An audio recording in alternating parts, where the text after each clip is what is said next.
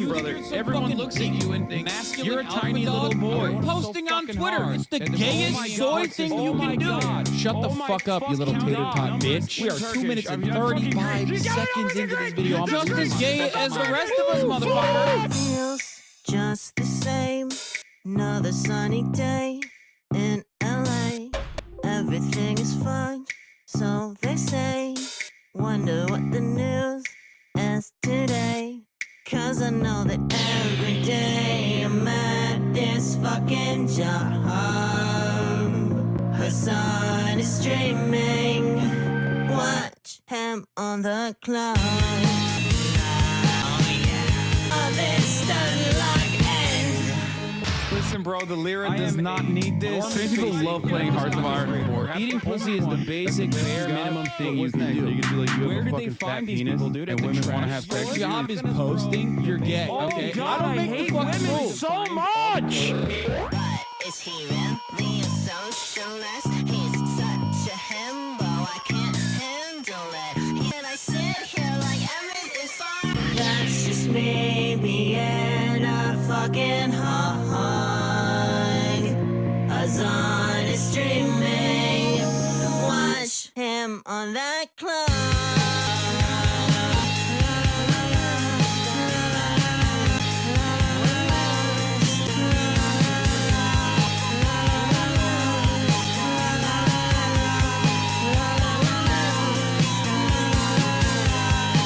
What's going on, everybody?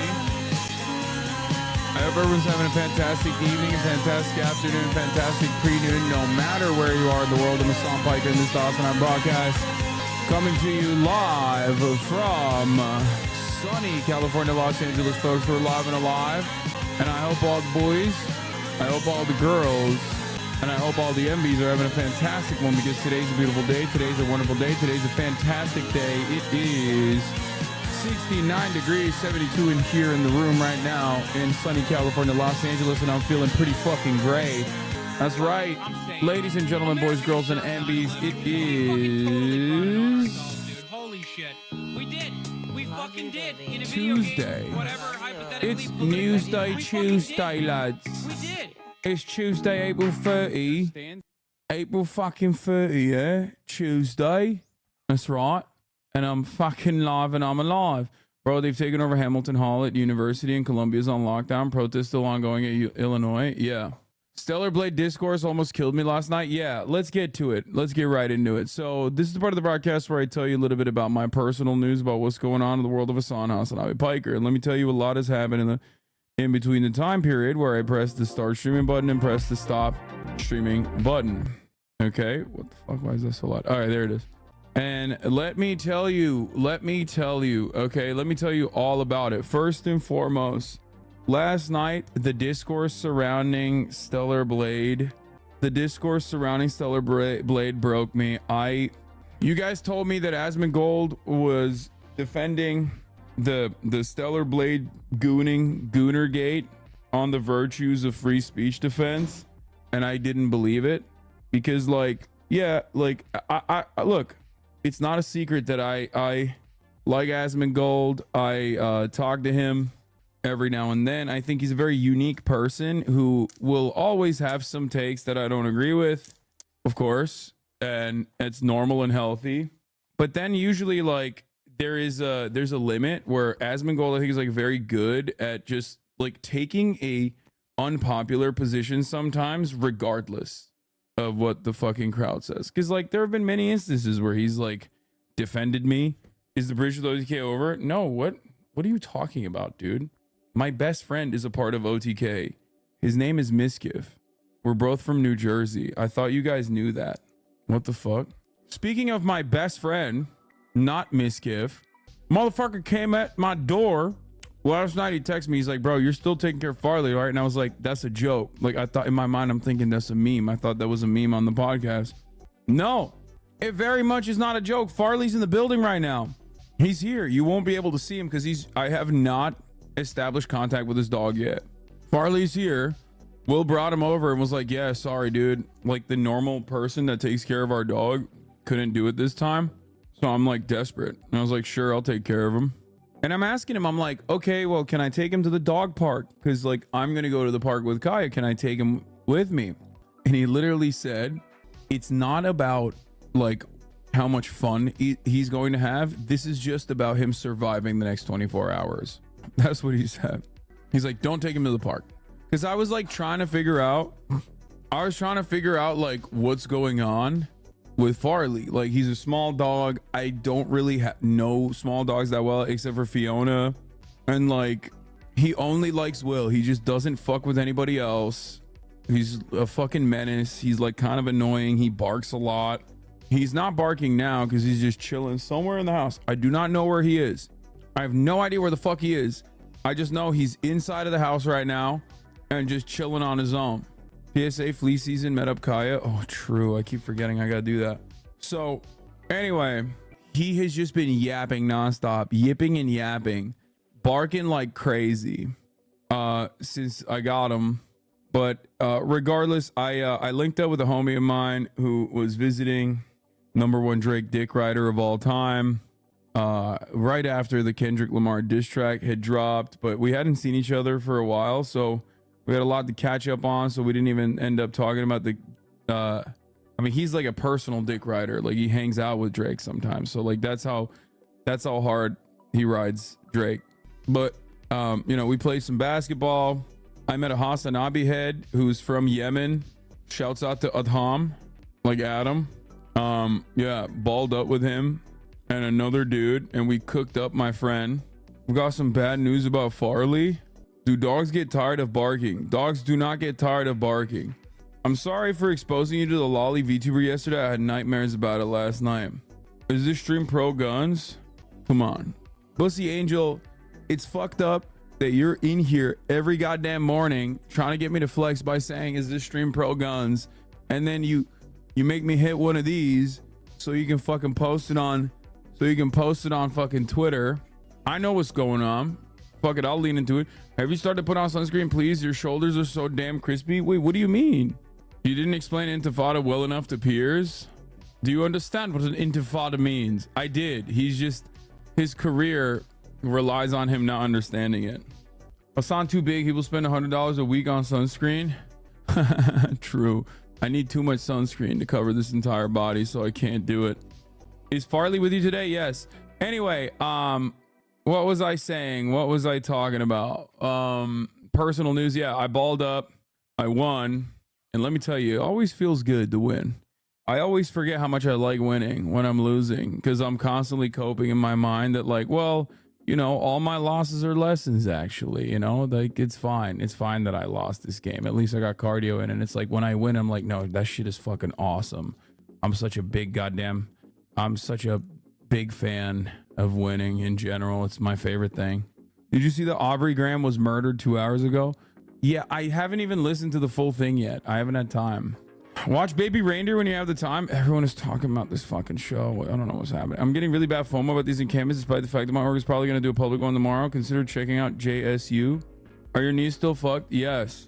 Anyway, let's do it. Let's blast off. Honestly, there isn't like too much more that I have to say about personal news, other than the fact that we're cooking. We're doing the damn thing.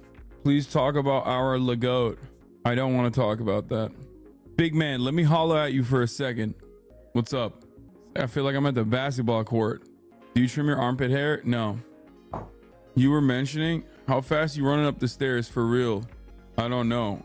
Got a clip of you from Iced Coffee today and all the comments were defending your good uses stats. Nice work. Hell yeah, let's go. This is a sub tweet about you. Not arguing with a tall, soft-spoken, kind-hearted man. Whatever you say, handsome. Okay, for the record, I don't think I'm soft-spoken. So I don't think this is a sub tweet about me. I wouldn't say I'm tall.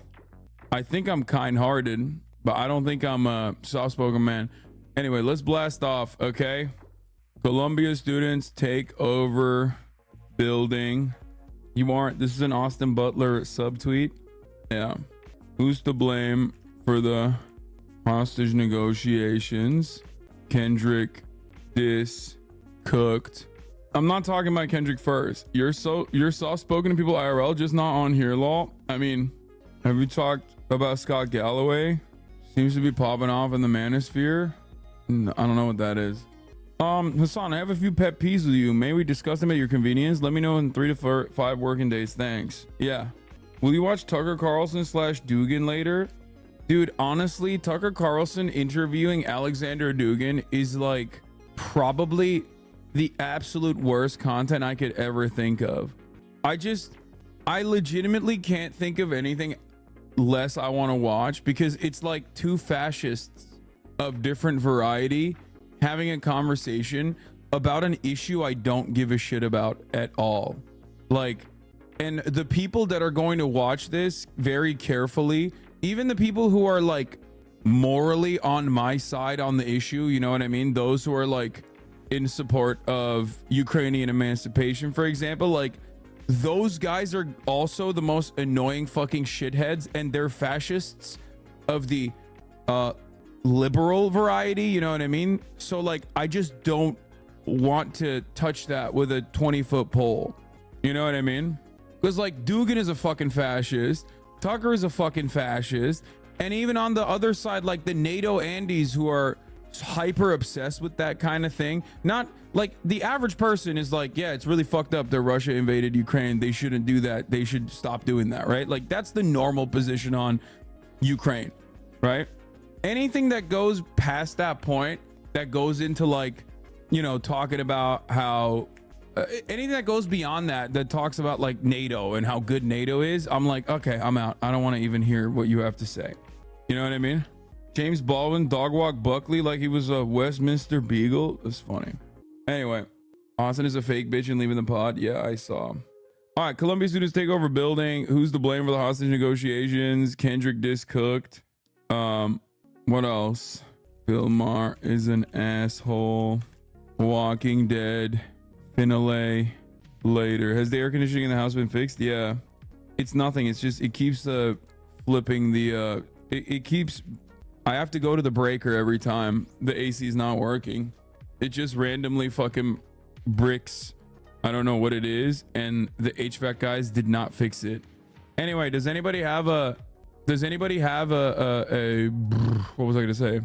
Does anybody have a blast off meme, please? Yeah, central air. I think I do have technically central air. Starting Disco Elysium tomorrow. I think so. Yeah. Just need its own breaker for the AC. It does have its own breaker for the AC, but it keeps flipping. Do we have a meme or not? Upsize the breaker. Need new power supply for the AC. Yeah, I don't know, but I'll tell you this much. It was fucking annoying that the HVAC dudes that came in just basically said, oh yeah, the circuit, the breakers flipped. And then they flipped it back and then they were like, we're done. Peace. And it's like, bro, that's not like you. Are you serious? Like I could do that on my own too, man. I know that there's additional issues going on, but unfortunately I was streaming, so I couldn't deal with that. Breaker is popped 300. Yeah, no, literally that is exactly what happened, down to the fucking actual price point. They're not electricians you bought. Hey dummy, they're supposed to tell me that this is something outside of their purview because they need like an electrician to take a look at it. They just said, no, it's fine. Still think workers deserves rights. Lamont owned. Yeah, I don't. What? Okay, who's got a, ain't nobody got a fucking blast off meme for me, huh? That's what it is. Hillbillies type of outfit today, Hassan. Are you using a Nest? Yes. Yeah, bunch of HVAC guys sitting in their van at work chatting. Get back to work, dude. Y'all are the reason why. Y'all are, what the fuck is this, dude? Okay, I'm using this as a fucking meme. Go get a meme from Hoscord. Yeah, I know. Nest controls are apparently not very good. As a mech designer in HVAC and plumbing, K-Dot is back. Yeah. Where can I watch your gaming stream? Sadly, I can't watch because of EU hours. Great question. HasanAbi Gaming is a channel that is actually always updating whenever I play video games. There are wonderful editors over there constantly fucking pumping out. !Gaming will take you to the HasanAbi Gaming channel if you would like. We're currently sitting at 79,000 subscribers, as a matter of fact. Here are the last ones, the Walking Dead ones. People are very consistently watching this, and I think it's pretty funny. Like, it's just like, it's great, and it's growing over time. Stellar Blade killed wokeness. How I became the editor-in-chief of the New York Times, testing out the new Megan Helldivers featuring Iron Mouse, Papers, Please on steroids, Contraband Police. Can you repeat when you were playing Disco Elysium? I think tomorrow I probably will start. I'm going to finish. How do you approach a person that claims that if Hamas wins, the people of Palestine will be under Sharia's law? The best way to put it is isn't about religion, but for freedom from oppression. Yeah. I don't think Hamas's utility is about like enforcing rigid religious rules. Also, I don't like talking about Sharia's law, whatever the fuck he wrote, with Westerners in general, especially because like they don't fucking understand it. Like they think it's just like Muslim law that is the rule of the land everywhere, when like most Muslim nations also do not abide by such rigid standards. Those standards are different for every country, and also simultaneously like Turkey, for example, has a specific word for people who like care about tribal Sharia law, and it is like, it is not legal. It's not like real legal code at all. Sharia law is pretty easy to understand for anyone around me, Hasan. They say it's stoning women on a daily basis. It is pretty funny. It is pretty funny to think that like Sharia law is anti-women, is like supposed to be your line of attack against the Palestinian population, when like 30 to 40% of the Israeli parties literally revolve around like not allowing women to not allowing women to learn how to read. A more common word you might hear on the streets these days is tromad. Yeah, I've heard that. Hosfart the bum. Oh hell no, bro. He fucking cooked me. Is that a Gucci ring? No, these are all silver rings that I've gotten. This one is made by my friend. These two I got at Melrose Trading Post. This is, I don't know where this is from, and this is Vivienne Westwood. I got this in the Japans, I think. What the fuck are these new LeBron TikTok meta? Yeah, I don't want to see that right now. I don't know why you had to open up the, I don't know why you have to open up this conversation. Let's talk about Kendrick versus Drake. Let's talk about student protests. Let's not talk about LeBron right now. There's no reason. There's actually no reason to talk about LeBron right now in this very moment. It's just basketball. It's just basketball. It's just basketball, and you guys need to stop. It's just, who cares? Like, I don't even watch that, honestly. I don't even watch that. I just play it. Like, I think basketball is kind of lame in general. It's only cool when LeBron wins, and when LeBron isn't winning, I'm not interested in it as much. Bringing up LeBron right now is white supremacy. Thank you. Oh my God, I'm so happy that people are in the chat and they are actually, yeah, dude, I get it. You guys love a white guy in the NBA dominating. Okay, just say you're a part of the Ku Klux Klan and move on. Okay, I get it. You love, oh my God, white guy's finally on top. Like, I get it. Oh, he's not even in shape and he's cooking in the NBA. Finally, you know, trying to figure out if this is a WillNet viewer or HasanAbi viewer or both. Nah, man, you're good. Just take off. I'm not good. I got a few questions. You're a public servant. Listen, I got a few questions. You're a public servant. Listen. I'm not good. I got a concussion. You're a public servant. I will say, as a diehard Nuggets fan, LeBron played insane in Game 5. Dude is 39 and still cooking. Respect. Why does this bro keep asking me how often I fucking comb my hair in the chat? Like, it's kind of crazy that this is a fucking consistent ass question that this dude is asking in the chat. It's like, I don't know, man. I never comb my hair. I just use my hand. I use the hand comb technique. It's fucking very valid. It's very good. Stop asking me about how many times I comb my hair a day. I've never combed my hair ever in my life, dude. Anyway, is Kai on a trampoline? Yeah. Please cover what happened at Carolina today. My alma mater assaulted his students. Brother, everywhere around the fucking country,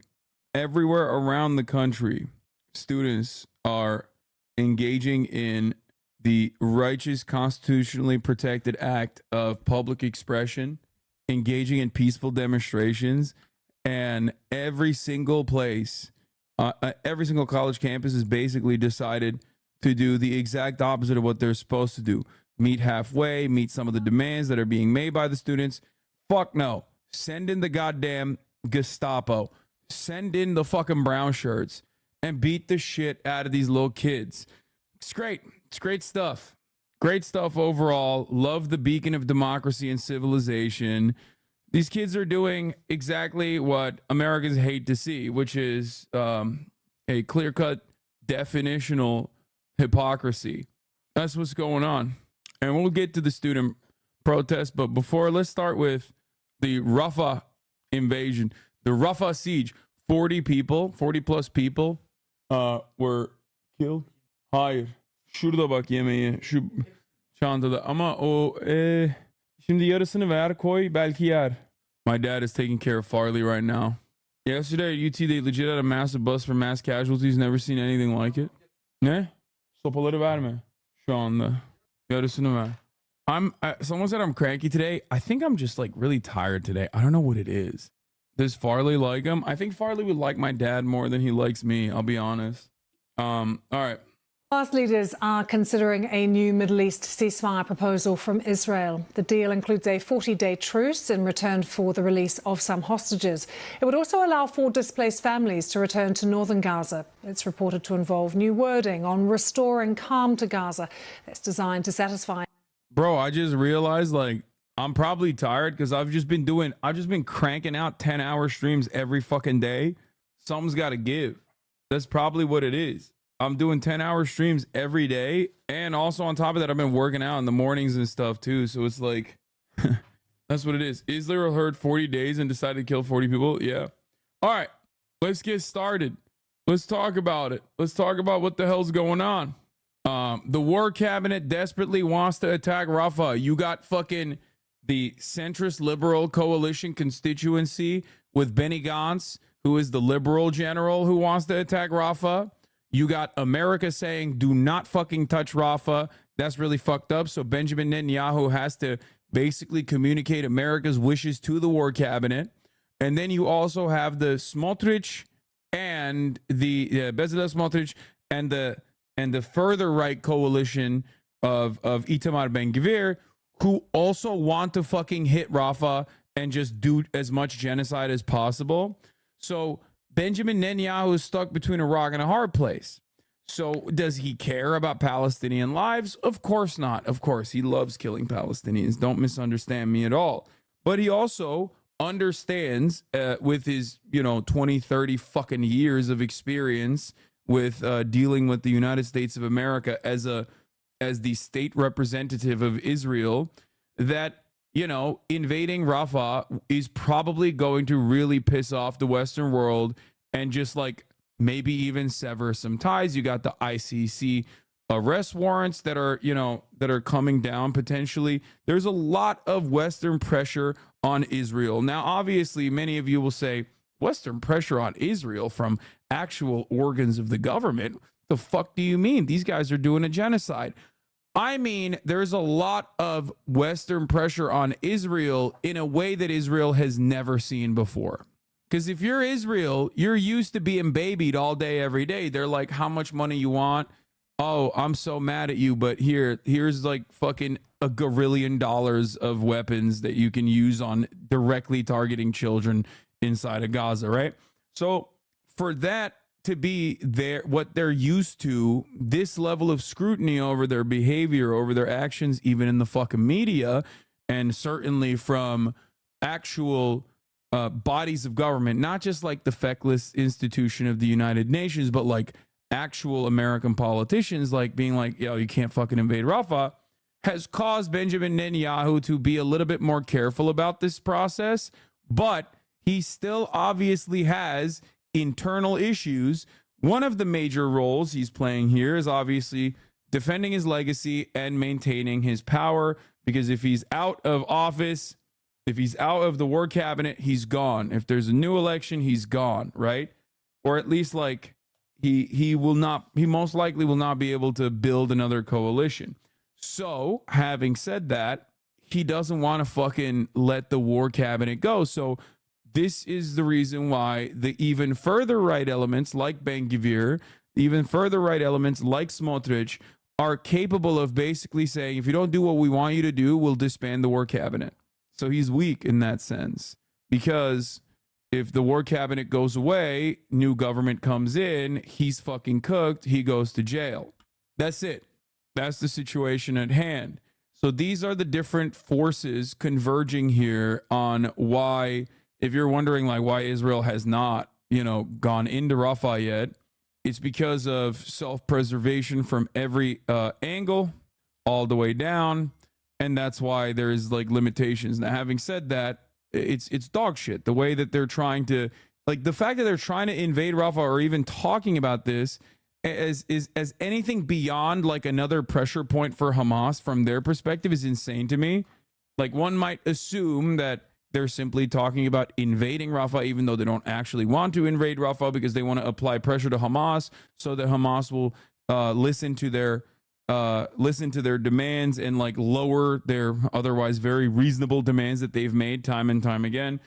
Like maybe it's just brinksmanship, maybe it's just politics, or maybe if you are fucking Ben Gvir or Smotrich, it's literally wanting to kill as many Palestinian children as possible because that's the only way you can come. So there are a lot of different factors. There are a lot of different motivations at play here. But it seems the Israeli prime minister says the Rafah attack will go ahead with or without a truce deal. Hamas's demand for a permanent ceasefire. A source close to the talks told the BBC the new proposal from Israel is significantly different from previous offers. The US Secretary of State Antony Blinken called this deal extraordinarily generous. That view echoed by the UK's Foreign Secretary Lord Cameron. All the pressure in the world and all the eyes of the world should be on them today, saying take that deal. It will bring about this stop in the fighting that we all want to see so badly. According to Israel, 133 hostages are still being held by Hamas and Gaza. David Cameron is the, what is this? Add Bry on Discord. Why did you delete him? He's in Gaza right now. Who the fuck is Bry? What?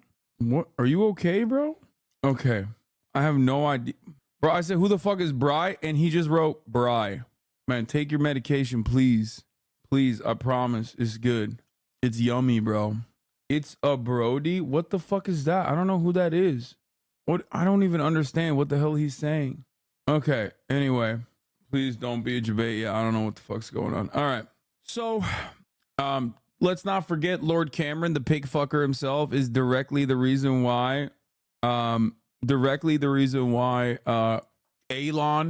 Levy was fired from his government job. So at least that pig fucker got one good thing. Gaza. At least 30 of them are presumed dead. Mediators from Egypt, Qatar and the US have been attempting for weeks to broker a deal to bring another pause in the fighting. Now, one source has told... I just want y'all to remember, okay? I want y'all to remember from the jump, there has never been a moment where anyone in the Western media or any Western politician has openly stated Hamas has actually made some reasonable demands here. It's always Hamas is fucking up the bag. Israel is giving them such a great deal, the greatest deal of all time.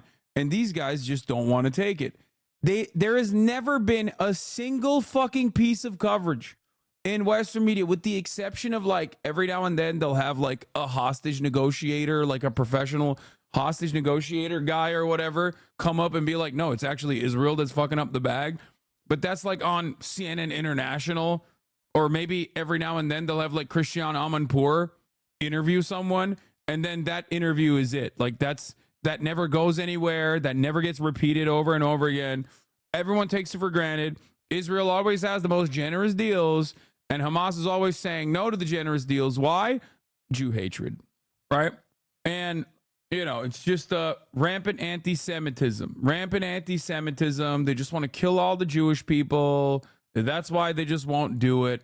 And it's like, from the jump, they have made very clear-cut demands. You might not agree with the actions of that happened, the actions that Palestinian resistance took on October 7. Certainly, there were a shit ton of tragedies, acts of terror. Having said that, however, their demands have been very reasonable and very just. Okay, as a political body, as a unit, as a group that is working on militarily resisting the apartheid regime, it's been fairly fucking just. Oh, here, Hamas official says group would lay down its arms if an independent Palestinian state is established on 1967 borders. Think about that. But hey, guess what, dude? That's unreasonable. You know what I mean? That's so unreasonable. We can't have that. We just can't simply fucking have that. Can't do that. For the BBC, they are cautiously optimistic about the prospects of this deal being accepted. In a development, though, Israel's Prime Minister Benjamin Netanyahu says that Israel will... It's so funny because someone said, isn't that the guy who said there should be multiple October 7s? And that's so hilarious to think about within the context of like who they are also agreeing to do this deal with. Because there is one guy that said, because of what Israel has done to us for 75 years, if we did 1 million October 7s, we would be righteous in that cause, which I don't agree with, right?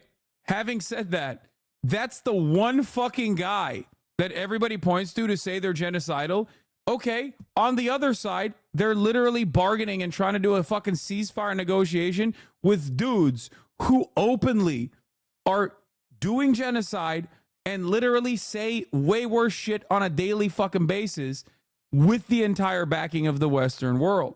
So yeah, the one fucking Lebanese spokesperson, the one spokesperson for Lebanon saying some fucked up shit, okay, saying some fucked up shit one fucking time, like immediately after October 7, gets repeated over and over again. Every Israeli official at this point has been like, we have to wipe out the Palestinian scourge. Like we have to clean up the lands of the parasitic Palestinian vermin, you know, their dogs, their fucking rats, whatever. All the classic Nazi tropes. I sleep. One time a Palestinian dude said, Israel's existence and its cruelty justifies 1 million October 7s. I wake up and I think, well, I see who the genocidal side is. Ridiculous. Different guy, lol. That's Ghazu Hamad. This is Khalil Al-Hayya. Oh, Smotrich said yesterday he wants to erase the memory of Amalek again. No half-ass job. Rafah, Dir el-Bala, Nusayrat, total annihilation. Erase the memory of Amalek from under the sky. There is no place for this pure evil. Has no cure. Cannot exist. That's so fucking ay. Oh my Lord. It's just, bro, I swear to God, every day since October 7, everybody used to come in here and be like, excuse me, Hasan, how dare you say Israel are the bad guys here? Okay. And then I would just show them a video like this from like an Israeli official. This guy's literally the fucking finance minister, for those of you who don't know, Bezalel Smotrich, who once famously said, I do not want my wife to give birth next to an Arab, okay, like a Palestinian citizen of Israel, like a non-Jewish person that has Israeli citizenship, okay? Because why would she give birth next to a terrorist who is inevitably going to try and kill her? Like, all Arabs are breeding, according to Bezalel Smotrich, future terrorists. So, like, yeah, finance minister and de facto governor of the entire West Bank. This guy controls the West Bank. This guy, yeah, he's a settler. To help you understand, like, I mean, that guy is literally a settler. So is Itamar Ben-Gvir. It's just like having a Klansman wearing the fucking, I mean, Itamar Ben-Gvir's party is called the Jewish Power Party. Okay, the fuck are we doing? They literally are it is the white power equivalent. It's just so funny that we act like this is a functioning democracy and not this like psychopathic, bloodthirsty fascist state. It is such a hilarious thing to try and explain to Americans that like everything you know about Israel is just completely fabricated. Everything you have learned about Israel is just outright lies, okay? Just completely fabricated. The most moral army, bullshit. The fact that they have a functioning government and it's the only democracy in the fucking Middle East, fucking bullshit. Bullshit. It's an apartheid. Safest place on the planet for Jews, literally bullshit. Yeah, the Kahanas are considered too fascistic for even the nutcases in Likud. Ben-Gvir and the far-right Zionists are that insane. Yeah, I mean, they're actually terrorists. They're actually, they are, like, this is not my classification. This is the American State Department and the Israeli government's classification, okay? Kahanists is a cult, is a psychopathic far-right Jewish extremist, a Jewish supremacist extremist cult that did acts of terror in the West Bank against Palestinians, and also has like done acts of terror in the United States of America as well. These guys are so fucking far right. They are so psychopathic that the Israeli government thinks they're too much, or thought that they were too much. Obviously now they don't care about it as much, but anyway, so it's always wild whenever we have these conversations and people are just like, wait, what the fuck? The fuck do you mean? Like, are you telling me that an actual fucking rabid, psychopathic, Jewish supremacist far right cult has like mass support in the Knesset now, and like a decent amount of support? Will carry out an offensive against Hamas and Rafah, regardless of whether or not a ceasefire deal has been reached. Well, as those negotiations take place, fighting continues in Gaza. We've seen smoke rising over the centre of the Strip earlier today as airstrikes hit the territory. The Health Ministry said there had been a further 47 deaths in the last day. It says more than 34,500 people have died since the conflict began almost 7 months ago, following the Hamas attack on Israel on October the 7th. Our Middle East correspondent Yolanda is in Jerusalem. This Hamas delegation that was in Cairo meeting Egyptian and Qatari. What? I heard a high schooler say that she can't wait to leave the U.S. to go live in Israel, and that she's sorry if it's controversial, but them that and their friends say that they should build playgrounds in Gaza and remove everything that's there. Don't know how someone can say that with a straight face. There's nothing funnier to me than motherfuckers who just like want to go and live in Israel. Bro, you live in America, okay? Like, having an allegiance to a fucking fascist state, like, this is so wild to me. Like, you already live in a fucking fascist state, and it's a better one. You know what I mean? Why the fuck would you go? Why would you go live in the fucking welfare state of the fascist state that's doing even more overt fascism? It doesn't make sense. Why is that shocking? White women, including T Swift, say they want to live in the 1830s. Okay, chill. Mediators left late yesterday, and we understand that they're now in consultations with the top Hamas leadership. Arab media suggesting that they will get back to the mediators by the end of tomorrow with their response to the latest deal that's on the table. Now, feeding into all of that, we do have these new comments by the Israeli Prime Minister. On the one hand, he's reiterating what he's said now for many weeks, that Israel is still determined to go into Rafah in the very south of the Gaza Strip to eliminate Hamas battalions there, that they'll do that with or without a new hostage deal. But obviously the timing here is of the essence. This is a very sensitive moment, and there are fears that anything could scupper a new deal at this point.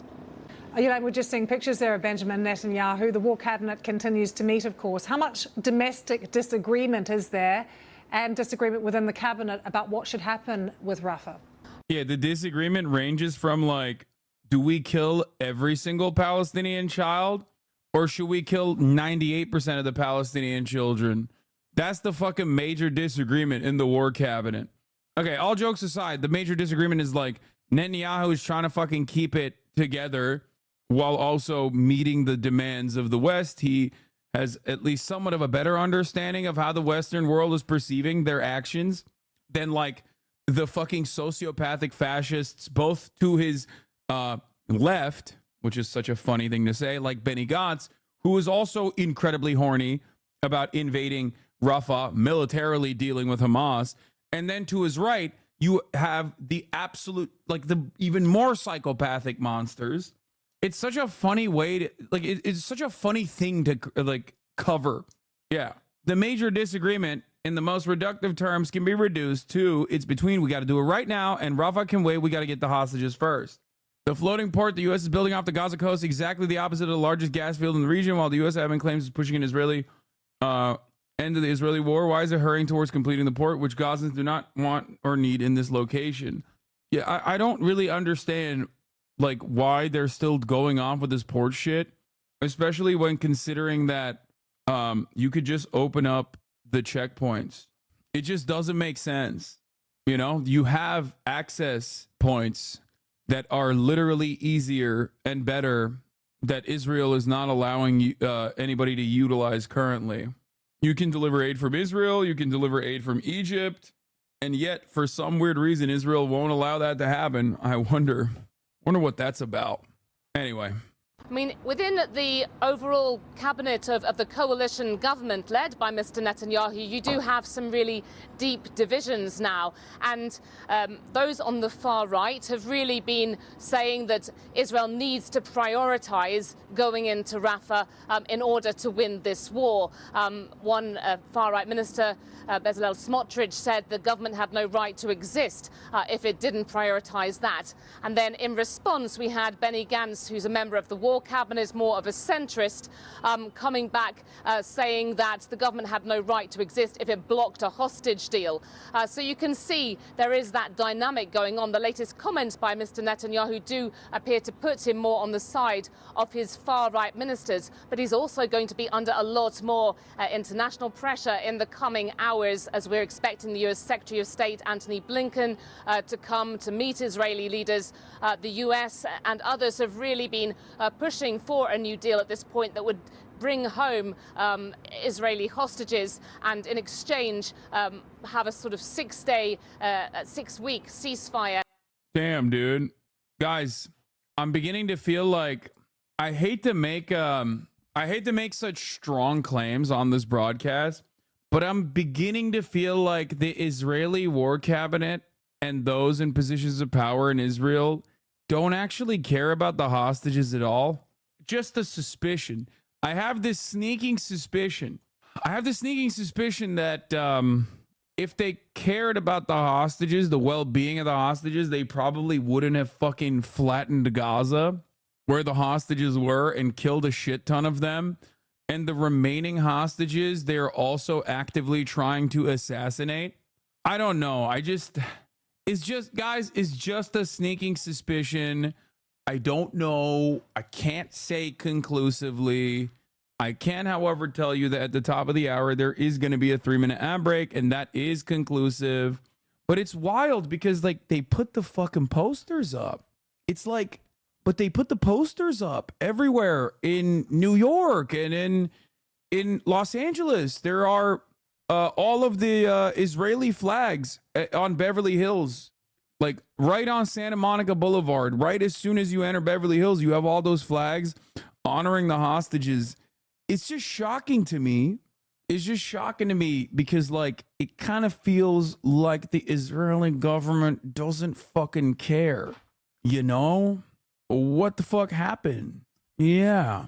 On October 8, I told you that the Israeli government demonstrated that they care more about killing Palestinians than they do about the safety and security of Jews living inside of Israel proper, which included the hostages and which included literally the Jewish people living inside of Israel in the kibbutzim at the time.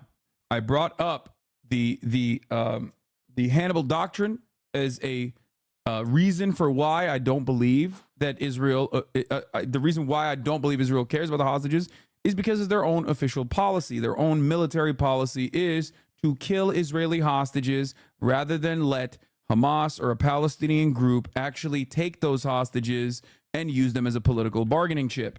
That's the reason. They would rather continue killing them and continue doing their ethnic cleansing campaign. I was right. Many people at the time, probably not being super experienced with the way that Israel operates, not being very knowledgeable on Israel's fascist tendencies, assumed that Israel was being genuine when they said, oh, no, we care about the hostages. The Israeli government, that is. They were wrong. I do not fault you for being wrong back then, partially because this is very new. This is a very new environment for a lot of young people. They've never really encountered they've never had to reckon with Israel's actions in this regard, because for the most part, this shit was nipped in the bud with one-sided coverage and no care or consideration for the humanity of the Palestinians whatsoever. All I'm saying is, nowadays, I think a lot more people do understand the reality. That is hard to believe. They know where the remaining hostages are, therefore they are destroying everything around them in order to extract them easier. This is an official policy. No, what you're doing is coping. If Israel's official policy was to actually care for the hostages, they would have not killed hundreds of them. And ironic that you're saying this when you also don't give a shit about the hostages, because the hostages that were released openly communicated that they were more afraid of Israel than they were. Oh, that was a joke, Hassan. Oh, I'm sorry. Bro, you can't be fucking coming in here and literally saying exactly what a fucking Hasbara operative would say. Just throw a fucking cap or something. Coming in here all gray with a new account saying that? Yeah. That's because Hasbara operatives are jokes. In the Gaza Strip, and we've had various Western leaders coming out saying that this is something that is positive. Arab ministers supporting that as well. Gilliam, we've already heard from Mr. Blinken, who said that the US has not yet seen a plan that gives us confidence that civilians can be effectively protected in Rafah. How would you judge the US influence on Benjamin Netanyahu at the moment and their leverage? Well, the US position is very much that really because of the number of people in Rafah down along the Egyptian border that have been displaced by the fighting, something like 1.4 million people crammed into a very small area. That means that no ground offensive can really take place effectively there. It's going to be impossible to move that many people in a way that Israel can go in with the force that it wants to go after what it says are 4 Hamas battalions that are still based in that city. It's the one part of the Gaza Strip where there has not been a full ground offensive up to now. But it's really not clear just how much leverage the US has over Israel. Of course, we know that on the international stage, it consistently shields Israel, that it is a major donor, just recently approved billions more dollars in military aid for Israel. But, Israel has consistently made clear that when it comes to issues of its own security, it will very much take advice from the Americans. We know that there have meetings being taken place to try to discuss alternatives to a full ground invasion of Rafah with Israeli and US officials. But in the end, Israel says it makes its own decisions. Yolande, now there. There were also mass demonstrations in Israel last night. Thousands of protesters blocked a highway in Tel Aviv, demanding a deal to bring the remaining Israeli hostages. Damn, bro. I can't believe they're blocking. Bro, what? Bro, why won't these guys care about? They're being real fucking annoying, man. Someone should go out and take care of these guys. You know what I mean? That's like, bro, I'll have you know, ladies, gentlemen, boys, girls, MBs, this is not allowed. And it's also kind of fucking annoying. All right? You better watch it now. Better watch this anti-Semitism that you're engaging in, demanding that the Israeli government do their very best to, make sure that your fucking friends and your immediate family members are not assassinated by the Israeli rockets. Can't be out here doing that. Everyone, the IDF has murdered tens of thousands of Palestinians in the last 7 months. Joe Biden, y'all taking over a building ain't it. Yeah, kind of messed up, guys. I've seen some schools have given into demands about disclosing their finances. Any school divestia. I'm worried that schools will dangle amnesty in front of students in the face in return, conceding on divestment. Hostages home from Gaza. As Deborah Patter reports, there may be signs of progress in those negotiations. Feeding the heat and running out of options. Prime Minister Benjamin Netanyahu's choice is stark.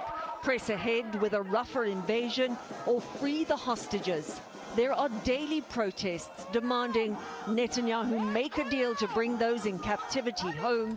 Tough choices, man. Because tough choices, guys. Sorry. We really want to fucking slaughter Palestinian babies. It's just like, have you considered, I know that your loved ones are trapped inside of Gaza. But having said that, have you thought about how excited I get at the prospect of ruthlessly, mercilessly assassinating Palestinian babies? Because it seems like you're doing a Bodies in Spaces and you're not centering this conversation around my personal feelings and how excited I am at fucking killing as many Palestinian children as possible.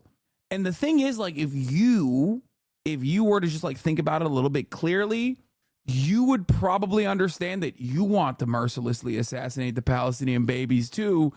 You're kind of a little passionate right now. I get it. Like, oh, your loved one is trapped inside of Gaza under the rubble because we blew it up. Like, sure. But think about it this way. Think about how good it would feel. Genociding an entire ethnic indigenous population feels so fucking good without a bitch telling you in your ear that their best friends are trapped down there. Okay, just like that's all I'm saying. It's like Little Caesar's Pizza genociding an entire indigenous population. Whatever the price. Stop the talking and start the actions. We are losing people that are alive now, and there is no time to waste. But hardliners in Netanyahu's ruling coalition say his job is on the line if he delays the Rafah offensive in favor of a ceasefire. Also under pressure, Hamas. Hamas has before it a proposal that at a meeting with the Hostage Families Association told today, Netanyahu said the ICC arrest warrant should be, or shoot you not, an anti-Semitic hate crime. But HasanAbi, you say that, but we all know you have to live in Israel first before commenting or criticizing. Exactly. I need to walk a mile. I need to walk a mile in the most fascist shoes I can wear to really understand how cool it makes you feel when your government is just like ruthlessly bombing children, like nonstop. Is extraordinarily generous on the part of Israel. The US does not support a Rafah offensive, and the Secretary of State made it clear the suffering in Gaza must end. For Palestinians there, an end feels very far away. My uncle is still trapped in the rubble, cries Abdul Rahman Barika. His wheelchair-bound mother was also injured in the Israeli strike. As the house collapsed, Barika faced a decision no one should ever have to make. It was a choice between saving my children or saving my mother, he said. His children survived, but like everyone here, he is sick of war, longing for it to end. Also weighing heavily on Netanyahu's mind, local media reports suggesting the International Criminal Court may be preparing warrants of arrest for both Israeli and Hamas leaders stemming from the October 7 attack and the war in Gaza. Tony? Yeah, and the U.S. saying there's no... Israel's too busy denying Srebrenica ever happened. Wait, what? What the fuck? BIH foreign minister slams Israeli ambassador for saying events at Srebrenica are not genocide. Bosnia and Herzegovina's foreign ministry chief Elmedin Konakovic has called the Israeli ambassador to Serbia, Jahel Wilan, a disgrace to both humanity and diplomacy, following the diplomat's statement that Israel does not recognize the events in Srebrenica as a genocide because it belittles the term, pronounced Srebrenica. Srebrenica. I get why. This is a trap. Chomsky also said this shit. Don't fall for it. Yeah, I think the reason why they say that is because like that being considered a genocide, okay, especially because it has the intent, the genocidal intent locked down, and all the way from administrative officials all the way down to the fucking to the soldiers that act out those desires, directly puts Israel in the crosshairs. Srebrenica in Turkish, if that helps. It does help. That's all it is. That's all this is. I think Israel literally doesn't even recognize the Armenian genocide either for that same reason. Let me see. Yeah. Israel doesn't recognize. Yeah, Israel does not recognize the Armenian genocide for two reasons. One, because there are like Armenian Christians in Israel, in Jerusalem, and they fucking hate them, obviously. And the other reason is because, like, if they were to recognize the Armenian genocide, then people are going to turn around and be like, okay, you're doing that. You're literally doing that. And you're continuing to do that to the Palestinians and even sometimes the Armenians, too. Israel's refusal to recognize the Armenian genocide is indefensible. Anyway, says that they recognized it in 2016. Is this wrong? I mean, this is from 2019. An article in 2019 says that they don't. I think they recognized it recently, like last month. Maybe they recognize it in 2021. After Biden acknowledges Armenian genocide, Israel stops short of doing the same. Wait, what? Never mind. I mean, they also did quite literally help the Azeri government, the Azerbaijan government, do ethnic displacement with Israeli weapons. So I don't think against Armenians. So I don't think they give a shit about Armenians at all. Anyway, Unlike the Armenian genocide, the Bosnian genocide has been adjudicated in international courts. It was extra bad. I mean, both are pretty bad. I think, guys, here's a take I have. Genocide is bad. I'm an anti-genocide guy, okay? That's all I'm saying, you know? Across the board, brave take, guys. Genocide, not good. Very wrong. Probably one of the worst things you can do. Other than I don't know, like having a Korean developer put a lace bra on 1 out of 74 articles of clothing that are readily available in the Stellar Blade franchise. I feel like who's to say which is worse? Well, you know, obviously the Stellar Blade thing, because that's kind of like a million 9/11s happening to the gamers, the gooner gamers. You know what I mean? It's just like, as a gooner / gamer myself, I feel like on the one hand, student protesters are getting fucking slaughtered, okay? They're getting absolutely dunked on by the militarized state that is destroying. College students protesting for Palestinian emancipation. Publisher potentially blocked pixel cleavage out of one outfit.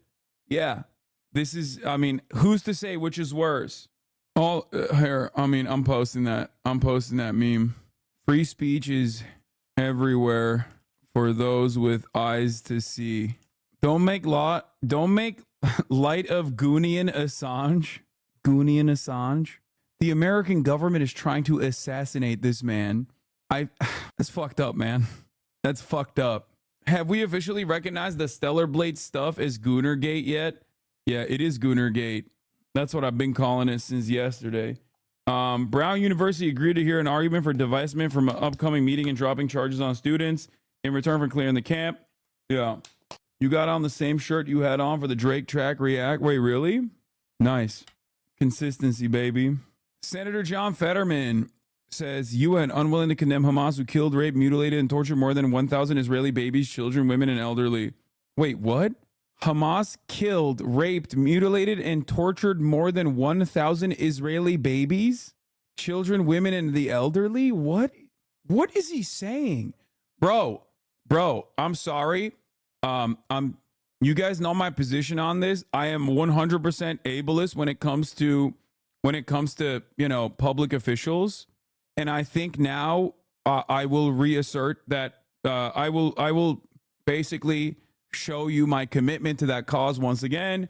I think if you are this mentally handicapped, you should not be an elected representative.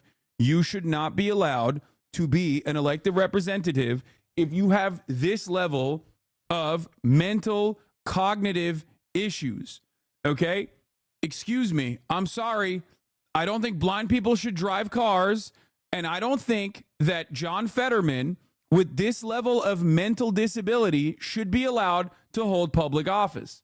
Okay? It's just like, maybe I'm wrong for saying it, but I think that I wouldn't even consider this to be ableism, I think, but like it's a valid thing to not want to allow. Just like if you have dementia, you shouldn't be the fucking president. Okay? Do you see how they aren't saying that the Israeli hostages are being used as human shields? It's almost as if they say they're going to confess that they killed their own hostages, which is unlike killing Palestinians because their lives are actually important. There's reports that the IDF is setting up checkpoints that will block all military-aged men from traveling northward. There were also reports that Egyptian forces preparing along the Philadelphia line to create a neutral zone for refugees, but the U.S. veto for the invasion is still on, so they couldn't go ahead immediately regardless. Either way, strangely, Bibi's career may rest on Hamas's answer in the coming days. While you're at it, get his ass too. Yeah, I mean, I covered this already. Yeah. Mr. Free Speech. Wait, what? The Florida Democratic Party has chosen Senator John Fetterman as the keynote speaker for his annual fundraising event. The special guest is Rick Wilson. Weren't you advocating for this demon before, not trying to bait? But was this ogre a very open Zionist before? Yes. People would come up to me and talk about his Israel, pro-Israel takes.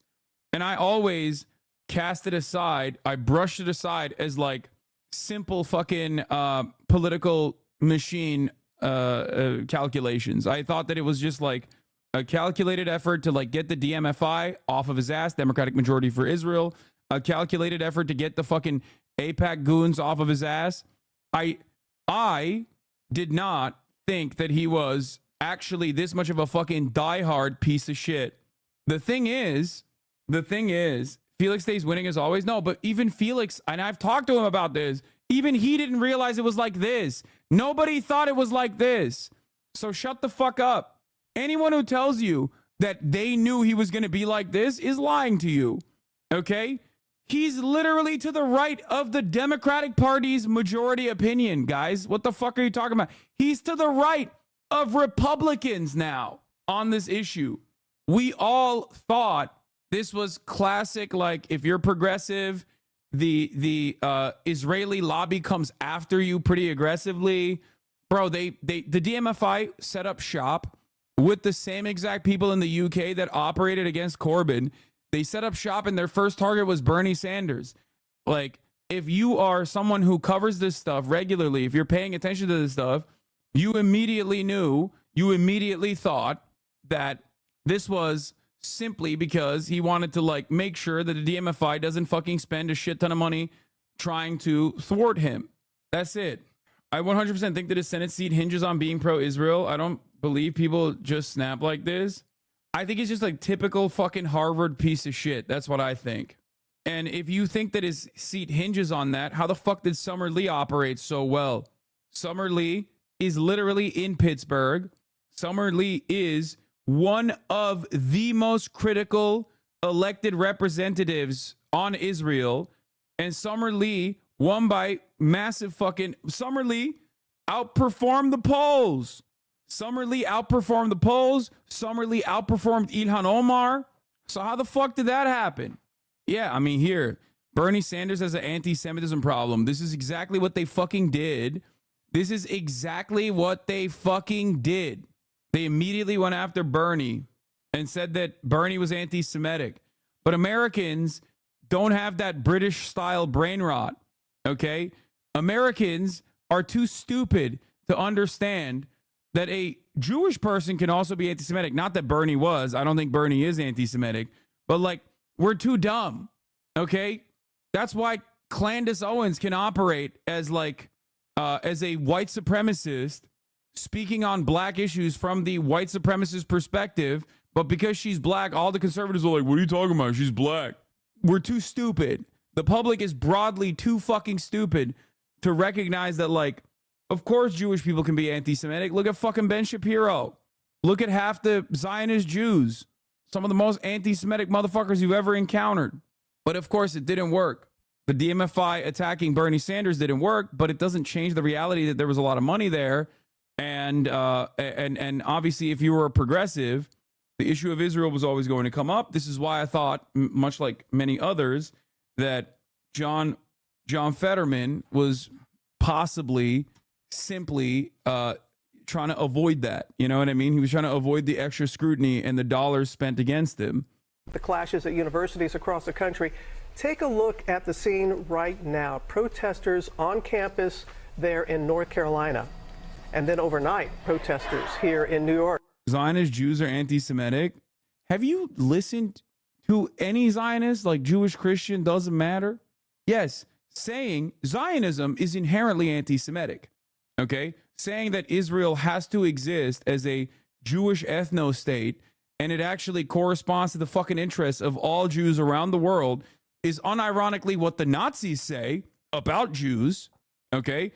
And it's also what Zionists say about Jews. And yes, Zionist Christians, Christo-fascists, and Zionist Jews alike absolutely are unimaginably anti-Semitic to anti-Zionist Jews.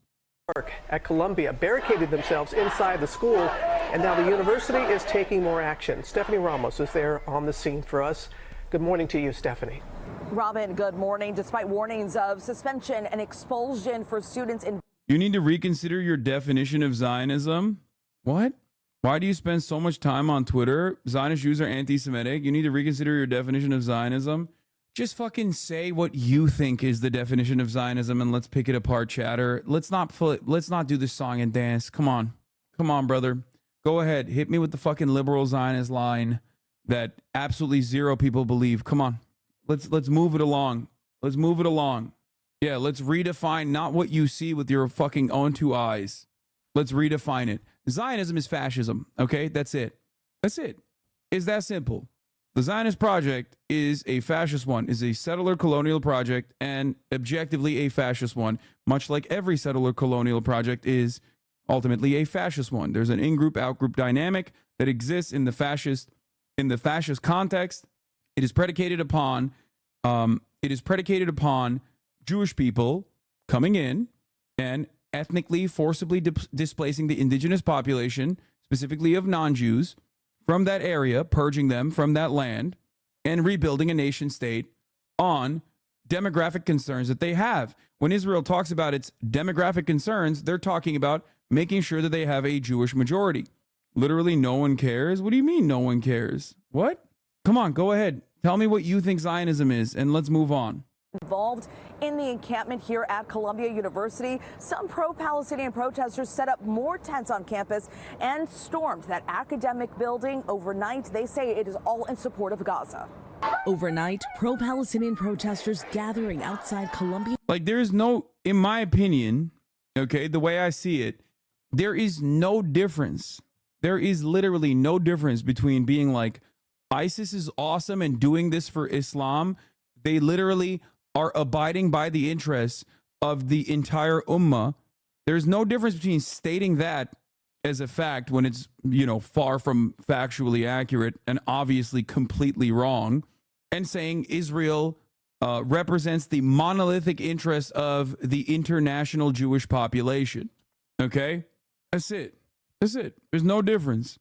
University's Hamilton Hall, and then storming the building. Video capturing students slamming desks, breaking windows, and barricading themselves inside. Just after 12:30 this morning, dozens of students left the encampment and entered the hall. Students defiant, refusing to dismantle their encampment. You need to stop bombing. You need to stop indiscriminate killing, massacre of Palestinians in Gaza. That's how you end the war.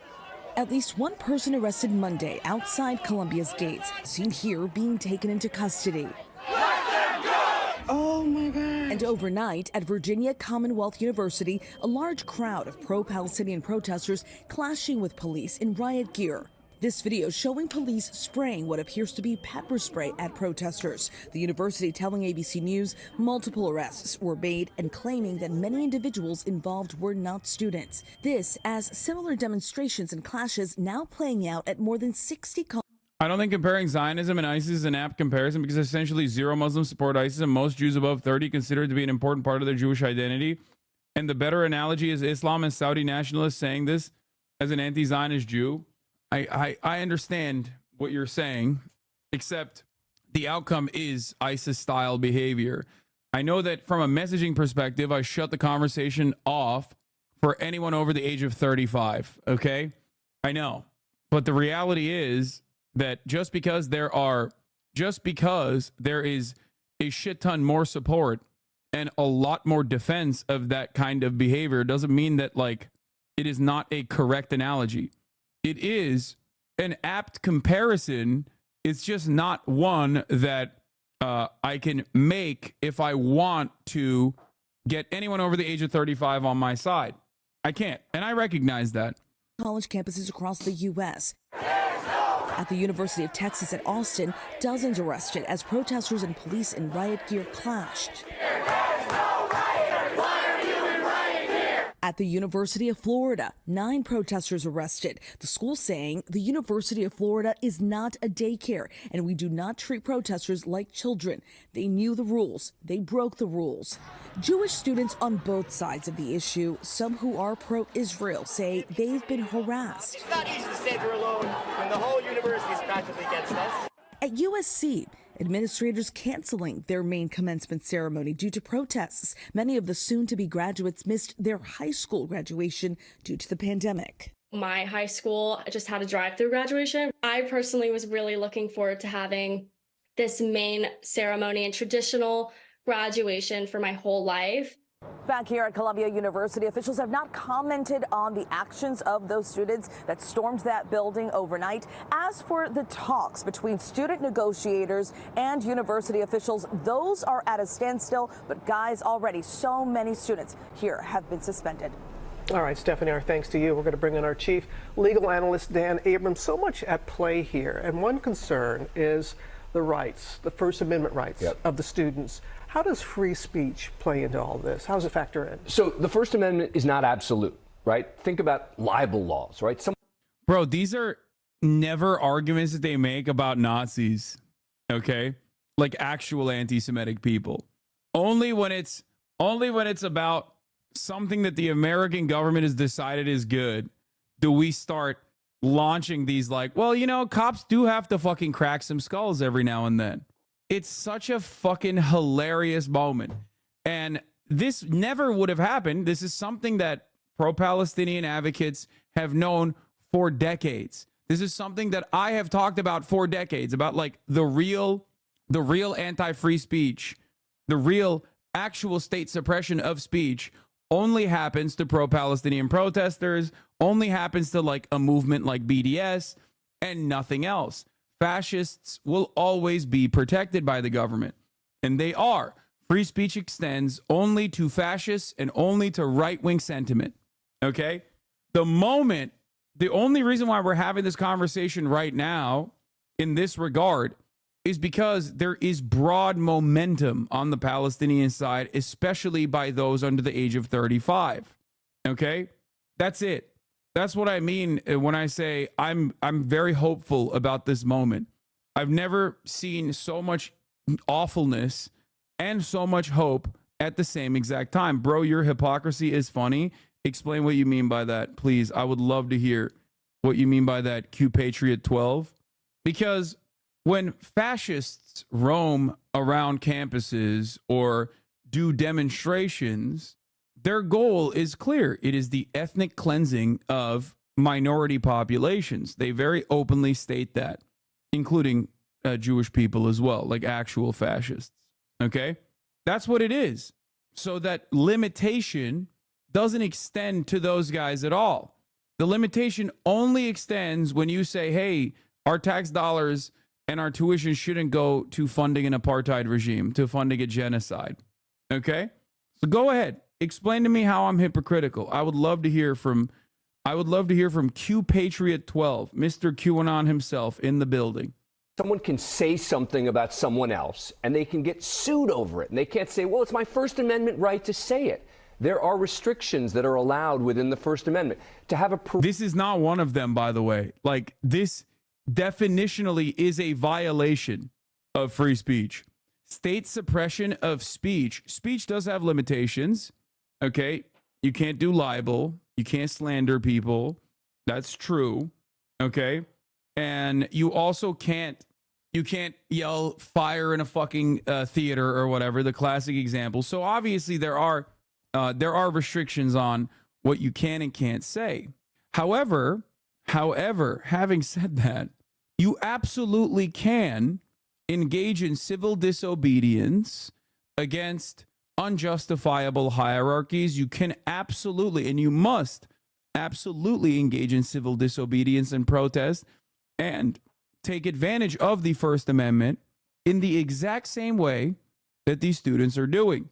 State restriction and state suppression upon these demonstrations is a direct violation of First Amendment rules. Anyone who fucking champions the police or the National Guard in this circumstance is unironically the only people that are anti-free speech. Parade in a city, you still have to get a permit. You can't just say we're allowed to do it. And the key here is that the universities and the authorities would say, we're not targeting what they're saying. It's not because of what flag they're holding up. It's because of the actions that they're taking.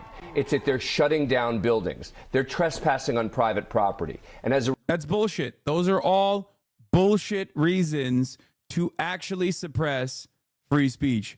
That's fucking bullshit. Result, that's not protected by the First Amendment. Right, the students who are not protesting have rights as well to live their lives, to study, to not be disrupted. Correct, and most importantly, the university has the authority to determine what they do and they don't want on their campus. Is there a difference between public and private universities? There is. Look, you have much... Bro, you can make the same argument against the civil rights movement? Yes, and they did. The very same people that represent the very same interests, rather, in the 60s said the exact same things against the student demonstrations, both during the civil rights movement and also during the anti-war Vietnam protests. They said the same shit. This is the role of the media. The media is supposed to not actually be contentious to positions of power, but to basically fucking sedate the masses and tell them that, like, no, you do feel good when police are beating the shit out of student protesters for the crime of engaging in civil disobedience against the genocidal state that we are funding and facilitating and offering fucking political cover for. They did this in the 80s during the apartheid protests. That's it. You can't do something illegal in the name of protesting. It's entirely possible to protest without breaking the law. Yeah, except for when you use random, ridiculous fucking laws that you write, like, for example, anti-BDS legislation that exists in 35 different states in the United States of America. Okay? There are ridiculous laws. You understand that, right? Specifically designed to stop people from organizing. The law is nothing in this situation. The law is written by the very same people who don't want you to fucking speak out. The law is written by the very same people who say, shut the fuck up about this Israel shit. The civil rights movement didn't destroy property or disrupt common people. Yeah, except neither does this, and it doesn't fucking matter. You are a fucking idiot. Every single thing that you just said, people said about the civil rights movement as well. The only difference is your books that you read at school now tell you that it was actually good that the civil rights movement happened, because it was good. You are staring at the modern version of that exact same movement, and you are portraying yourself as against this movement while simultaneously claiming that the civil rights movement was good. You don't, if you lived in that same era, you would have not liked the civil rights movement for the same exact reasons. Doesn't that weird you out? Blocking traffic and inconveniencing innocent people just trying to get to work simply isn't okay. It's interesting that you're talking about blocking traffic right now, but we're not talking about blocking traffic. Why are you going back to the blocking of traffic right now while we're talking about campus protesters? These students are not blocking traffic. You thought that that was a better argument that you could argue on. r/centrist comments, political cartoon reflecting some of the public perception on MLK in the 60s. Yeah, Chatter's doing that right now because I just got here. Here it is. Students at Columbia University calling for the divestment from South Africa. All wars are bad except this one. All protests are good except this one. Yeah. This is why I also think it's so dumb that people think that, like, oh, the next generation is going to save us or whatever. Okay? The next generation is going to save us. No, man. There's always the same exact people. There's always the same exact people with the same exact attitude. There's always still a proclivity to defend. There's always still going to be people that defend power, that don't want to analyze the situation on the boundaries of morality. They want to look at it with boundaries of legality and say, no, this is against the law. Why? Because the lawman said so. And if you are not personally moved by thousands, tens of thousands of children being ruthlessly slaughtered with our tax dollars, then yeah, you don't give a shit. So the only thing you care about is like, oh, they disrupted something and I don't like it. The media told me that it's bad. Just say you hate Jews. I know that it is very desperate for you right now. I understand. I understand that you can't actually argue on the boundaries. You can't actually argue on what Israel is doing is just. So you have to turn around and say, no, there must be another motivator here. He must not actually, he could not possibly care about tens of thousands of Palestinian children being slaughtered. He must actually hate Jews. Okay? It's sad. And then the fucking NPC dialogue line comes out. Okay? In his mind, he's like, I wish he was anti-Semitic. I know he's not, but I wish he was, because it would make it so much easier. It'd be so much easier if I could just say that this guy is anti-Semitic and move on. Another 10-7 lever, I suspect. Some level there, 3-year hate watcher. Yeah. You can defending the student terrorists when you were against January 6th. Anyway, King Traps 123. Palestine hates gay people. Palestine is far right. I do not care. Do you understand? Because the biggest threat to the gay Palestinians right now is not Hamas, it's Israel. Israel's bombs do not fucking only kill straight Palestinians. And even if that was the case, that still wouldn't be just. Not a single thing that you have mentioned makes fucking sense. Okay? It's additionally ironic because Israel doesn't give a shit about gay people either. It's just propaganda for the most part, pinkwashing, you know?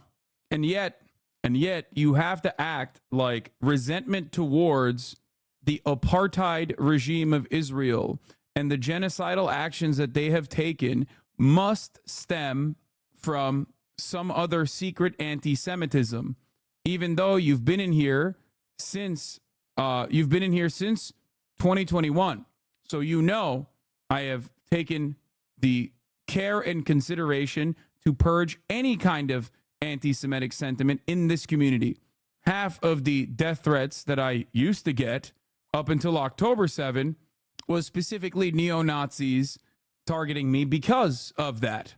And yet, I like hearing your arguments, but they're always one-sided. What? Of course it's one-sided. Yes, I am on one side. I am not on the Israeli apartheid regime's side. There is no two sides to a genocide. You want to hear me? Both sides of genocide is not going to happen. And you can't fucking try to neutralize the argument by saying, oh, it's just a buzzword. It's not just a buzzword. Okay? Of course I'm not going to be a fucking centrist. No one is a centrist on this issue. Everyone just fucking lies and acts like they are a centrist. You just want someone to basically tell you things that you agree with and act like they're objective, act like they are being neutral on this issue. They're not. They're not. You want me to sedate you with a lullaby. You want me to be like, oh yeah, no, it's just like there's a, you know, it's a complex issue. It's not a complex issue morally. It's not complex at all. It's only complex if you don't want to see the reality. That's it. You don't want to see the reality, and you're desperately looking for different words to avoid the top of the hour ad break, to avoid the reality right in front of you. And that's why you keep saying, oh, it's complex. It's not that complex. At the top of the hour, there's a 3-minute ad break. If you no longer want to see those ads, all you need to do is subscribe. You can do that for $5, or you can do that for free with a Twitch Prime by connecting your Amazon Prime account to your Twitch account, where you get 1 free Prime subscription a month. Okay? That's it. Here's the 3-minute ad break now. Thanks for your thoughts. Okay, well, I hope you don't think that I hate Jews, chatter. There are many Jewish people in this community. It's ridiculous. I spent most of my fucking political advocacy and still continue to shit on anti-Semitism of all different varieties. The notion that I hate Jews is abhorrent. Dan Fan is back. Hamas didn't attack Israel on October 7th. We aren't even talking about this right now. No, brother, we have been talking about Israel's actions. You wouldn't be talking about it. That's the difference. Because it's not like the month of October before the 7th was great for Palestinians at all. Or the year 2023, which happened to be the deadliest year for Palestinian children so far before October 7.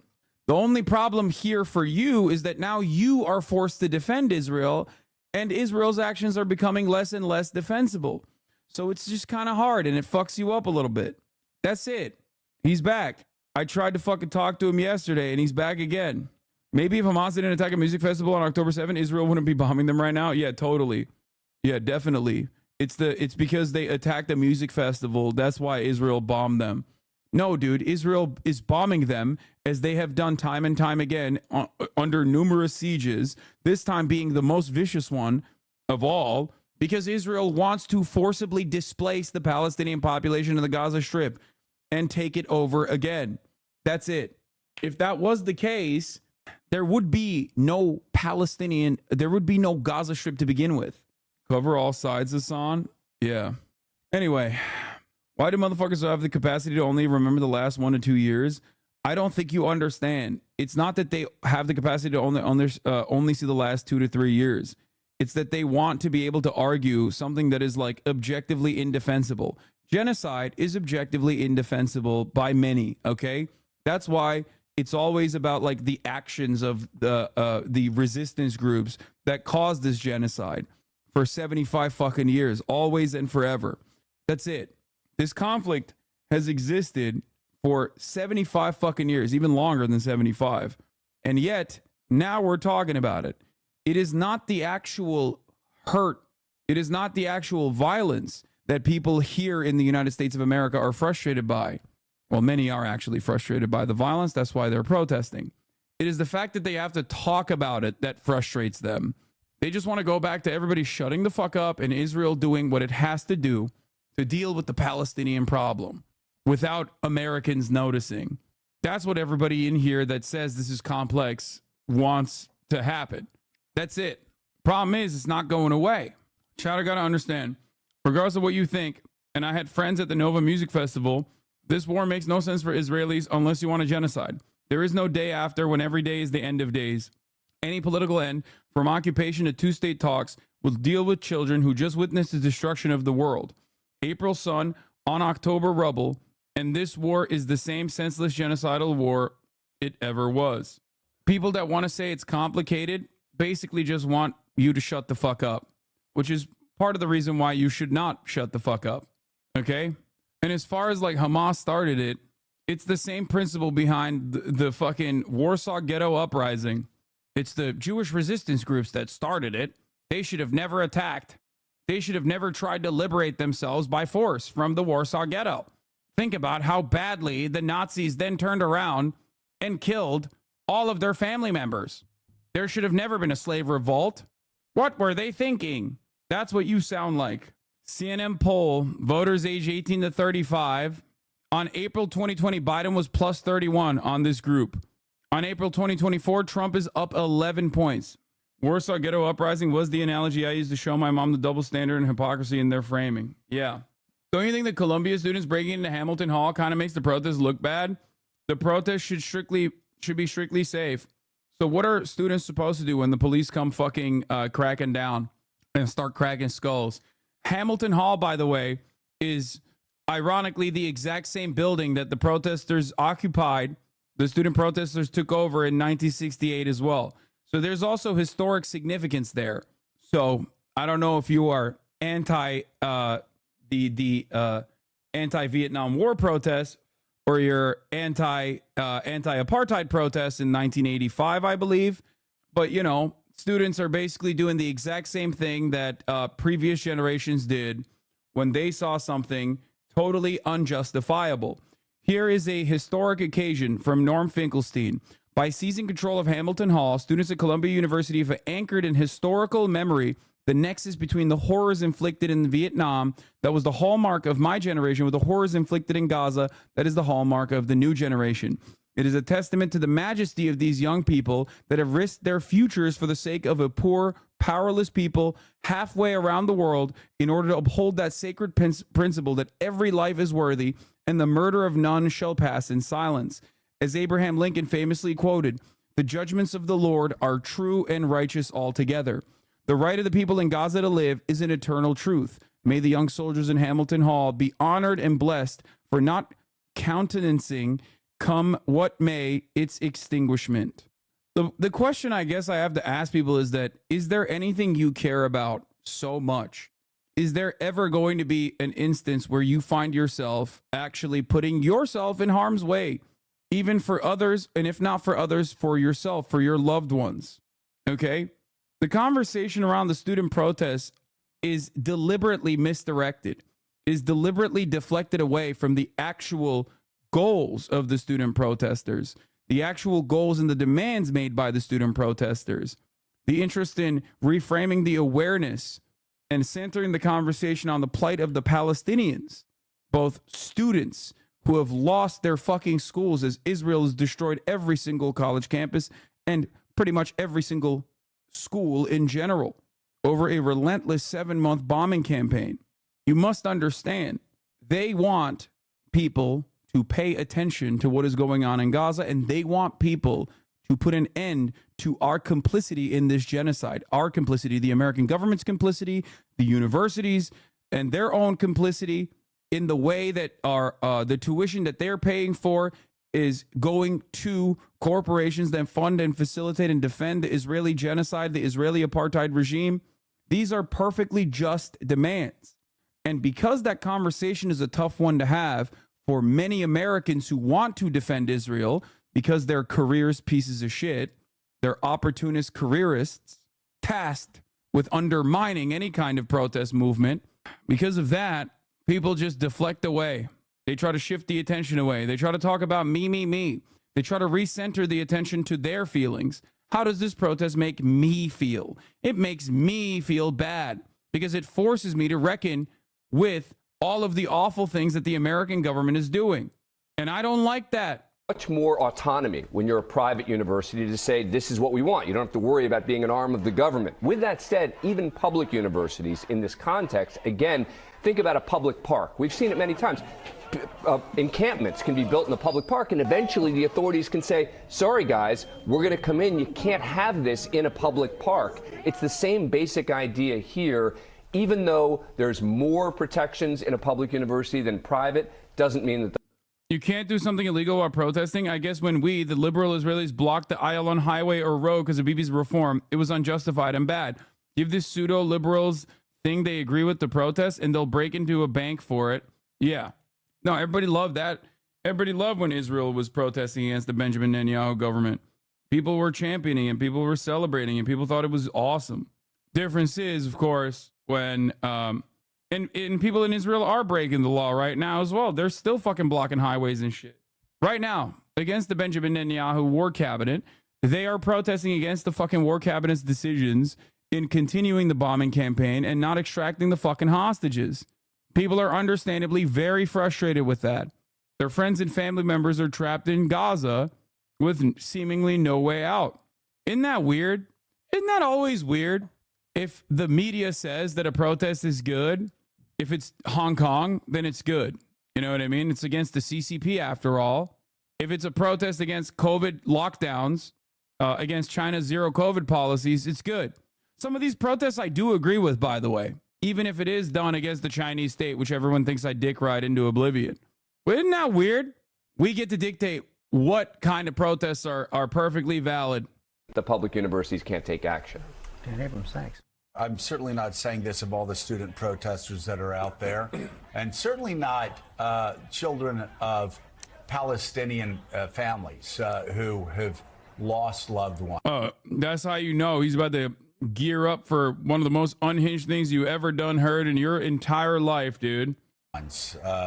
Through the years in this war, in this conflict.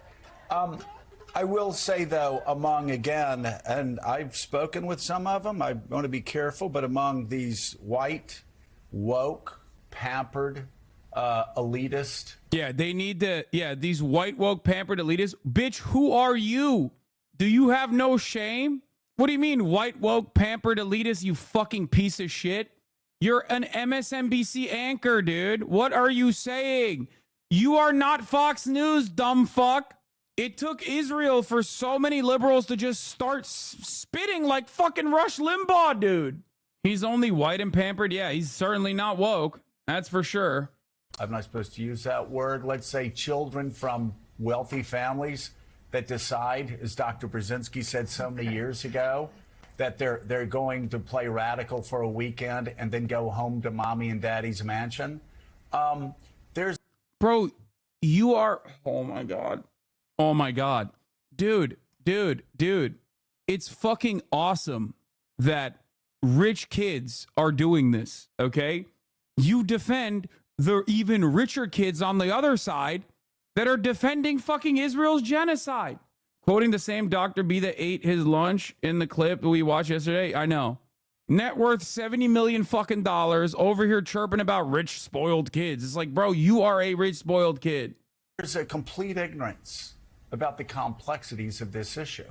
Now, of course, if you listen to this show, you would understand many of the complexities of this issue because we have been really tough on Israeli officials that come on this show. Yo, so tough. So tough. Just not like the way that these kids are making demands. This is what your haters say, that you're rich, therefore you're putting on a grift. I know, it's so fucking stupid. It is so stupid for a person to come up and be like, well, you're a rich guy. Why are you actually protesting against policies that defend the rich? And it's like, what do you want me to do? You want me to drop all of my fucking values and everything I believe in? You want me to advocate for the best interests of the wealthy? Like, what a fucking stupid thing that you're demanding from me. It makes no damn sense. What is this? I'm a leftist Israeli, and even I don't understand those protests. What protests? You don't understand. And it also doesn't make sense because the person that's calling me a fucking hypocrite for being affluent while simultaneously advocating for the fucking working poor is literally poor and advocating for the fucking interests of the rich. It's like, bro, you're not rich. Why are you fucking yelling at me then? We have asked why they've continued to allow illegal settlements in the West Bank over the decade, why they have continued to fight against a two-state solution for peace, why they have done what they've done in Gaza, why they did with Hamas, why Netanyahu was Hamas's ally leading up to October the 7th. So it's very complicated. That's lost, though, in a lot of those things. And when you start talking about even West Bank settlements with a lot of these students, their eyes glaze over. Because that's not in the TikTok video. And again, what are you're fantasizing about a conversation that you have not had? It's so funny. It's just like, yeah, dude, they're actually stupid and they're dumb. That's the entire fucking, this is his entire argument is just, I made it up. In my mind, they're doing this for anti-Semitism. They're all trying to portray themselves as radicals for the weekend. I will not be asking any questions. I've made this up. I'm being condescending. Fuck these students. Let's not address the thing that they're protesting ever. It's just like, you're just making shit up, dude. You're imagining things, old man. You're imagining shit in your mind only to get mad at your imagination. I'm not saying this about all the students, but I will tell you, I'm saying about a hell of a lot of students I have spoken with. When you go, well, you know, in 2000, there was an Oslo Accord where Bill Clinton had gotten together and they were giving 97% of the wealth. Oh my God, this fucking idiot is still making the same exact fucking argument that he made. He made the same exact fucking argument over the so-called peace process against this woman's now dead father on this exact same fucking program. Oh my God. Brother, you already got owned in that fucking debate, dude. What are you talking about? What do we do the next time Israel is attacked from an outside force? What do we do at that point? That's the wrong question. No, that's not the wrong question, well, because we never get the condemnation of Hamas or Hezbollah. It's always after Israel responds to defending itself. No, it's not. The problem is that this conflict has lasted for years, and the United States has been largely passive. So the right question is not what do we do when things break down. The right question is what do we do to avoid a breakdown by being engaged seriously in the peace process. And for the last 8 years, we haven't been. And that's why we have the mess like we have right now in our hands. You can't blame what is happening in Israel right now. Bro, is she wearing the same shirt? No, she's not. It's a turtleneck. It's the same program, guys. It's the same program, same arguments, except this guy's now dead. The Bush administration. Yes, you can. No, you can't. Well, look, Joe. Let's go back to 2000, Dr. Brzezinski. You and I both know Bill Clinton gave Arafat and the Palestinians everything they could have wanted. Such a stunningly superficial knowledge of what went on that it's almost embarrassing to listen to you. Oh, is it? If you were to look more closely at what happened in the Clinton Camp David discussions, you would know that what we have just said is absolutely wrong. There were all sorts of provisions and catches to the so-called proposal, and it wasn't rejected. The negotiations went on in Taba, and then there were elections in Israel, and Sharon came in, and everything got aborted. In the last 8 years, we had a policy in which we have proclaimed an interest in peace. Condi Rice has traveled 16 times in 21 months to the region, proclaiming you must do this, you must do that, but the United States never exerted itself. So the issue that Obama faces, and that's a question that you raised, is are we going to be sitting there issuing condemnations, whether it's of Hamas or of Israel or anybody else, or are we going to be seriously engaged in the peace process? That is the question. We have another block, and I'm very excited about that because I'm stunningly superficial. Chief, I look forward to you educating me and the rest of America. Hold on, the rest of America and the rest of the foreign policy community who have said time and again Arafat walked away from the best deal he could have got, and that the Palestinians never miss an opportunity to miss an opportunity. You're repeating slogans. You're repeating slogans. He did not walk away. What he said was, I'm going to take the proposal to all of the Arab capitals and see how they react, because the proposals were controversial. And then negotiations went on, even after Christmas, where Clinton and Arafat met, and they were going on in Taba in January, after Clinton was already leaving office, and then the process got aborted. It's helpful to know a little bit about it. This very exciting, Chief, that you know. Very exciting, Chief. Yeah, that's what happened last time you got sunned on this issue, dumbass, by your literal father-in-law. You fucking asshole. Suck my dick. West Bank to the Palestinians and the other 3% they are going to make up with Israeli land. He's still arguing on this issue, by the way, acting like he actually is the foremost authority on this. That's so funny. I love that, dude. That right there is a perfect representation of the pro-Israeli position. It's like, well, yeah, doesn't really matter. I got bitched out. I got absolutely fucking demolished by my father-in-law on my fucking program next to my, at the time, future wife. And I'm still going to, now that he's dead, I'm still going to make the same fucking arguments while condescendingly talking about how little students know about the issue. 97% is literally a made-up number for Camp David. It's astonishing how consent was manufactured here so completely, partly due to Barack's capitulation to the no-partner narrative. The best offer presented at Camp David was 91%, with 1% land swap, and the final offer was 89.5%, even though Barack's own intelligence told him Arafat won't take less than 93%. This is always so infuriating to hear as someone who's read about this extensively. Let alone some of the conditions in that, which is one of the closer instances to the so-called peace, were non-starters from the jump. Arafat routinely fucking stated that he would, for example, he would take into consideration Israel's demographic concerns when allowing Palestinian refugees entry back into Gaza and the West Bank. Like, think about that. There were obviously lines that he could not cross due to the fact that, for example, Jerusalem was a line that he did not have the capacity to cross on. Like, it would have been a non-starter. It's ridiculous. Things that if you were to look at with today's eyes, you would recognize was simply just a way to push the issue down the line and consistently build settlements, which Israel did anyway. No fucking standing army? Are you kidding me? You have no statehood. You have no sovereignty with no standing army. It's ridiculous. What is this? Ban invader. Thanks for letting me know. We had no idea. I mean, what would we do without you guys explaining to us? Today, me and a Palestinian Israeli friend looking at videos. At some point, we looked at each other and he said, I guess we live in an apartheid regime now. Oh my God. Yo, guys, we have an Israeli leftist in here, okay? What do all the other Israeli leftists who are actually Israeli leftists have to say about this guy? Account created 25 minutes ago, following is 21 minutes ago. The left in Israel at first was really supportive of the protest. Then we heard the stuff that they started saying recently. Oh, got it. Yeah.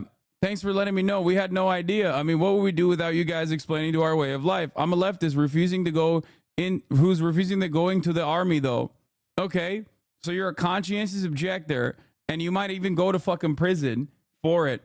Why are you objecting to the IDF? Aren't they doing what is morally righteous, dude? What's happening?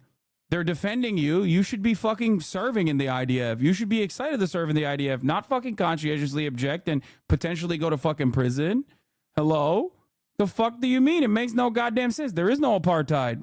I mean, even you were just mocking someone saying 1,200 kids and women were hurt, but then saying Israeli killed 40K babies?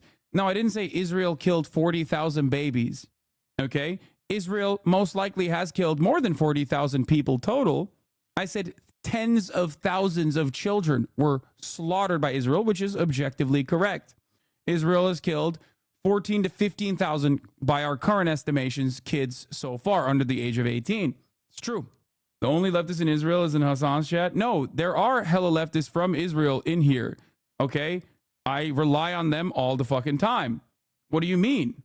Time without OVO or OWO, time without UWU or Volodymyr Zelensky, that guy Derek's 3. Those are all fucking leftist Israeli Jews. There are also Palestinian citizens of Israel that watch as well. They don't chirp as much, partially because they probably don't want to get fucking arrested. Hella 7 of them. Hella in comparison to how many exist. The fuck do you want? What is this? Basically, I have a black. I'm not racist. Wait, what? Oh, you're talking about the other guy saying like I have an Arab friend. Huh. Yeah, they meant I have a black friend, and they're making fun of this guy going, I spoke about it with my Arab friends. We were so confused. There are less extreme left than extreme right, so I guess we all have to go. Wait, what? Most of Israeli left has my opinion. There are less extreme left than extreme right, so I guess we all have to go. Go where? Brother, do you want to fucking hallucinate what my positions are? Are you afraid that they might be actually manageable and just? Is that what your fear is? Like, what do you mean? Go where? I've never said that we should forcibly engage in deportation of all Jewish Israelis or some shit like that. You are hallucinating this position. This is reactionary thinking, okay? I am someone who sees what is going on and recognizes it as a single state. Currently, there is one state in that area, okay? It is a single apartheid state. It is a single Jewish supremacist apartheid state. Okay? That's it. I want the apartheid to go away. I want the apartheid to dissolve. If giving every single Palestinian the same fucking rights that you currently enjoy, okay, is akin to a forcible ethnic displacement for you, I don't know what to tell you. Then your position is untenable. It's ridiculous. And ironically, closer to Nazis than you think it is. That's it. Do you want Israel to let 5 million Palestinians back to proper Israel land, right? I want there to be a dissolution of the apartheid state. I want there to be reparations. I want a Truth and Counsel committee to go through and parse all of the fucking historic wrongs that were committed towards Palestinians. And yes, I want Palestinians to have a right to return. This is justice. Truth and reconciliation, sorry. There are fantastic, brave, but small leftist groups in Israel: Free Jerusalem, Tarabut, Mansham Watch, Tel Aviv Radical Bloc, and more. But like I've mentioned before, the left in Israel is also a meaningless term that includes a variety of incoherent opinions. You are portraying yourself as a leftist. Okay, dude, if you calling me a Nazi, I'm not going to talk. I mean, I don't think you have any issues chirping like a fucking Nazi. It's ridiculous. Here's a really quick way not to come across like a Nazi. Okay, not to come across like a neo-Nazi or a fascist. Don't have a supremacist opinion guiding you as your first principles. You know? Don't fucking complain about it. If you find it to be more offensive to be called a fascist while you are advocating for fascist principles, then the actions that your state has taken on thousands, hundreds of thousands of Palestinians at this point, wounding them gravely, orphaning thousands of children, destroying all fucking civil life in the Gaza Strip, which is the open air prison that the state you're defending operates, then the difference in agreement that you have with the Bibists, the Likudniks, the fucking Itamar Ben-Gvirs of the world are simply on aesthetic boundaries. Okay? If you believe in Zionist principles, well, those are objectively fascist principles. If you would like, I can invite you, even though this seems like a fucking sock account that you created 32 minutes ago, to just do this discourse. I am mostly worried about what's next and seeing how my friends are becoming more and more rightist. Okay, if that's your concern, tell me what your opinion is, and then we can discuss. But it does seem like you are relatively, if you're against the university protests, okay, if you're against the university protests, I don't think you're actually an anti-Zionist at all. If you have an issue with 5 million Palestinians coming back into what you call proper Israeli land, then, you know, I don't think you're actually someone who has progressive opinions. I am not anti-Zionist. So what is your argument then? What are you mad about? That like Israel's not gay enough for you or something? Like what are the aesthetics that you are upset about? Why would you do conscientious objection to the IDF if you don't have an issue with Zionism in general? Because it's like, it straight up is the starting position. He's not genuine. Please stop. I mean, I don't think he's genuine either, but I would like to explore his mind. I love here's what this dude is doing, by the way. He's like, I'm a conscientious objector potentially to the IDF, but I'm not an anti-Zionist. Okay, so what difference do you have than the fucking Haredi settlers that also get religious exemption from serving in the IDF while simultaneously love everything that the IDF is doing? I think the concept of Israel would not be accepted today, and so does America. What? I think the concept of Israel would not be accepted today, and so does America, but is there an historical wrongdoing doesn't justify the dissolution of a society? Even if you don't hate it, even if you hate it, brother, you are not understanding something that I'm saying. Israel as a state operates on genocidal boundaries. Israel is an apartheid. Do you agree with this or not? And I'm not just talking about the fucking West Bank. I'm talking about all aspects of the Israeli control over these territories that go far beyond the 1967 boundaries are unjustifiable and inhumane. Israel's firm grip of control over the Gaza Strip and Israel's unjustifiable, inhumane colonial occupation over the West Bank is ridiculous, is illegal. It should not happen. It is functionally an apartheid single state. This position must be managed. It should be your fucking starting point. This grave injustice must be put an end to. You can cry and say it's the dissolution of society, but if your society dissolves when you stop killing Palestinians, then what the fuck, what right do you have to such a violent society? This is why I'm saying something that I know you probably don't want to hear. Whether you recognize it or not, you might be actually very anti-West Bank occupation or whatever. You unironically are, if you say you don't want to fucking serve in the IDF, while simultaneously you think that like Israel has to do what it has to do, you basically are the same as like any fucking Haredi teenager who gets a religious exemption while simultaneously saying Israel keep fucking killing them more and more. How are you any different? You are not so different from those you despise in Israeli society after all, in that sense. But that's what I'm saying. Most of me and my friends were against settlement, but now a lot of them changed their mind. They think that if Israel will leave the West Bank, they will get massacres in Tel Aviv. Exactly. That's fear. I can't have a conversation that starts and ends on the boundaries of your imagination. Okay? Do you not understand that? This is why I said your position is, because of its Zionist underpinnings, your position is akin, given the fact that Zionism is a fascist ideology, it is akin to having a conversation with a neo-Nazi or a Nazi at the time. Do you think that their fears over Jewish behavior and Jewish tricks were not really felt in their hearts? Do you think that every single fucking Nazi and every single person that looked the other direction in the atrocities that the Nazis committed against the Jewish population, against socialists, against trade unionists, against the Romani people, against the disabled, against the gay people, the queer population, do you think that they didn't genuinely feel in their hearts that there was very real fear if you weren't going to kill all these people, that they would come back and fight extra hard? They did. They did. You have to move beyond the fears that you have in your mind and think about what is just. Think about what is right.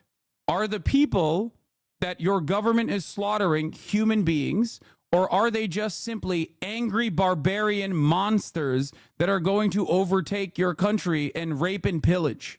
Because if they are human beings, do they not also deserve a life of dignity just like you do?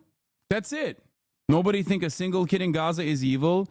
Yes, but it seems like, first of all, it seems like they don't give a shit because 15,000 of them have been slaughtered by the Israeli state. And according to the population polls that we look at quite frequently, there is overwhelming support to continue Israel's baby murder machine. Of course, they're human beings. Hamas, on the other hand, has openly stated their intentions of mass killing Israelis. It's not like the fear is completely irrational. It absolutely is completely irrational. Hamas's existence can be directly coursed through Israeli violence. What are you talking about? If you truly want Hamas or any kind of violent resistance to the apartheid state to not exist anymore, if you want permanent security, as do I, you have to make sure that there is no reason for people to feel hopeless, no reason for people to actually violently resist. You have to eradicate the apartheid. That's it. And until a large enough number of Israelis reckon with that reality, which it doesn't seem like they will as it stands, it will continue. The atrocities will continue. But fear not. Maybe one day people will turn around and go, oh man, it was really, we'll do a land acknowledgement. I mean, you literally don't think it's a genocide by definition, so I don't know what to tell you. It's like saying the Nazis are a result of Jewish control over finance in Germany. Like every opinionated conflict, the truth is somewhere in the middle. What do you mean? What the fuck? There is no truth. There is no truth there, bro. What is happening? What is going on, dude? You're an Israeli leftist and you're like, yeah, we got to kind of hand it to the Nazis. Like, what the fuck? No, you don't, brother. What the fuck are you saying? What is going on, man? My man was like, I'm an Israeli leftist. And over the course of like 10 to 15 minutes, we got to a position where he's saying like, well, you know, you could both sides the Nazi Germany's anti-Jewish sentiment as well. There is no fucking shot, dude. I've never heard this before from someone who claims to be an Israeli. Dude, no, I might have to ban you. I think I'm going to ban you over the insane anti-Semitism coming from you now. You mean fascist, not Nazi? Nazi was special racism. It was based on old anti-Semitism from medieval ties. Israelis are in actual fear for their lives because of what their fathers did. It's about annihilation each other. Either Jews or Arabs live there now. What are you saying? When I say something is Nazi behavior, I just mean fascism, okay? I don't care. Like, what do you mean special racism? I can sadly say that this is considered a solidly leftist outlook in Israel, enough for it never to be shown on any of the 4 major TV channels. This is how right-wing we've become. That's crazy. I think you misunderstood him. Not saying that he's right. I just see this stupid talking point all the time. No, man. The anti-Semitic sentiment, the anti-Semitic resentment did not have valid fucking claims, okay? I need you to understand something. There was no validity to the fucking Nazi opinion, to the literal actual Nazis. Now we're talking about like Germany, okay? There was no validity to those claims that like Jews were monolithic in their thinking and engaging in fucking tricks and controlling finance. And that's why they must be fucking subjugated and placed in concentration camps. That's insane. Just like there's no validity to the idea that like Jews were trying to destroy Western civilization with moral degeneracy. If a lot of the things that I'm saying seem quite similar to the current fascist things that you hear from right-wing shitheads, it's because they never really changed. They just repackaged it. Yes, the Nazis lost the battle, if the battle is World War II, but the ideology absolutely firmly won in the Western world. Fascism won. I'd enjoy an honest conversation off cameras where you don't shout genocide every second. Brother, whether you reckon with that reality or not doesn't change, okay? Doesn't change what's actually happening. It is a genocide, whether that hurts your feelings or not, okay? My main problem is that both extremist sides are violent and manipulative. Everyone in the middle gets hurt, both Israeli and Palestinian. Most of the civilian casualties who was murdered on October 7 were lifting, who drove Palestinian kids to hospitals in Israel in their free time. Some I've been doing since I was 20. Yeah, I understand that, okay? I get that. And I don't think that that is good at all. I'm simply telling you that the only way to stop that kind of pain from ever happening again is not by continuously doing the same violent shit, but increasing the severity of the violence, but instead moving in the exact opposite direction. But it doesn't fucking matter to you because you don't think it's genocidal. You don't think it's genocide. What Israel's doing is objectively, definitionally genocide. They have the genocidal intent and they are actually engaging in the genocidal actions. Since you were 20, I don't know. Yeah, chatters are correct, by the way. You said you were going to be a conscientious objector. How the fuck have you been doing this since you were 20? How are you a conscientious objector now to the IDF? Here's the problem. You don't marry the actions of Israel with violent retaliation. Do you understand? That's the issue. For you, it's simply aesthetically bad. The West Bank is bad because it, makes you look bad. All I'm saying is, as someone who lived here all my life, it's not that simple. It's a process that requires education on both sides. Yes, dude, but you can't start the educational point in the conversation until you educate yourself on what Israel is doing. Just ask them if they're against or for the war. Most people in this cohort are pro-war, but I'm curious about this guy. That's why I said it's no different than being a Haredi getting religious exemption while, you know, chirping about how sick the IDF is at defending them when they go and like burn down a fucking Palestinian village in the West Bank. At that point, your only issue with the actions of said groups and many Israeli left, or those who claim Zionist leftists in Israel, claim they fucking despise those kids. Okay? They despise those kids because it fucks up the bag for the rest of the apartheid project. That's it. Their disagreements stem from, yeah, what's happening in the West Bank is like too far. I won't, you know, I'll do my very best to criticize it and to stop it. But if it happens, it happens. And also everything else that the Israeli government is doing, I disagree with, but also simultaneously will defend to the outside world and say that it's not a fucking genocide. For Palestinians, it's not an education that they need. It's just they need to not be murdered. Okay? People always think that like the human condition is a violent one, that we love living in violence. And yet states that have warred against one another for fucking centuries are completely living peacefully with one another with open borders now. And when you look at Europe as a project, the idea that permanent peace is impossible to achieve is ridiculous. You just have to educate the side that is responsible for the broadest majority of the violence, that the people that they've subjected that violence to are in the wrong, that they no longer can have these feelings that there is a monolithic force of evil amongst you that is constantly trying to fucking kill you. These fears stem from supremacist thinking. These fears are the exact same fears that the Southern whites had. Oh, if we abolish slavery, well, then the newly freed slaves will come back and kill all the white people. They will dismantle the racial pecking order and they will kill us. They will do to us what we have done to them. It also secretly has that recognition, because you capture the recognition that what you are doing to them is fucking abject evil. Okay? It's not something that you will ever admit to yourself. You'll never say it out loud, but it comes from that little secret feeling that you have that like maybe what you're doing is actually unjustifiable. What if they will do to me what I've done to them? That's what I fear. That's why we have to keep doing what we've been doing. Murat? Baba. Hey, Allah. And they had figured out a capital in East Jerusalem, and they sit there with their eyes glazed. Just have no idea what happened in this peace process, what happened through the years. They see something on TikTok and they're like, Israel bad, and it would be an extremely naive attitude to wait for the ruling classes to develop a form of education that would provide the dominated classes to understand social injustices in a critical way. Okay, shut up, nerds. Hamas good. And they go out and they start shouting at Jews. Yeah, and you don't even have to go that deep. You can ask, what does it mean to chant from the river to the sea? And they don't know. And then when you tell them what it is, and we've seen this from reporters asking some, but not all of them. Some of them have a deep understanding of this. They don't understand that that means the elimination of the state of Israel and the people who live within that state. So I've been having a lot of these same conversations as you, Joe.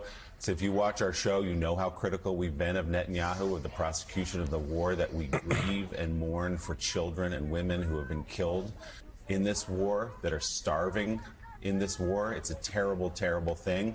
But that does not give kids on college campuses license to chant from the river to the sea. And to Bro, dude. It is ridiculous.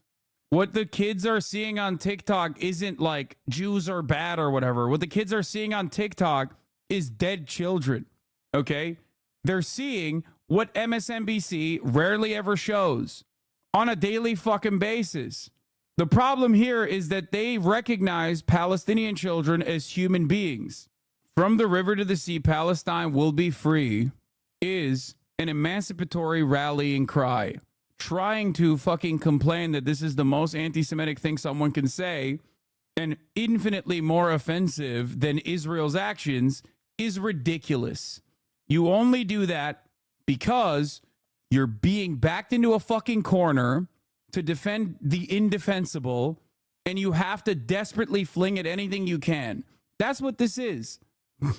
Are you co-signing a violent slogan and then asking people to be on your side? Chepsa, if you try to fucking bait me at the top of the hour with this bullshit one more time, I'm going to fucking yeet you, okay? I am going to laser you. Do you understand? I know what you're doing, okay? I see what you're doing. I read the comments that you have in there, okay? Get better bait.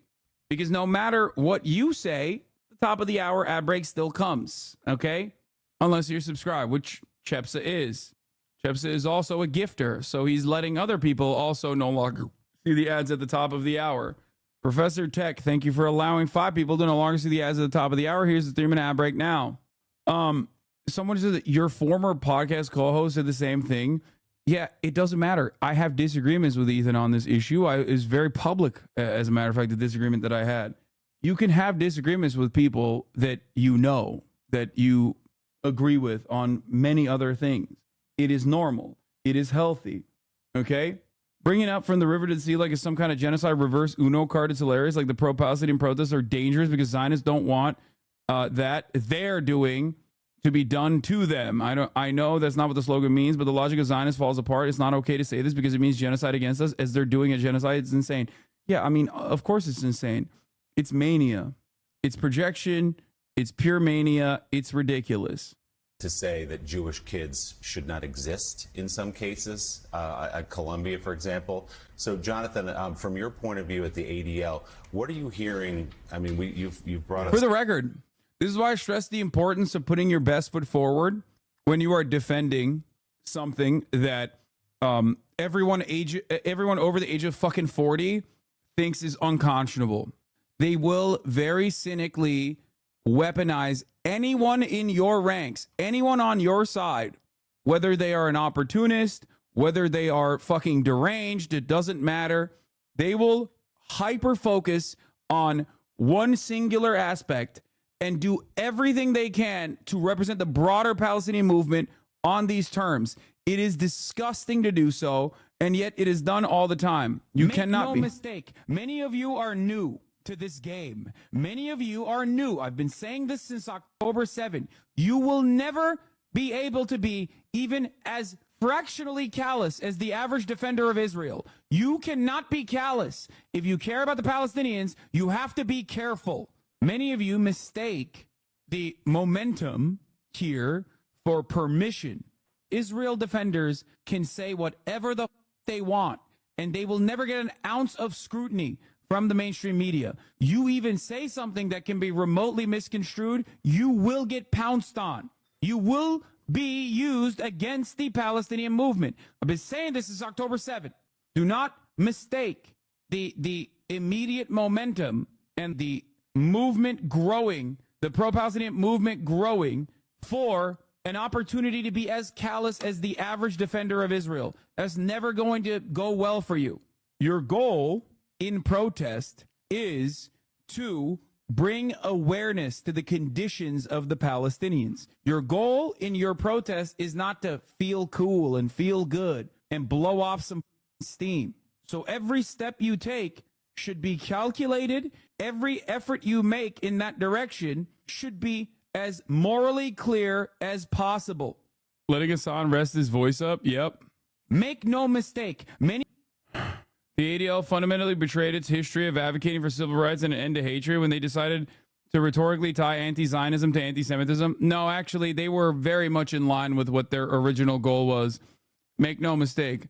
The Apartheid Defense League was defending other apartheids as well as the Israeli apartheid. The Apartheid Defense League literally spied on Jewish students all the way back in the 80s for South Africa. That's right. They did that. They did that shit.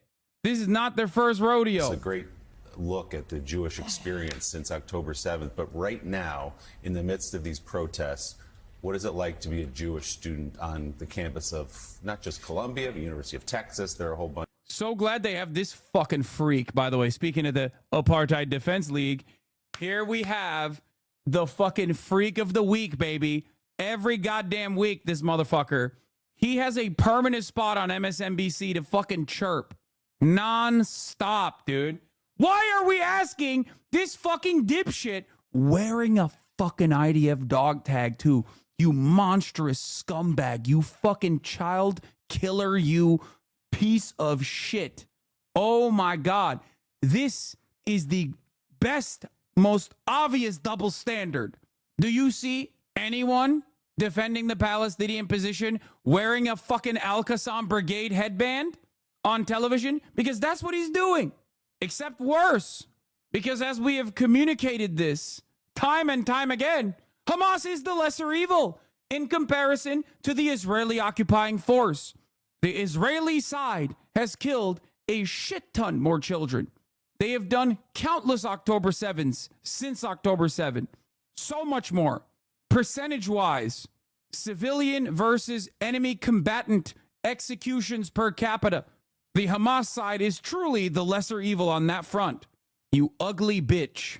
But of course, this ugly bitch can go sit there on MSNBC and rock the fucking baby killer dog tag. It's not a problem.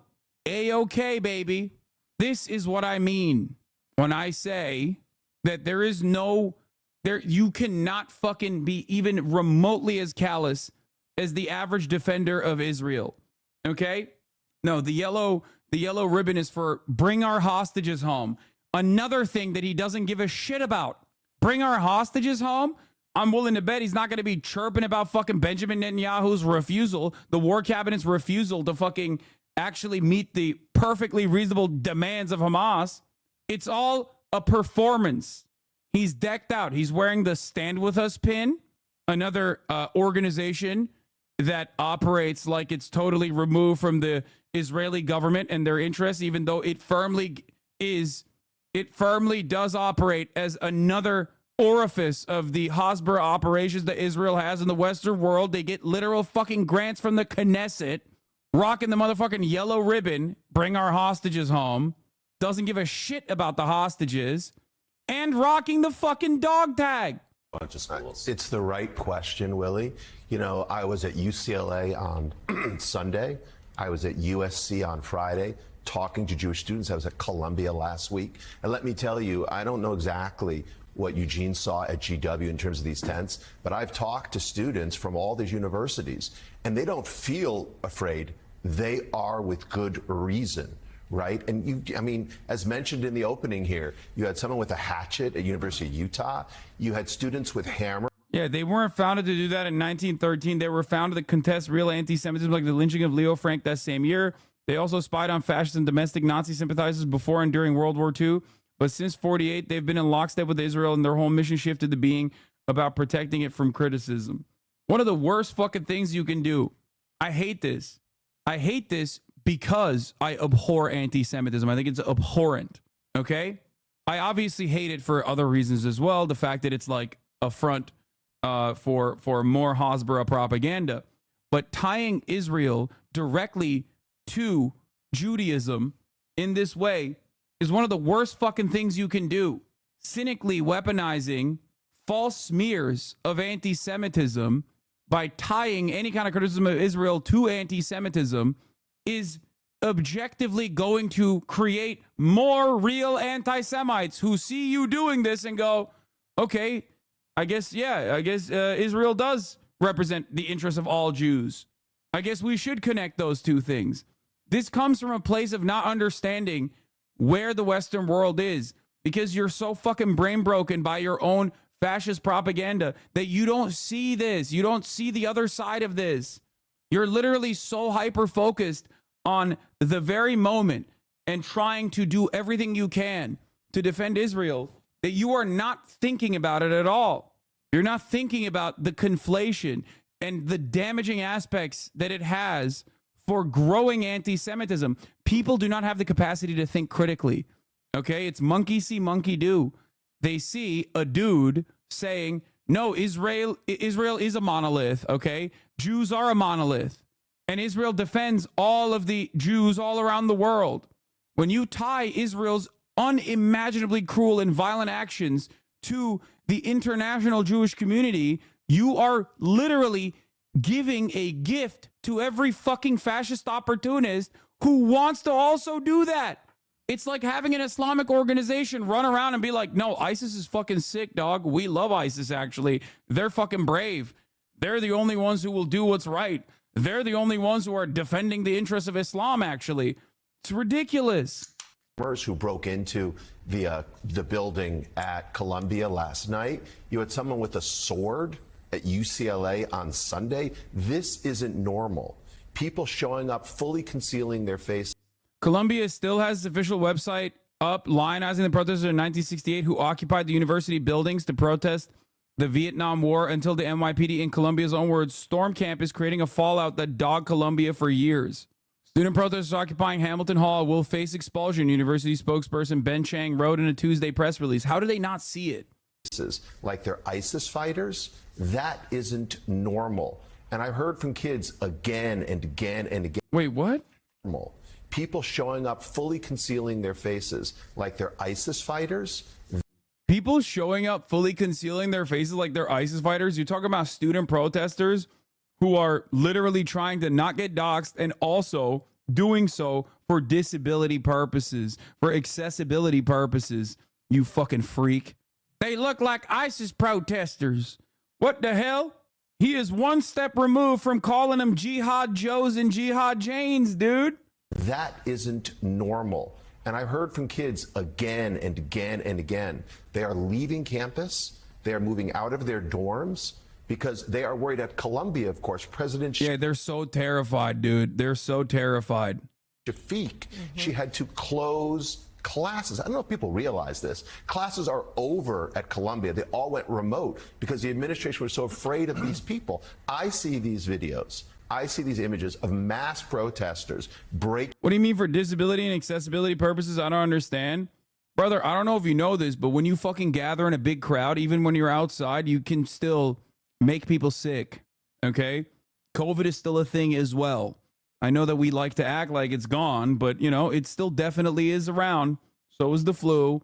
It's like a giant petri dish. Obviously, there are people with like autoimmune disorders, people who are immunocompromised that are also participating in the fucking protest. It's no different than saying no bananas on the fucking student encampment like in UCLA because one of the students has a massive banana allergy. It makes total sense. One of the organizers has a fucking banana allergy. So they're like, yeah, please don't bring a fucking banana. You know what the counter protesters did though? They're so fearful, right? They brought fucking bananas and threw it into the encampment. Ridiculous. Breaking into buildings, barricading them with furniture. And look, I'm reminded of January. How many boosters do you have, comrade? Oh my God. I'm boosting this dick in your mother's pussy every fucking night, comrade. Suck my fucking cock. Imagine portraying yourself as a brave, bold warrior, but then being afraid of a fucking vaccine, dude. Oh my God. The position of fucking Republicans is so untenable, dude. Oh, I'm a big, bold patriot. You don't understand. Also, don't give me a fucking vaccine. I don't want it. I'm scared. I'm scared of the little jab. I'm scared. Fucking dumbass. I'm so scared. I'm so scared of cities. What if I can't park my Ford F-150 in a parking lot? What if I do park it and then they break into it? I'm scared of the big cities. But I'm also a big protest. I'm a big patriot. You understand me? That's why I need my Second Amendment to protect the First. But I'm so scared. I'm so scared of big cities. I'm scared of the jab. I'm scared of medicine. Oh, it makes my tummy feel bad. January the 6th, that's what this looks like to me. I mean, we talk at ADL about right-wing extremists, about masked Proud Boys showing up at school board meetings, about Oath Keepers wearing masks. I look at this and... He is so mad about the mask because he wants to fucking dox every student. He's like, I hate that they're wearing masks. I want to see their faces. He's so mad. Oh my God, you fucking pervert. Get the fuck out of here with your little baby killer dog tag too. Oh my God. Yeah, ironic as the Proud Boys are now firmly on the side of the Zionist encampments, the Zionist counter protesters, but that's besides the point, you know? And this is what I see.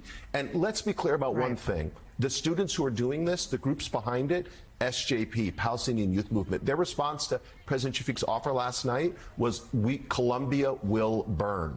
I mean, these students, we shouldn't treat them like children when they're hardened activists. Greenblatt, the head of the ADL, has stressed repeatedly that he is concerned about rising anti-Semitism. Unfortunately, he has also made clear that he cares about anti-Semitism only as he defines it, and it affects people, and as it affects people who agree with him. Yup, people are fucking catching on to what this fucking asshole has been doing at the ADL. Finally, he literally reframed any mention of pro-Palestinian sentiment as a anti-Semitic incident, dude. And then turned around and was like, it's up by 7,000%. It's unimaginable. It's crazy. Oh, notice he said JVP, not saying what the J stands for, but specifically name drop the Palestinian student group. Yeah. SJP and JVP are his mortal enemies, dude. Well, they're adults. And go ahead. No, go, so I was just going to say this. Yep. Of course, the Israel defender is demanding violent retribution, talking about 18-year-olds like they're hardened adults. They're military targets. We have to kill them. This is it's one half about the students. It's also about, Mika, these authorities and the lack of them. Why are these school administrators, why are they abdicating their responsibility to this degree?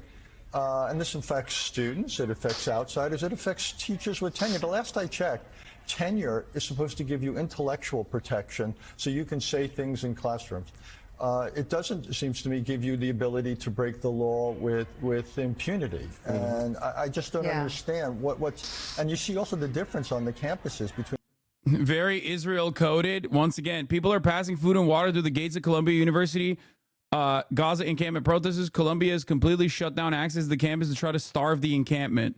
Community knows their own spokesperson has admitted in another post that she's unaware of any efforts by Columbia to interfere with delivery of food. They are free to come and go. What is this? Reporter grills Columbia student after she demands the university help feed protesters occupying Hamilton Hall. It seems like you're saying, we want to be revolutionaries. We want to take over this building. Now, will you please bring us food? Wait, how is this community notes?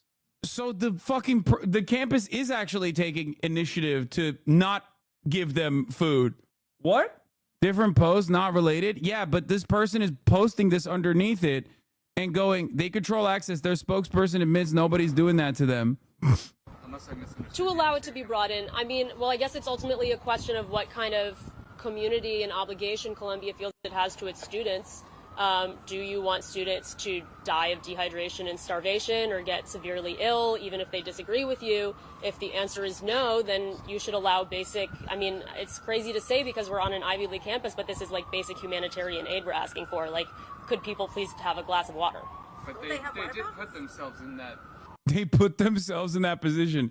It's like, what the fuck?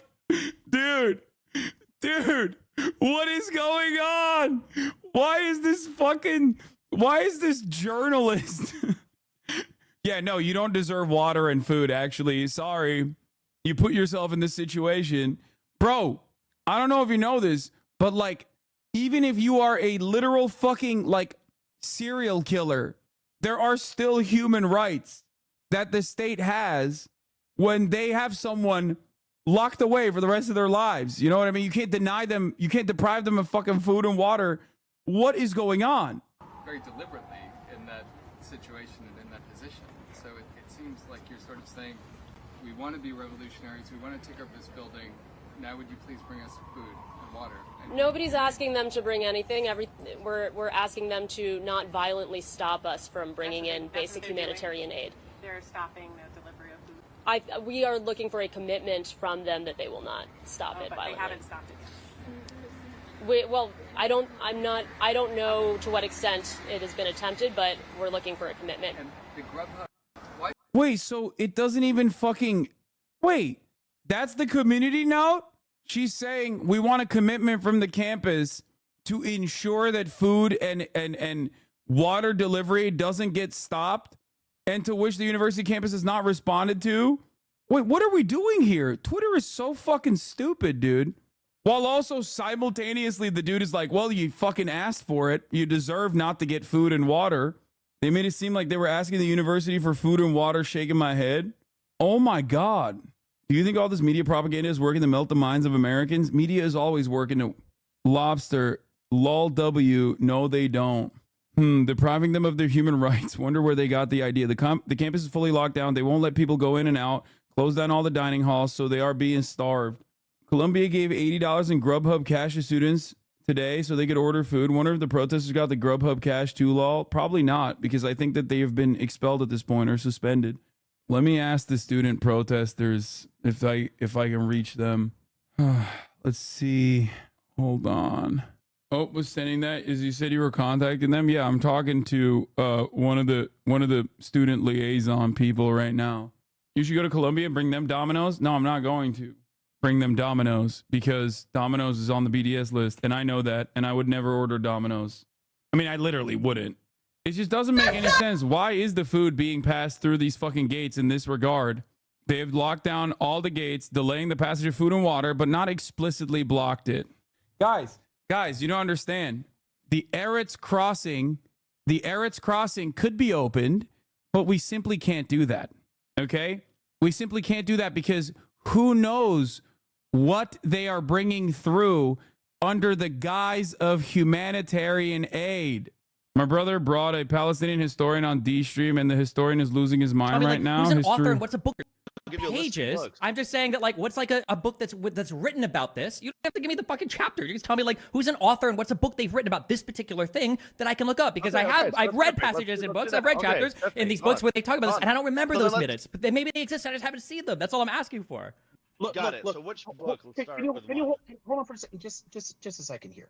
Like, once you have reached, several hundred books on the same subject area, which one covers the specific question you're asking gets to be a little hard to keep track of. I have an entire bookcase on modern Palestinian history. So I don't have which book if you're asking, give me a book and I can look right now on my Kindle. I can't help you. Give me a second, I can look, I can give you very specific references. Or you can give you a pages. List of the 48 war was specifically this. The 48 war occurred because of the rejection of the partition plan and the Arab. No. Okay. Reread your section. The section you just read. So then he actually did give him a fucking book and a section from a book, and now he's just like arguing against that. Disproves what you just said in your analysis. I don't know if what do you think? What do you think? What do you think I read that just disproves what I just said? The passage you just read out loud said that the Jesus Christ. How the fuck can you read this and not understand?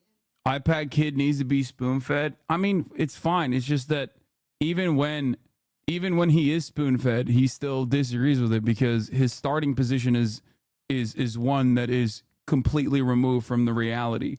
What is this?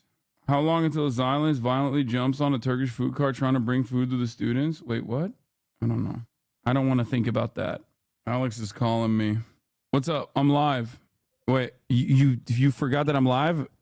Yeah. I'm live every day. Sorry. Do me a favor. They can hear you. Oh, they can? Yeah. Hi, chat. Sorry, your unemployed friend on a Tuesday. What day is it? It's a Tuesday. I just took my cat to the vet.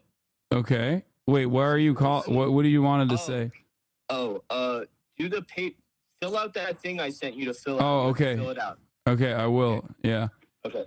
All right. Do it tonight. All right. Wait, someone asked me, one of the student protesters asked me, can you tell Lolo to add me on Signal, please? They're looking for lawyers that can support students, by the way, the Columbia students. Okay. All right. Yeah. Okay. How do I get in contact with them? They're asking if you can add them on Signal. Do you have Signal? Tell them to DM me on Twitter. Okay. All right. Will do. All right, bye. Okay, bye. Your unemployed friends keep bothering you? Yeah. Some of us have jobs, I have to say Lolo's in my top 3 friends of the show. Yeah, he's the real one. Wait, what? Say it back? What am I saying back? What the fuck are you guys complaining about now, dude? What happened now? Oh, he said love you, bye. Okay, I didn't even hear it. Fucking calm down, chat, okay? Oh my god, you guys are fucking annoying. We have students that have interest in protesting India. On top of that, Doug Burgum is my frat bro. Please give advice on how to execute this properly. Coordinate with Students for Justice for Palestine, SJP or JVP, or your local DSA chapter, or YDSA if you have one on campus. Can you buy the boring drills on AliExpress so we can dig some tunnels to Columbia and bring them food? Palestinian student at Columbia was arbitrarily suspended along with many other arbitrary suspensions today. Columbia is racially profiling students who have no involvement with the ongoing protests and suspending them with no due process. I just received the suspension and I was in class when the deadline for dispersing occurred. I am shocked. A Palestinian student at Columbia. If you're a civil rights lawyer, you should begin investigating Columbia University. I could eventually testify in suits on several topics. Do not contact me directly, but consider yourselves notified. In addition to legally demonstrable acts of racism in sociological sense, the university has been engaging in some deeply racist behavior, quoting Ruth Wilson Gilmore, production and exploitation of group differentiated vulnerability to premature death. Folks who followed me for a while know I do not say these things lightly. It is pretty fucking nutty. People are passing food and water through the gates of Columbia to the university Gaza encampment protesters. Columbia has completely shut down access to the campus to try to starve the encampment. They suspended a Palestinian student on a student visa too. Oh, Jesus. Wait, where the fuck's he supposed to go back to now? If you're a Palestinian student, like, where are you going to go? You're now officially, you're functionally stateless. That's insane. You're literally telling the genocidal state of Israel that they could do whatever the fuck they want, because you can't just fly directly into the West Bank if your family is from the West Bank. If you're fortunate enough that your family is currently living under the occupied territory, which is still completely controlled by the Israeli military, and now you as a student on a fucking student visa have been suspended. Incredible stuff. Incredible stuff overall. Okay, hold on. I'm connecting Lola with the students. They suspended one of the negotiators who was on visa, and forbade legal observers from being on campus. They shut down the Cal Poly Humboldt campus in Sacramento for the entire rest of the semester and are threatening to arrest anyone on campus from today onward. Nice. Shocking footage shows several officers of Washington University St. Louis beating a protester, slamming him, and dragging his limp body.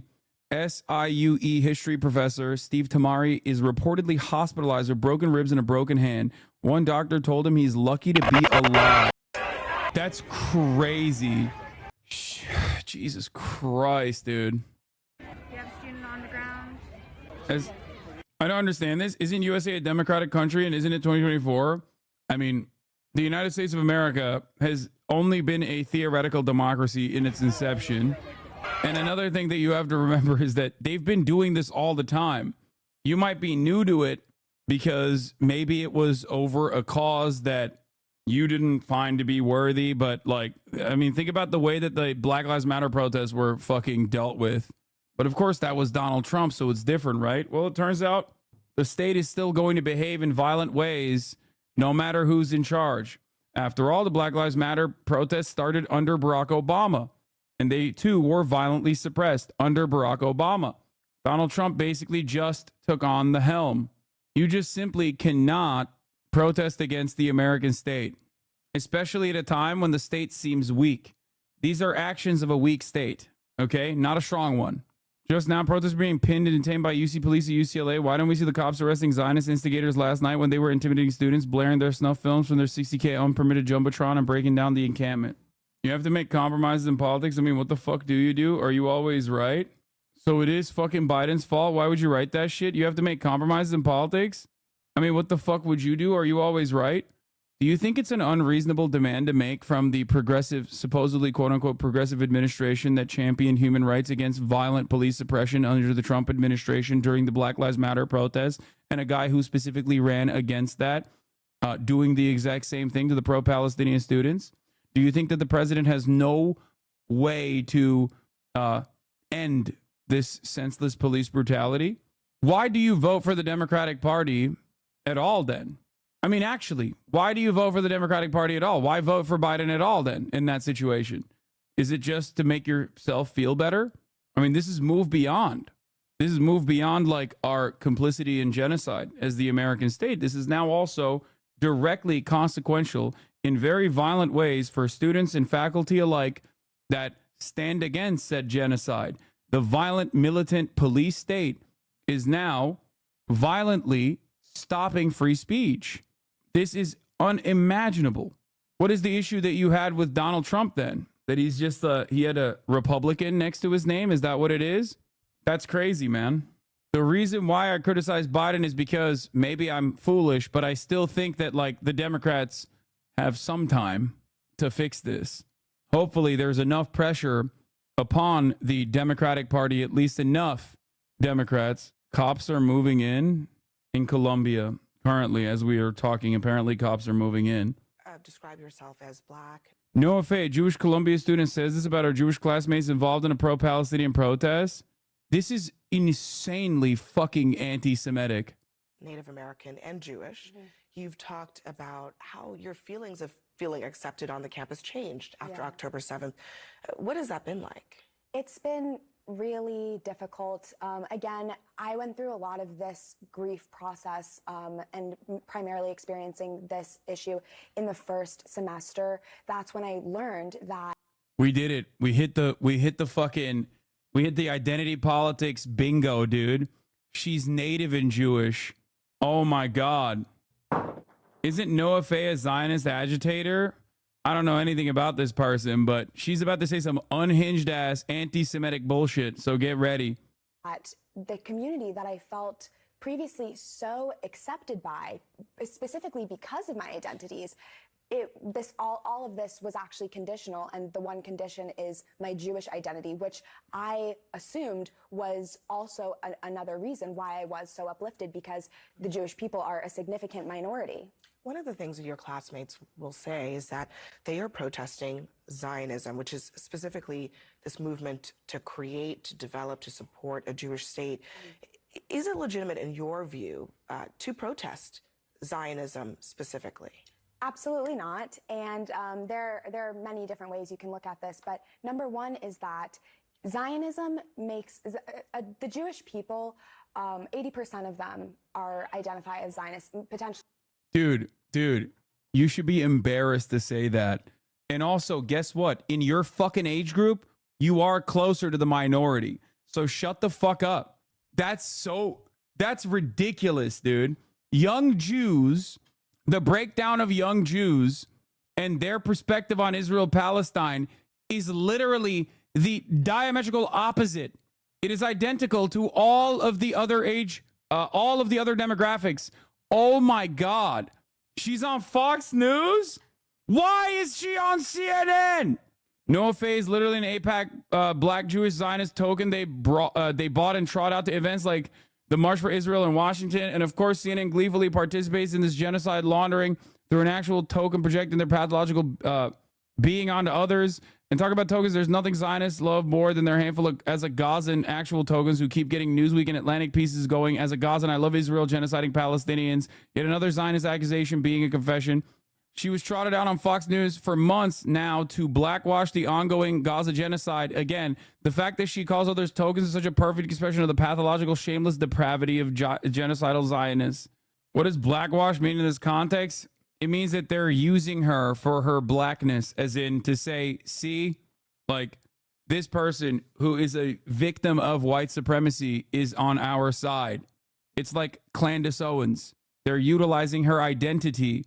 Her LinkedIn shows she interned for the Knesset. Yeah. Trying to use liberal aesthetics that are appealing to liberal sentiment. More. I would have to check the statistics, but I know it is at least 80%. More than that, though, I can't explain the 20% that don't identify with that, and I won't try to. But we know that Zionism, which is the Jewish right to self-determination in our historic homeland, is inextricably linked to our religion. Do you think it's synonymous effectively with being Jewish? Absolutely. Absolutely it is. But more than that, though, taking away the Jewish aspect of it, at least at Columbia, we do not protest any form of any person's right to self-determination. There's no other movement, and there's no other self-determination movement that is protested. Wait, what? Your right to self-determination cannot be by putting your boot on Palestinian children's skulls. What the fuck?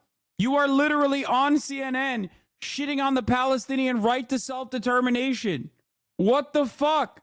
It is so wild to me that defenders of Israel can so freely trample on the civil liberties of everyone that dare defy them so openly and say that it is my right to self-determination. My right to self-determination involves me killing Palestinians. And if you say that that's fucked up, then you need to be stopped by the state.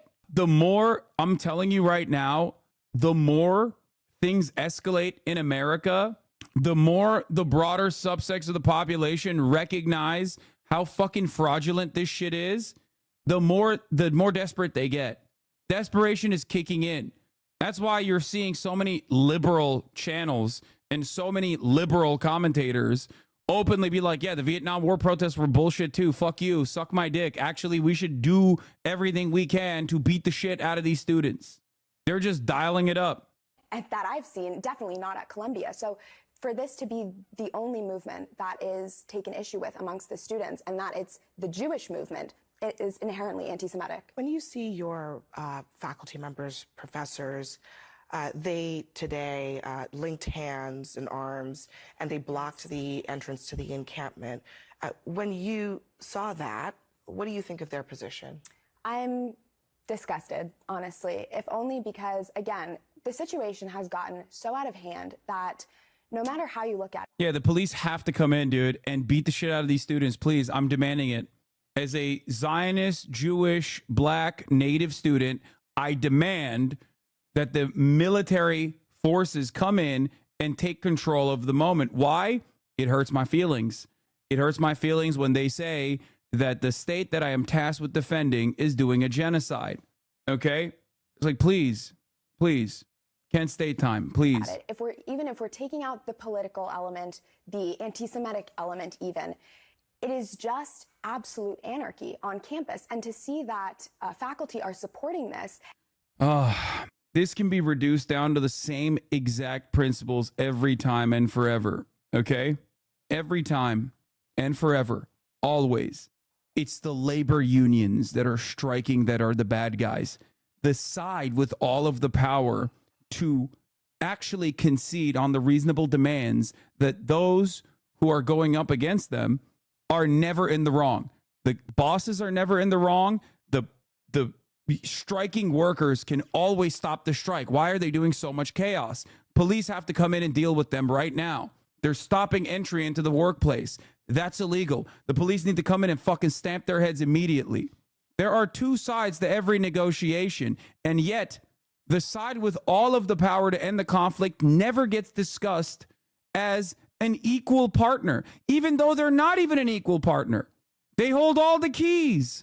They are the ones who are literally holding the levers of power. The university administration conceding to the reasonable demands made by the students could easily end all of this tomorrow. But instead, they are using the violent mechanisms of the state to violently suppress the most American thing that someone can do: resist against genocide. Okay, you lost me with that last part. No, dude, it is very American to fucking resist. What do you mean? Yes, American history is chock full with like genocidal actions against indigenous populations, slavery and whatnot, but there's also plenty who oppose such things and have fought against such things. Make no mistake. Just like the top of the hour is a fundamental part of the stream. Okay? And if you no longer want to see the ads, if you want to resist against the ads, all you need to do is subscribe for $5 or for free. That's right. Here you go. How dare you say it's okay to talk about an intifada? Well, intifada simply just means revolution, and I'm an American, and in 1776, violent we did revolution. one of those, and it was pretty fucking good. Yeah, what do you think? Do you think the American Revolution was a pickle party? Of course not. We also bombed Hiroshima. Yeah, I know, and that was also unjust and unimaginably cruel. But of course, the Israel Defender is also defending when it fits your narrative, civilians by the hundreds of thousands. How dare you say it's okay to talk? She thinks dropping 2 nukes was good, but the American Revolution was bad. Anyway, let's finish this and out. in a way that is, in this instance today, they were barring students who, in my opinion, you could consider them to be paying for these lawns. They're barring students from enjoying the resources that we all have a right to. So that alone is just absolutely inexcusable to be seeing from faculty. As I'm sure you know, Wait, what do you mean? The other students are also paying for it. What the fuck are you talking about? That's the whole point. The entire fucking point. The entire point is that the students are literally fucking saying that our tuition dollars should not go to fund and facilitate the Israeli apartheid regime and the Israeli genocide. The fuck are you talking about? What the absolute fuck are you saying? And now that very same student, very same administration is just barring them from entering a campus. She's a Zionist. Sharing land isn't in her Jewish heart. Students who are part of the pro-Palestinian protests. You've compared them to blacks for Trump, gays for Trump. Absolutely. It's fair? Yeah, of course it's fair. I mean, I say take them as seriously as we all take blacks for Trump and gays for Trump. And I think it's absolutely a fair comparison. It's the same tokenization that we're seeing. And in terms of our perception of them, that's absolutely how seriously we... That's so fucking gross, dude. That's so gross. That's so fucking gross. Oh, this is her? Nice. Sick. Fucking freak. A gift from Gaza. What's happening on some, Chicago and Florida, as opposed to what's happening at Columbia and others. There's an enormous gap in the principle and backbone we're seeing here. Well, Richard, to your point, I think that's where that's the place we've all been sitting in watching this, going, what the hell is going on? What are these universities doing? Why aren't they doing something? And I'll echo the horror that this does look like January 6th. What a terrible example for our students.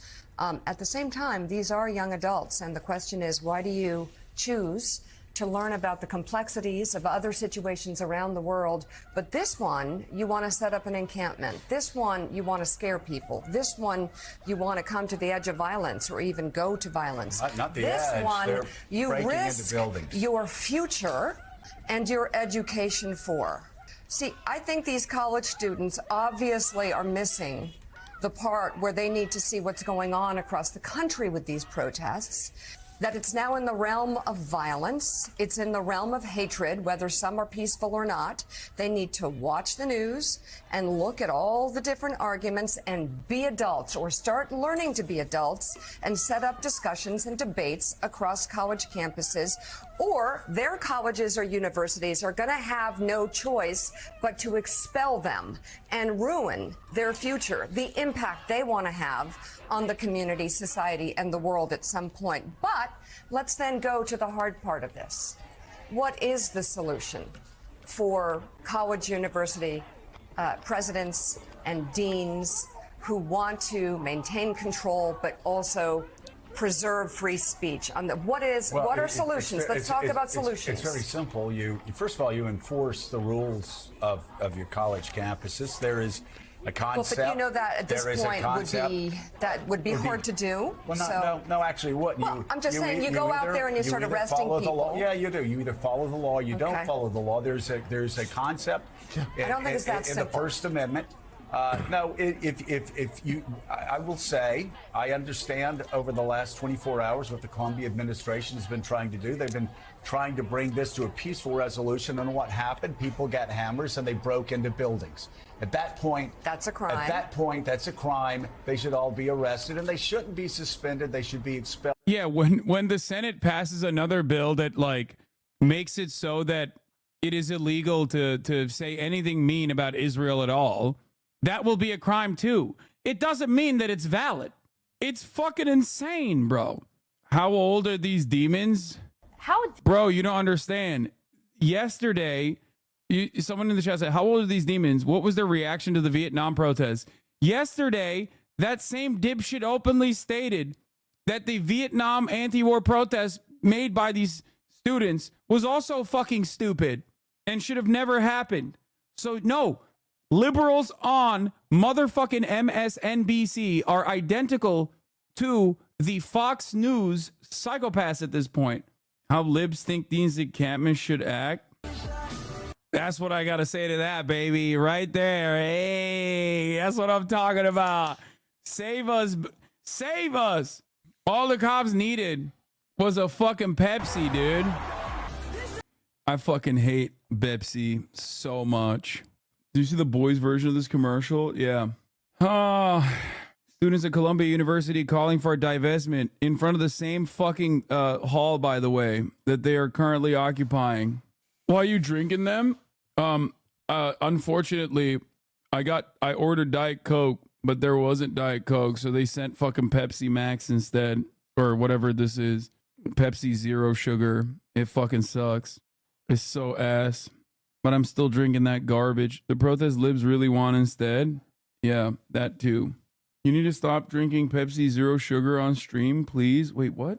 It's a callback joke. Oh. Trump, your goat, said Diet Pepsi is ass. I mean, he's right. I'm just like Trump. I'll keep drinking that garbage. The Coca-Cola Corporation has said that they don't like me. That's all right. I'll still keep drinking that garbage. Know who's on it? It is wild to think that, not much difference between this shit. Okay.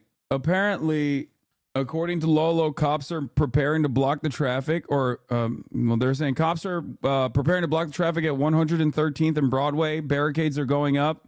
None of us have the capacity to talk to the press right now in the middle of a security issue, is what the students say, which is fine. I already told them that they don't have to speak, only if they are willing and able to do so. And apparently the cops are currently moving in and they're fortifying. Okay. Thought you missed this. I ran it already. Just curious, but do you not boycott certain brands? I mean, yeah, I do. Just curious. Let me explain it to you. The brands I boycott are on the BDS list. The brands that other people have made on their own version of the boycott list are not brands that I boycott. If the BDS list were to boycott a brand, I would also boycott it. Except Domino's. No, I didn't fucking actually get I literally canceled the order for $700 worth of Domino's pizza after ordering it, specifically because I didn't realize that Domino's was on that list. It was a part of the organic boycott target. This is the BDS list I abide by. You should be ashamed just because it tastes like shit. Brother, I asked the students on campus, the student protesters, what they wanted, and one of them said Domino's, not knowing that it was on the BDS list, so I fucking ordered Domino's. I didn't know either. It happens. Also, Domino's is dog shit anyway, dude. Are you going to cover University of Arizona and campus that have been going on as well as getting wild since last night? Yeah, sure. Hard to disagree. Domino's is great. Yeah, well, your taste buds are fucking broken, chatter. I don't know what to tell you. You know what I mean? Zionists should boycott Sabra because it's utterly disgusting hummus. Yeah. The Sabra boycott is like the easiest boycott of all time because it's literally fucking poison.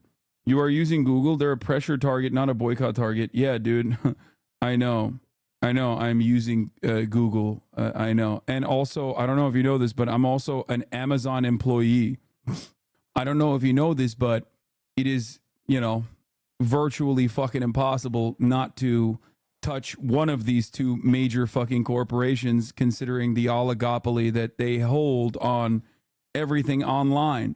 And it's not just to say that, like, oh man, be quiet, Pepsi drinker. Yeah, well, not on the list. So yeah, chatter is using Amazon while visiting websites that use AWS. Calm like a Tom. Thank you for the 10 community gift the subs.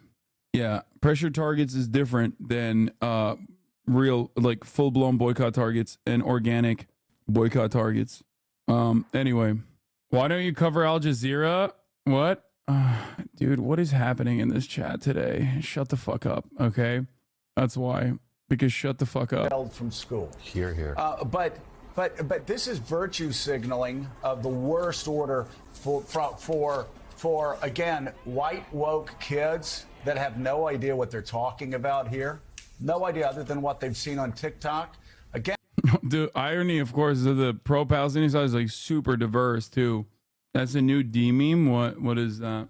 and there's a huge gulf in my mind between children of Palestinian families who have been a part of this tragedy and this suffering over the decades. And so I am not one to be able to sit in judgment of them, but I can sit in judgment of school administrators. What do you do? What do you? It's cool seeing like liberals use woke as a pejorative. You know what I mean? Wait, where the fuck is my playlist? We're going to begin with the clashes. Oh, here it is. As police crack. I'm gonna skip the Democracy Now one. Mr. President. Let's hear what Senate Majority Leader Chuck Schumer had to say about the protests that are happening at Columbia University. Certainly nothing good as we pay attention to what's going on in Columbia as it stands currently. I'm sure our leaders have nice things to say. Majority Leader. Mr. President, I'd like to begin today by saying a few things about the protests at Columbia University. Smashing windows with hammers, And taking over university buildings is not free speech. It is lawlessness. And those who did. Professional outside agitators. We were extremely cautious about releasing our intel information because our goal was to ensure the safety of our students, the faculty, and without any destruction of property. And we are here today to update New Yorkers about the ongoing situation at Columbia University and our plans to protect students, our staff, and the public.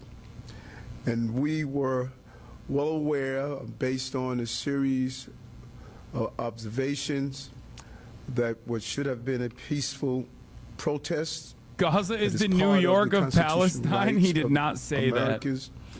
Has clearly been co-opted. A right which this administration supports and defends, to voice your concern. But we have also will continue, and we have sounded the alarm numerous times before about external actors who are attempting to hijack this Hamas protest. Tonight, how much you want to bet he's not talking about the many Zionist organizations that are literally external agitators with Columbia University, as well as some of our other educational facilities. And they are actively creating serious public safety issues at these protests. Maybe some of the students involved don't understand what they are involved in. We urge those and everyone else violating Columbia's order to leave the area and leave the area now. And if you are a parent or guardian of a student, please call your child and urge them to leave the area before the situation escalates in any way. This is for their own safety and for the safety of others. These external actors are obviously not students, and their presence on campus is a violation of Columbia's clearly stated policy. As the police commissioner and our deputy commissioner for intel and counterterrorism, Rebecca Weiner, will detail, you will see why this is of concern to us. This group and the individuals one that we're going to show is an outside agitator with a history of escalating situation and trying to create chaos. It is our belief they are now actively co-opting what should be a peaceful gathering. This is to serve their own agenda. They're not here to promote peace or unity or allow a peaceful displaying of one's voice. But they're here to create discord and divisiveness. That is why I'm urging every student and every protester to walk away from this situation now and continue your advocacy through other means. We will always protect the right to protest, but we must balance that right with the right to keep students, the school, and our city safe. We cannot and will not allow what should be a peaceful gathering to turn into a violent spectacle that serves no purpose. We cannot wait till this situation becomes even more serious. This must end now. I want to now turn it over to Commissioner Caban. Thank you very much, Mayor Adams. And good evening, everyone. Over the past 2 weeks or so, this has been a dynamic, evolving situation, and we have been in contact with university officials from the beginning. Again, we are talking about private property, so decisions on what to do on that property are up to the university. And they've been tokenized. The fuck? All right, back to Chuck Schumer. Promptly face the consequences that are not merely a slap on the wrist. Free speech. It is pretty funny seeing a pig be out of breath while trying to deliver a fucking speech. It's just like peak shape for a cop. You know what I mean? Just like, listen, Excuse me, I had to walk up to this podium. Having a hard time doing what's right over here. You know, you don't understand. You could not walk a mile in my shoes because I got the diabetic shoes on, and it makes it much harder to walk. Discussion and even strong disagreement are fundamental American values. Motherfucker needs a CPAP machine just to fucking be on the podium. And campuses should be places where those values are cherished. Campuses cannot be places of learning and argument and discussion when protests veer into criminality. And those who commit such acts are doing nothing to convince others that their cause is just. It is also unacceptable when Jewish students are targeted for being Jewish, when protests exhibit verbal abuse, systemic intimidation. What do you expect from a relative of Amy Schumer? You know what I mean? Or glorification of the murderous and hateful Hamas or the violence of October 7th. As I said in my speech here on the floor last November, and many times since, that is anti-Semitism. It is loathful. It is unacceptable. Now, on another note, sad note, yesterday in North Carolina, 4 law enforcement officers, including a deputy U.S. Marshal, were killed in the deadliest attack against U.S. law enforcement in 8 years. Several other officers have been injured. Today, the Senate mourns the loss of these dedicated public. What is this? In case you're wondering, yes, the Variety cover issues about how Amy Schumer is really strong for supporting Israel and the criticism of her by supporters of Palestine is actually anti-woman coded. Bro, she said Arabs are all rapists. What are you saying? God, I hate the media so much, dude. I despise the fucking media so much. Amy Schumer was in the zone. This was in March when she was filming on the street in Brooklyn for her upcoming movie, Kinda Pregnant, a comedy about a woman who pretends to be knocked up for attention. In one take, Schumer emerged from a subway station while answering a phone call and was interrupted by a stranger shouting at her from the sidewalk, "Fuck you, Amy Schumer. You're a Zionist. You love genocide." That's awesome. In this instance, she means the current discourse on the Middle East feels one-sided to her, and she'd like to change that. The focus is so razor sharp on Jewish people, but not on Hamas. She says, it's very strange. So I'd recommend most people read a book, Israel, A Simple Guide to the Most Misunderstood Country on Earth by Noah Tishby. Yeah, just read a book, not from a historian, okay? Not from like Israeli academics that openly communicate Israel's genocidal history. Read a book from Noah fucking Tishby, a literal paid propagandist, washed up actress, a fucking member of the Hasbara operation, like a direct paid propagandist for the state of Israel. Just don't read books from any Jew, she says. Just not the Jews that say Israel is engaging in abhorrent actions and has since its fucking inception. You know? Jewish people wrote everything down. Yeah. Just not the kind of Jews that are, you know, Holocaust historians and genocide historians who have been saying, screaming from the fucking rooftops that Israel's actions are unconscionable. Yeah, here's what she was posting, brother. Gazans rape Jewish girls only in self-defense. Beheading is resistance. I love Hamas. Cutting off Jewish breasts for Palestine. Like, she was so fucking mentally ill that she felt like this is perfectly valid to post. Few months ago in regards to Gaza. ACAP for cutie, thank you for the 10 community gifted subs. I can tell this isn't AI because the guy is holding a sign that is also his shirt.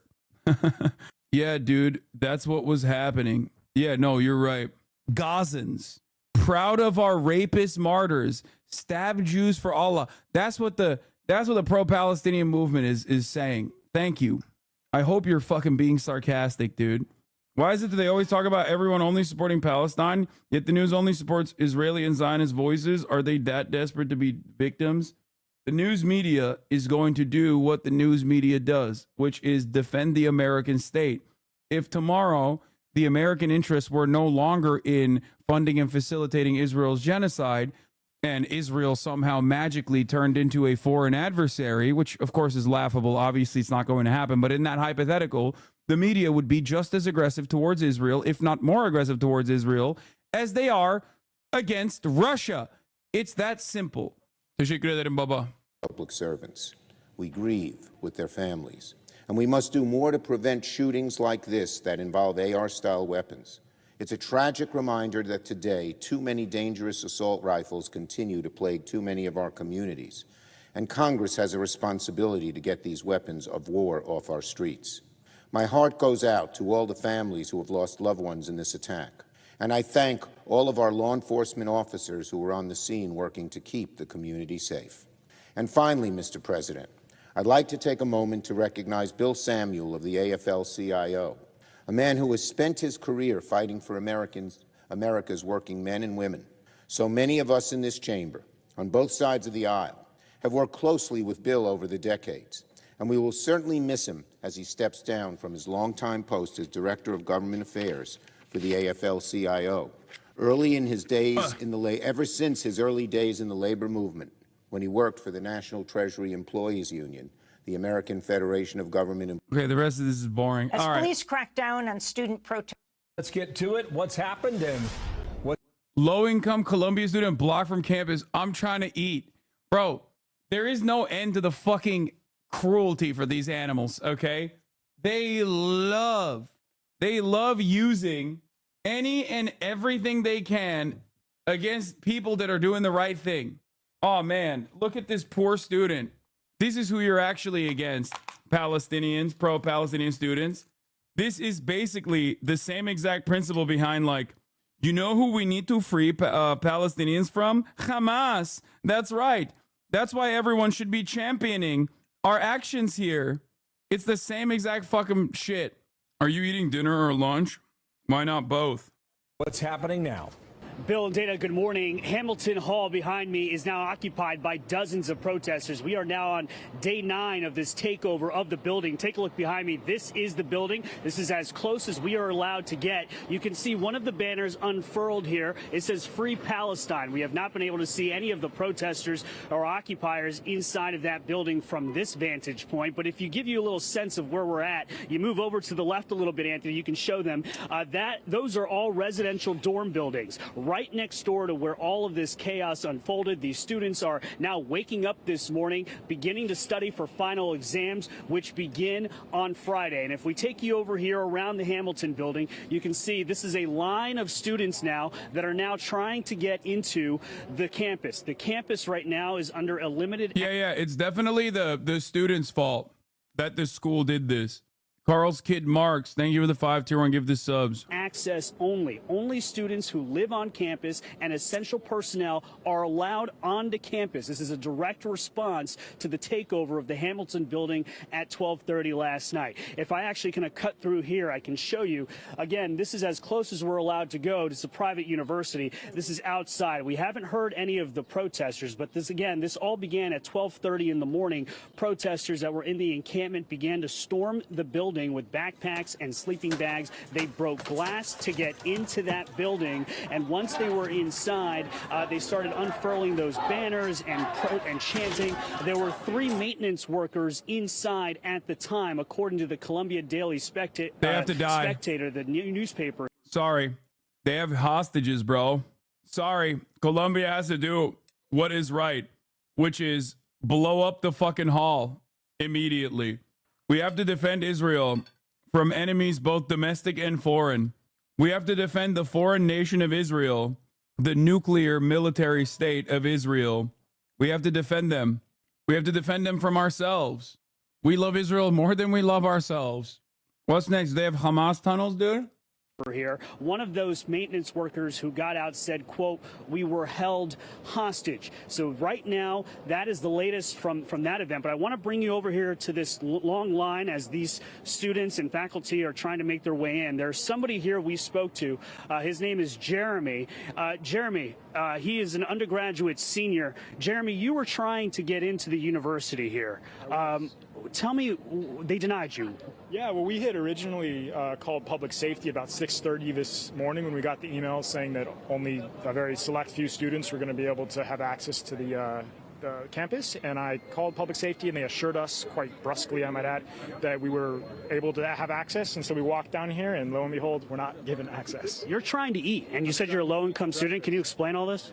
I think you just explained it. I'm trying to eat, and I'm a low-income student. I luckily just, heard back from some of the administrators in my program. They've graciously let us know that we can go to Barnard College or Teachers College, which was two of the affiliate universities or colleges of Columbia, and we can go grab some grub there. But I'm just not liking the amount of chaos that is ensuing around breakfast. You know? And finally, what are your thoughts on the fact that your fellow students here have taken over a building, broke in, they've entered, and this is now escalated to where it is? Well, I think escalating is the word, right? I think that it was a misstep, and I wish that they would have engaged with the university when President Shafiq had come to the table last week. I think that it's a bit of a tragedy, you know, and I think that we need to pack up and go home now. How does this end?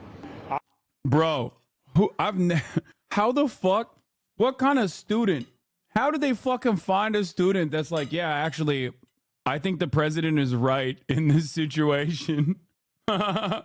That's a good question. I guess that people like yourself in the news have to keep asking tough questions and see where the chips fall. Do you want to see the NYPD come in here? No, I don't. In fact, that was one of the most disruptive elements of the past few weeks. You know, I've been very concerned to see the amount of guns and armaments around the campus, and I'm not happy with the presence of the NYPD. I think anytime you have NYPD, it's even though you can't eat food and you're trying to study, you don't want the NYPD to come in here and break up what's going on.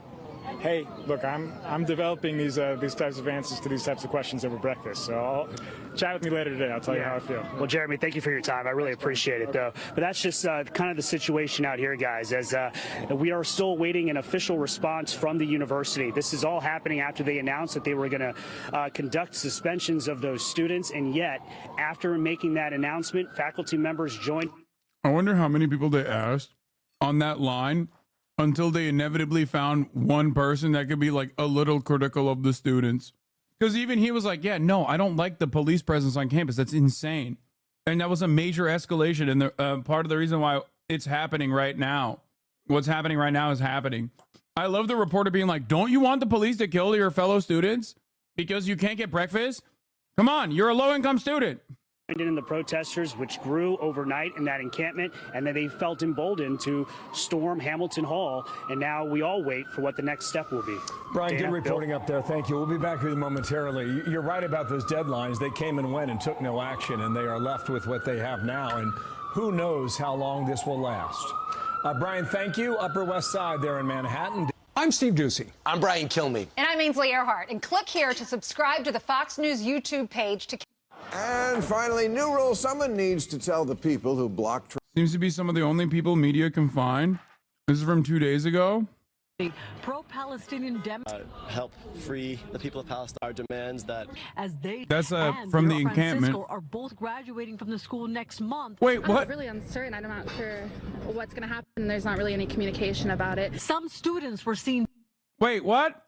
Are concerns. I have family and friends who are looking to come and celebrate, and it's, you know, it is a disruption. Jeremy Wall and his wife Taylor Francisco are both graduating from the school next month. I'm really uncertain. I'm not sure what's going to happen. There's not really any communication about it. Some students were seen debuting their gowns, a proud moment at the brink of disruption. I mean, it's such a tradition to have classes. I have. That is the same guy. Oh, here's Janine Perot going nutty mode.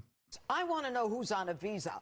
I want to know that their visa's being suspended and that they've started revocation hearings. I want them out of this country. I don't want to hear that they're listening in Al Jazeera and cheering what's going on in the United States, and the Palestinian flag is wrapped up in the United States on Columbia University. And calling for the elimination of Jews. If it were blacks, believe me, they'd be all in jail right now. And I don't resent any blacks, but what I know. Oh my God. What the fuck? Yo, they can't stop being so racist all the time. Is it Title VI of the Civil Rights Act makes it very clear. Department of Education can withdraw the funding, all the tax benefits. The Department of Justice should be involved. And we've got a president who's such a wuss. He has someone speak for him and say, we're going to let the universities handle it. While we have a president who's being prosecuted in Lower Manhattan, who comes out, the first thing he says is, we've got to stop what's going on in these universities. It can stop. They've got to understand they don't have the power, we do, and we're tough enough to use it. Can I add one thing? I'm so glad that true bipartisanship can always be found, you know, when it comes to American foreign policy. Because functionally, like, what Trump is demanding is what Joe Biden is also doing. I wonder if the liberals see that. About confronting difficult subjects through dialogue, especially on the topic of anti-Semitism. It comes up a lot recently in light of campus protests against the war in Gaza, which have sparked a debate over whether it's anti-Semitic to criticize the policies of the Israeli government. Now, former NFL linebacker Emmanuel Acho and actor Noah Tishby have a new book, Uncomfortable Conversations with the Jew, which aims to get people talking openly, even if it's not easy. Emmanuel Acho, Noah Tishby, hey, what's up? Good morning. Good to see y'all. Good to see you. It's good to have you on first on CBS Mornings, as we love it when that happens here on the show. Emmanuel, I'll start with you. You have had these uncomfortable conversations about race, police brutality, even abortion. What made you want to discuss Judaism? For me, it's simple. I feel like justice won't be served until those that are unaffected are as outraged as those that are affected. And so, though I am not a Jew, though I'm not a Jewish person, I said, what would happen? How much more powerful would we collectively be as a society if, rather than black people simply fighting for black people, women fighting for women, Jewish people fighting for Jewish people, we collectively fought together against hate, against oppression, against We collectively fought together to defend Israel. Like, what would happen? How sick would that be? Like, what if we all just like dropped our own personal stuff and just decided that, you know, we are in defense of Israel and the American State Department? Semitism. And for me, you can't empathize with somebody if you're not educated on what breaks their heart. So that was really my impetus for all of it, is let me learn what breaks my Jewish brothers and sisters' hearts so that I can empathize with them and fight alongside them. And you saw Noah online. I did. After October 7th, and you reached out to her. I reached out to her 2 years before October 7th. Oh, to have this conversation. Yes, this project was not a project based upon October 7th. It was a project based upon anti-Semitism. Noah just continued to speak and continued to lead and continued to be a galvanizer in the community. Emmanuel actually reached out to me over a year and a half before October 7th because he noticed the rise in anti-Semitism, which I really want to commend him for that, because a lot of people from outside the Jewish community did not notice that. So we started working on it way before, and then obviously October 7th happened and October 8th, and it became a lot more urgent. Yeah. No, we did. No, we did. We did. The problem is the people that did do that, the people that did notice that, and the people that did fucking yell about that all the time are now also firmly on the side that is protesting Israel's unimaginable cruelty. So it don't really matter what our perspective is. As a matter of fact, it's a bad perspective to have for your propaganda purposes, that so many of the people that are anti-Zionist, that are incredibly critical of Israel, also happen to be the people that were yelling about anti-Semitism. Kind of sucks because it breaks the fucking narrative that like all of this is just unrestricted Jew hatred. That's what must be motivating everybody to be critical. Anti-Semitism is not a straightforward brand of hate. It's both looking up and looking down. Yeah. What did you mean? So what I mean by that is that anti-Semitism not as simple as racism. So when you're racist towards somebody else, you think that you're better than them and you think that they're lower than you. Anti-Semitism is a shape-shifting conspiracy theory. So every few generations, it changes into something different. And it can look like, oh, the Jews are the vermin of the earth, they're lower, they're scum, they're like terrible race, which is what the Nazis were saying. But it can also... No, they literally also said Jews are all powerful. What the fuck are you talking about? Why are you literally oblivious to the main premise of the fucking book that you wrote? No, anti-Semitism, and for the record, racism as well, is always about how the enemy, the opponents, are both powerless, feckless, cowardly, weak, and very strong as well. How are there 3 black panelists on here and not a single one chimes in on this issue to be like, what do you think the 2 black men sitting on that fucking panel right now? 2. What do you mean? Racism is not just about black people being fucking, lesser than or whatever. It's also about the scariness, especially the scary nature of the black man, the violent nature of the black man. That's also power in that situation. She literally fucking dumped this take here and tried to differentiate anti-Semitism, which is another form of racism, mind you, to single it out, and failed to do it in a spectacular fashion because she literally explained historic anti-Semitism as something different than what it actually was. Sound like the Jews are controlling the banks, they're controlling the media, the Jews have this conspiratorial power that's mythological power, really, that's also have been historically caused a lot of bloodshed. Well, you said don't call it power, you said call it positions of power, and Emmanuel, you objected to that. Yeah, the beauty of the book, Nate, the beauty of the book, Gail, there's tension. There's real tension there is there. tension. Because I said, wait a second. When I was, you can read it in the writing. No doubt about it. When I was drafted to the Cleveland Browns, I said, no, the owner was a Jewish man.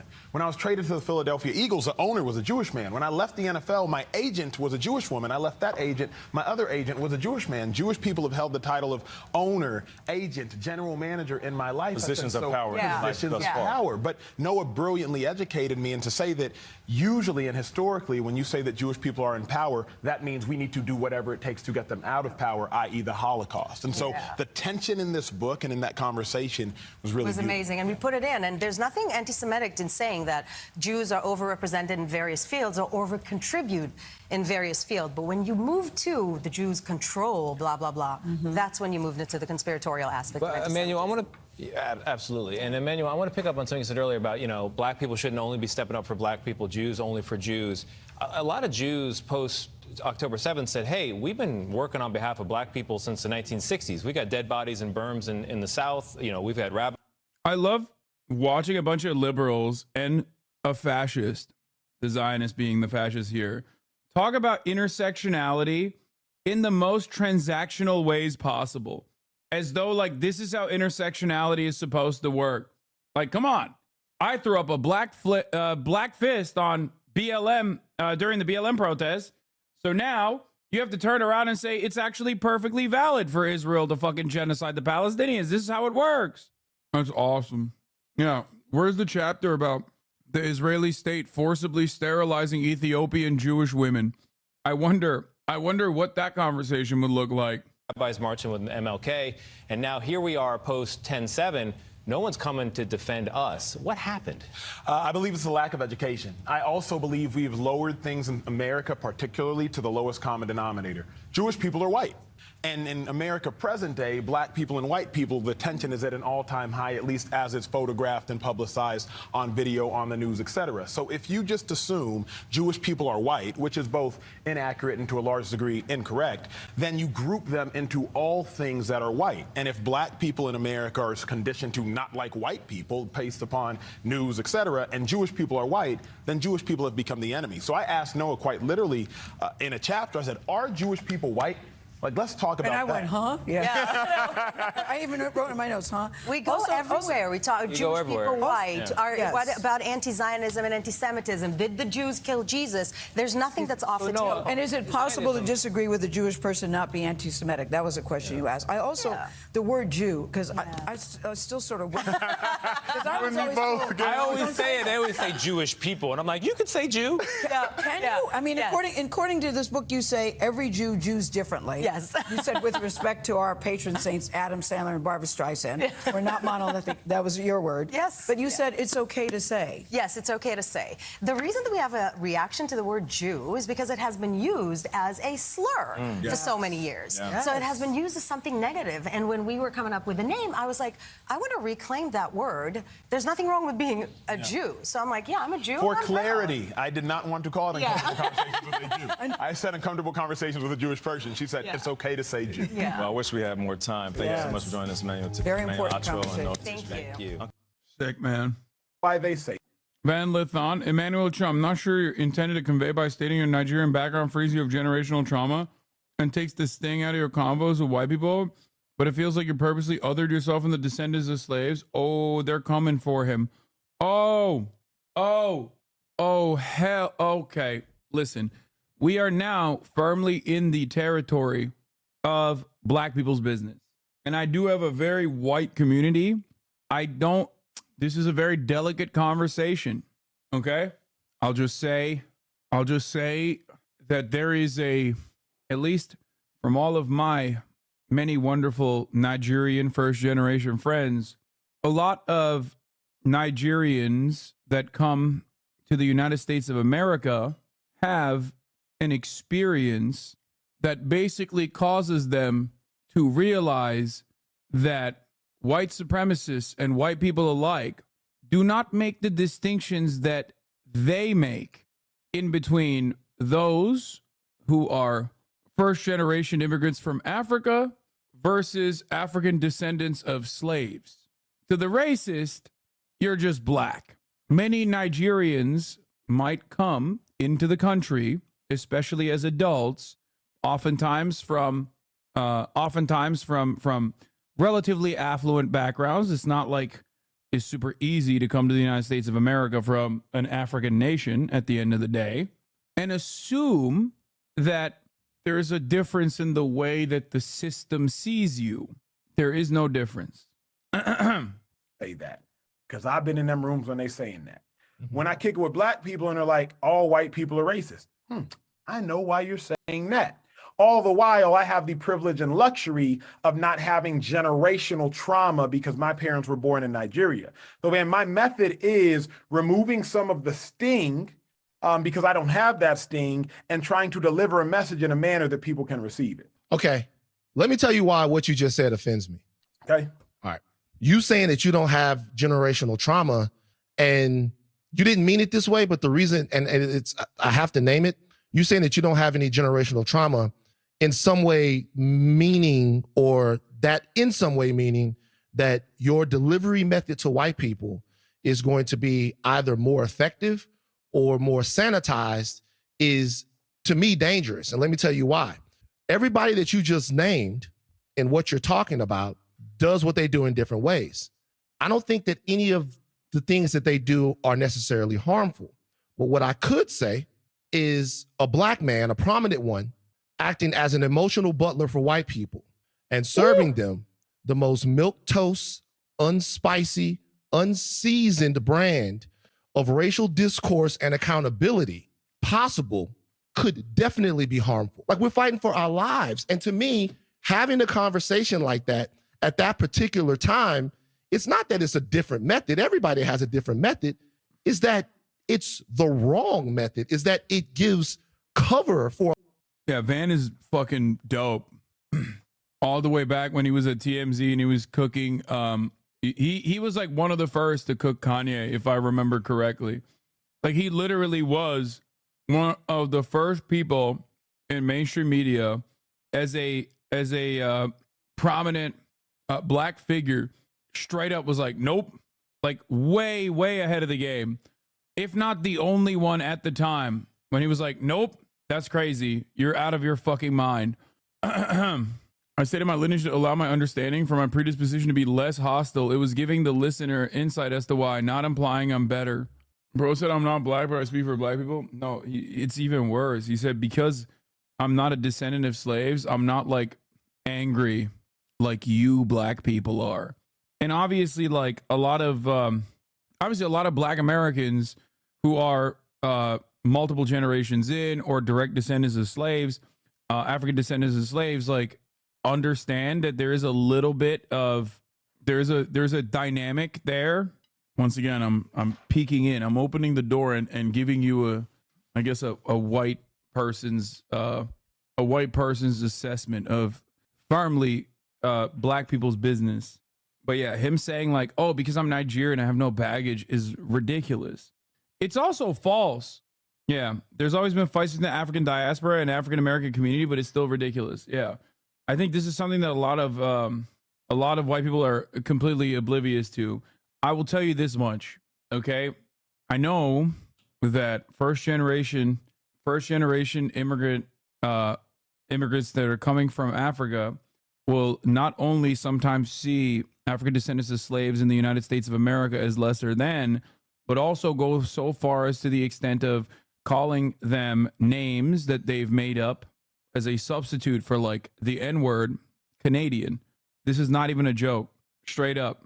Like, it's ironic because it's like internalized white supremacist attitudes. Bro, they literally side with the white people on the bootstraps argument so bad. Yeah. 100% as a fellow first generation Nigerian, he's a liar. Any Nigerian or African who says they don't have generational trauma is a liar. He's tap dancing for white folks and using his Nigerian background as a shield. Wait, my nationality is a slur? I mean, that's literally just like, it's whatever. That's neither here nor there. Anyway, let's watch this fucking narcissistic asshole before I move on to some other shit. Traffic in the name of a cause. No one likes you. You're not wrong. People didn't believe me when I said that my parents used that term. Yeah. No, it's like when they call, sometimes people will call black people Canadian as a substitute for the N-word, is like a inner community meme amongst first generation African immigrants as a way to signal that like they're come from a different background. It's a substitute to say like uneducated, violent, all the same racial stereotypes that white supremacists have for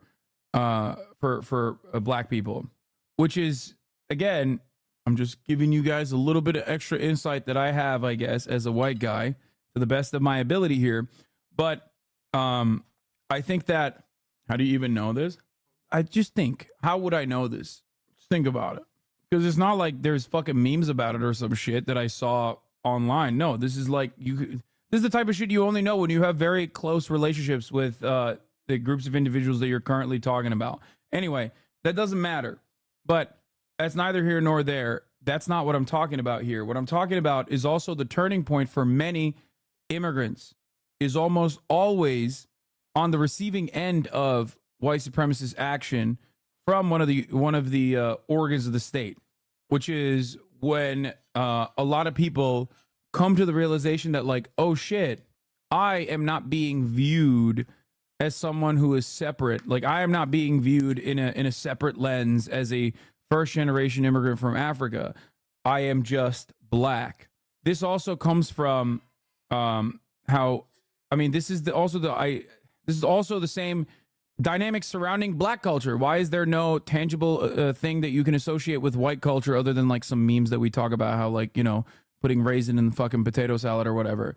It's because blackness and black culture was born out of the material conditions that African descendants of slaves were subjected to. It was born out of a need as white supremacist chattel slavery destroyed all of the diverse backgrounds and the religious practices and the languages and cultural practices of black people, of Africans, and the unique parts of Africa that they came from. They were forced into creating a new culture born out of the violence and subjugation of chattel slavery. Because, you know, there's a reason why, as a white person, you can trace your lineage all the way back to like when your fucking parents got on a boat and came here. You can trace your lineage all the way back to however many generations, but black people can't do that. Black people, African descendants of slaves in the United States of America, cannot do that. Have you never wondered why they cannot do that? Because there's a cutoff point where they became capital, one unit, forcibly removed from their own history, from their own ethnic backgrounds, from their own heritage, from their own languages and their cultural practices, chattel. That's why there's a difference between black and white. Whiteness can only be defined on the boundaries of what it's not. And what it's not is black. Whiteness is the one group of people that will not ever be considered white, regardless of all of the other groups basically coming after, you know, multiple generations of immigration, coming under the banner of whiteness, becoming a part of the in-group. The only group that will never be considered white is black people. Asians will never be white. Brother, Asians are seen as the model minority. We're talking about the way that people in positions of power view and analyze and write out the rules. Anyway, black people are not looking to be white. That's not what I've ever even intended. Why do you have to always be so fucking unhinged? Anytime I speak on black issues, Demi Charm, please. You were so good for so long, for months and months and months. I'm aware, but I wanted Chad to understand. Okay, thank you. Sorry. No, there was a time when Demi Charm stopped chirping at me anytime I spoke on black issues for like a good couple, for like since October 7, I think. Pre-October 7, you would yell at me in this exact same way, but it's fine. What does being black have to do with Israel? Oh, nothing. Just like, it's just, I mean, being black has a lot to do with Israel if you're a Jewish person who happens to be black, but I mean, want to go to Israel, like if you're Ethiopian, for example. And you're probably hurting your cause. When you talk about black issues, it sounds patronizing. Maybe because I'm not talking to black people when I talk about black issues. And I'm talking to fucking white people who don't understand it at all. Yeah, Piers Morgan joke. Here's a Piers Morgan joke. There's a 3-minute ad break right now at the top of the hour. And if you no longer want to see those ads, all you need to do is subscribe for $5 or for free with Twitch Prime. Let's watch this video now. In case you haven't seen what's going on lately, activists for ending the war in Gaza have taken to gathering on roads and bridges and stopping commuters from crossing. It happened last week in New York and San Francisco, Chicago, Seattle. They also blocked traffic here on the 405, but no one noticed. Okay, that's actually, as a joke, that's fundamentally not a bad joke. Like, that actually was surprisingly not that bad of a joke. I can't believe I'm admitting this. Obviously, because, like, it's not, the receiving end of the joke is not the pro-Palestinian students or activists, but instead how shitty fucking LA traffic is. What they did notice was this, that you have to be pretty dumb to think that the way to bring people around to your point of view is to make them late to pick up their kids from daycare. And that's what most normies are thinking. I have a kid. I have a job. And yes, I'm sure there are injustices on both sides in the Middle East, as there are injustices all over the world. But I'm going to be late for work, something you protesters on the bridge seem to have the luxury of not having to worry about, which seems kind of privilegey. Isn't it funny that the dudes who are saying this and like chirping literally have not had like a real job in 4 decades?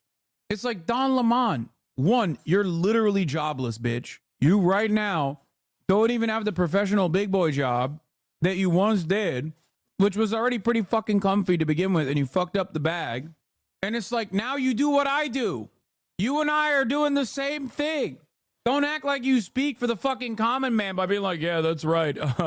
It's like, your commute is not a real thing, okay? You can glue your hands to the street because your hands don't have to do any work today. I'm not saying there aren't sincere passions. Oh, not the fucking pro-Palestinian students aren't fucking me, guys. Scott Galloway. About Gaza, especially among people from the region, but social justice warriors, for a lot of them, it seems like it's more about the warrioring than about whatever the cause is. If you really cared about apartheid so much, which Israel does not actually practice.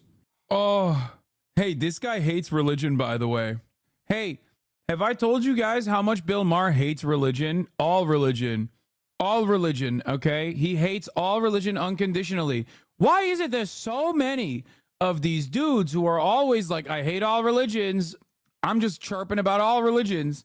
They never have that smoke for the religious fundamentalism at the heart, okay?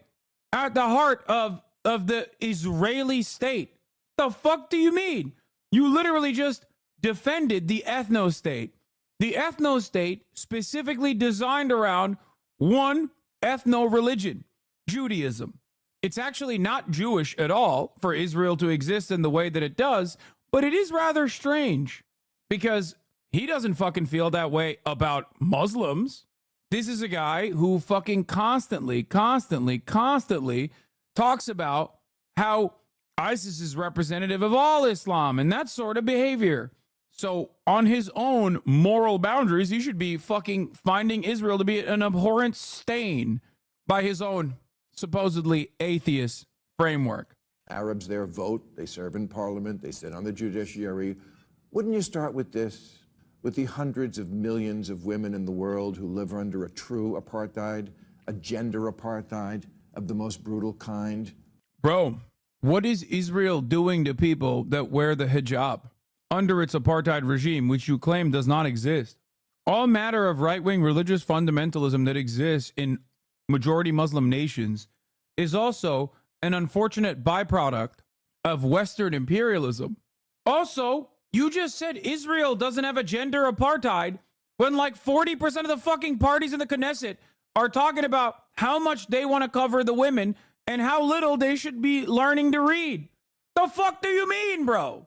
Women must not read, party. I'll wait. Are you really speaking truth to power, or do you just think you look cool in a keffiyeh? Which is really just the new Che Guevara t-shirt. Another historical figure you never researched and so think is a hero, but was actually a sadistic, racist monster fighting for... Bro, Che Guevara, literally, first of all, he's using the Heritage Foundation, which I love for this project. Che Guevara. Okay, before I start with Che Guevara's own personal history, I just want to mention something really funny here. Aren't you anti-cancel culture? Aren't you literally anti-cancel culture? You're fucking chirping about a dude and what he wrote in the Motorcycle Diaries when he fucking literally spent the rest of his life fighting for Pan-African nationalist black liberation directly in Africa? Hey, dumb fuck, you are older than he was, and what the fuck have you done with your career? You're still racist. What an insane fucking take, dude. What an insane take. He's literally like, yo, have you seen what Che had to write about black people back in the day? Time to cancel him. Please do not look at the Cuban Revolution and what it did for black and brown indigenous Cubans, what it did in terms of emancipation for them. Please don't look at what Che Guevara did for the rest of his fucking life, post-Cuban Revolution. Please. Bro pulled up old tweets. It's crazy. Yeah, students have not done their research. The Heritage Foundation. Communism, the worst form of government ever. But these are small matters. Now's a good time to explain. Yeah, by the way, Bill Maher, the public N-word user, by the way, being like, Che Guevara is so racist. You haven't done the reading. He is such a fucking arrogant piece of shit. I despise him so much because I'm not a radlib by any means, right? As you guys know, I get mad at radlibs all the fucking time, especially when people talk about like white mediocrity or whatever. But like Bill Maher is a thing that cannot exist as anything but a white man, an old white man, okay? He's not funny. He's not intelligent. There is no version of Bill Maher that is any other fucking race, any other background, okay? They get packed up. They might get opportunities. You might be like a mediocre white lady, for example, okay? And then boom, you'll get packed up eventually. No mediocre, arrogant, shitty, unfunny person has had this much staying power with the exception of Bill Maher. You cannot be like a black man and be this fucking mid and have this much of a career in Hollywood. It just doesn't happen. So he is, in a way, unironically, the perfect representation of white mediocrity and white supremacy in that regard. It's just so bad. And as years have gone by, his quote-unquote comedy has only worsened. He is just basically repeating PragerU videos now. Also, he's calling Che racist. Remember his comedy sketch was straight up just anti-Arab, Islamophobic garbage? Yeah, he fucking loves anti-Arab sentiment. He doesn't consider it to be racist. He considers it to be a brave and bold political statement. Che was so racist, he went to Africa to fight in the decolonial struggle. I think this tweet was made for you. And scream if you love Yakuza. Bro, stop showing me LeBron James right now. Small matters when activism merges with narcissism. Less about the cause and more about me. Look at me. Oh, dude, what are you doing? You're literally shitting on fucking student protesters who are getting brutally beaten down by the police right now for saying things that you are too terrified to say, because guess what? If you were to say those things, you wouldn't have a job anymore. That's right. You are a cowardly little piece of shit. You might genuinely believe that Israel is awesome personally, but you know damn well that if you were to say half of the fucking things that those student protesters are saying about how Israel is a genocidal state, about how Israel is committing a genocide and it is an apartheid regime, you would be shit canned, okay? Because that goes against the American State Department's interests.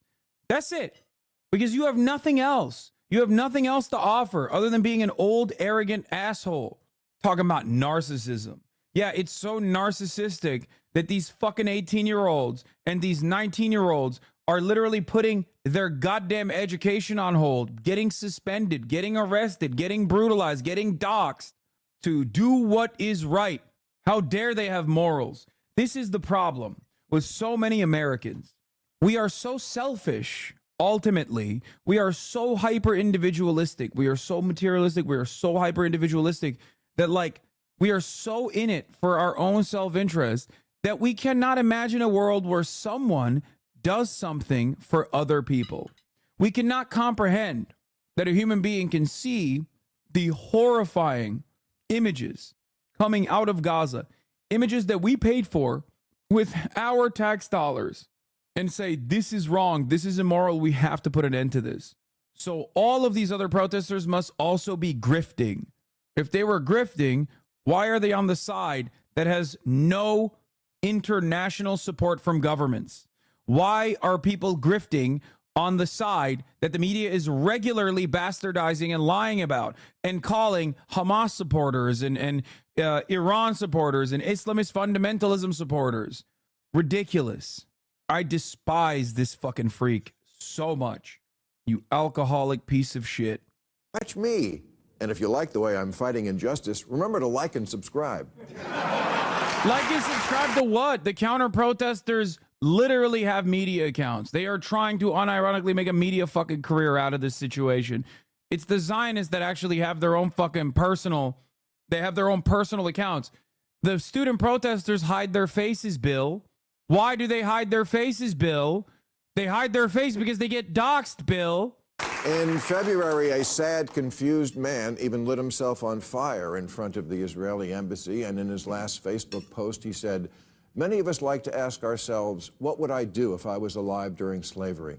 Interesting cocktail question, sir, and I guess the right answer is kill myself. But it wouldn't have actually fixed the problem if General Ulysses S. Grant had immolated himself and his last words were, "Hey, Lincoln, are you using that log?" Wait, is he saying that Aaron Bushnell, instead of engaging in a radical act of protest as an airman, should have just violently destroyed the nation state of Israel somehow? Is that what you're saying, Bill? Are you going to give us the guns, Bill? What's happening?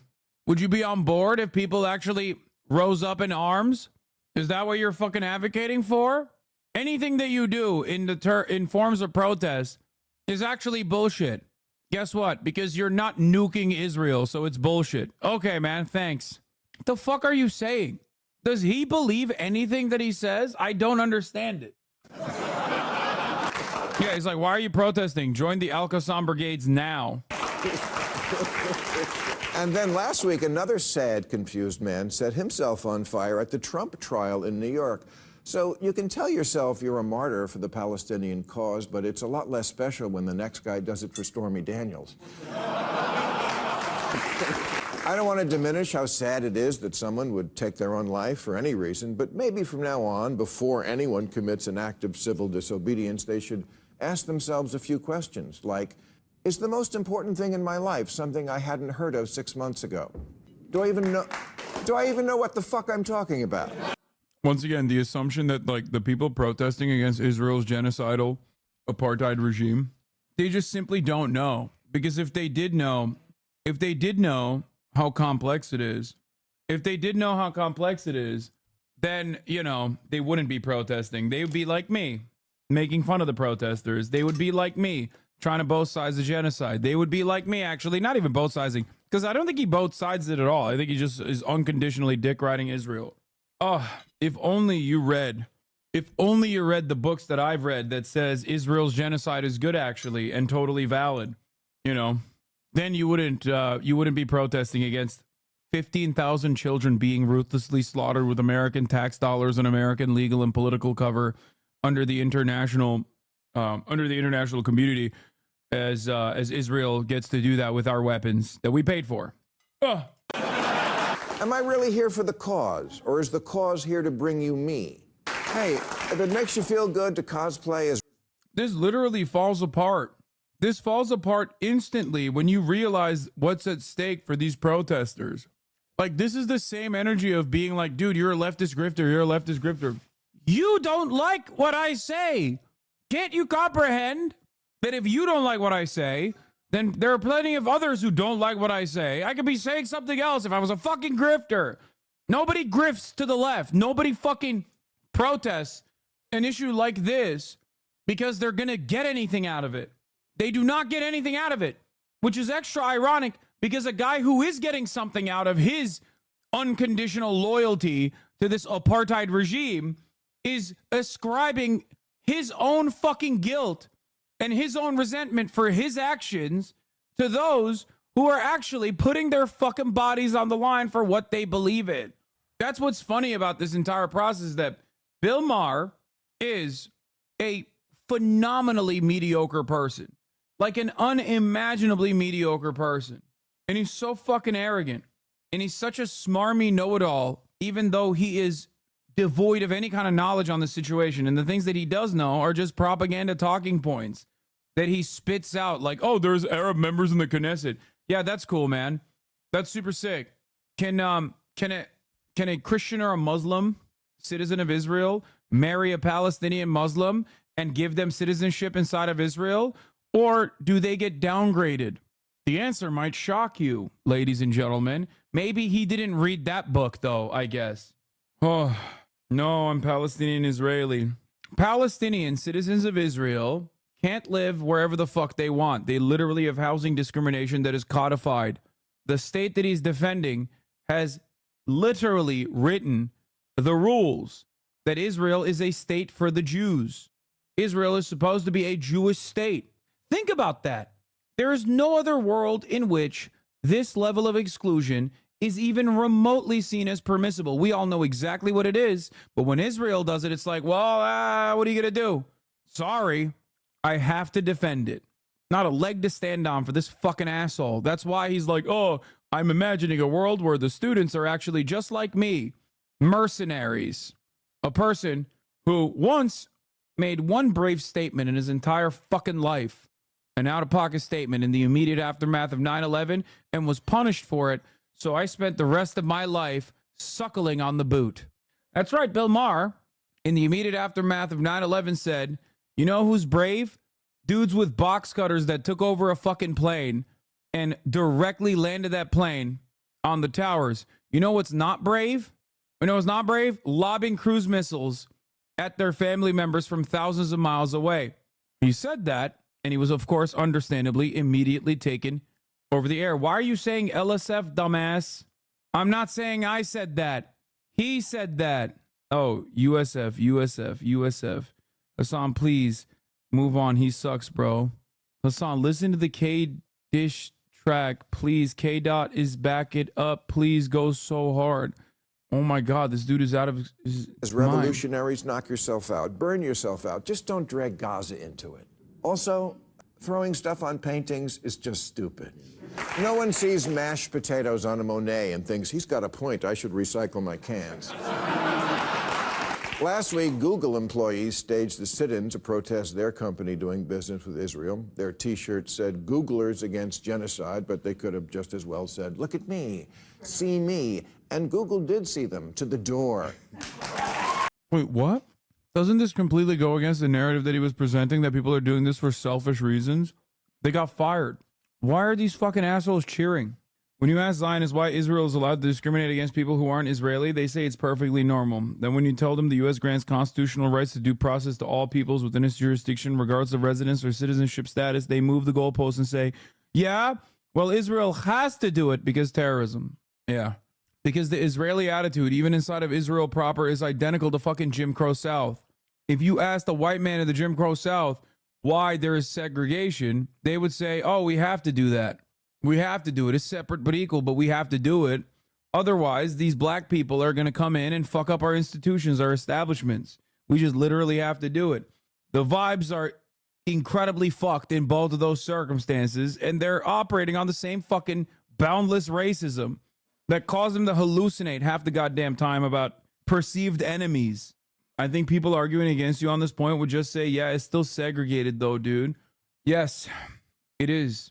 Except the circumstances for black Americans now, while there is still much more room and much more economic segregation and much more white supremacy to tackle in the United States of America. Having said all of that, the situation for the Palestinians in Gaza and in the West Bank is still unimaginably worse.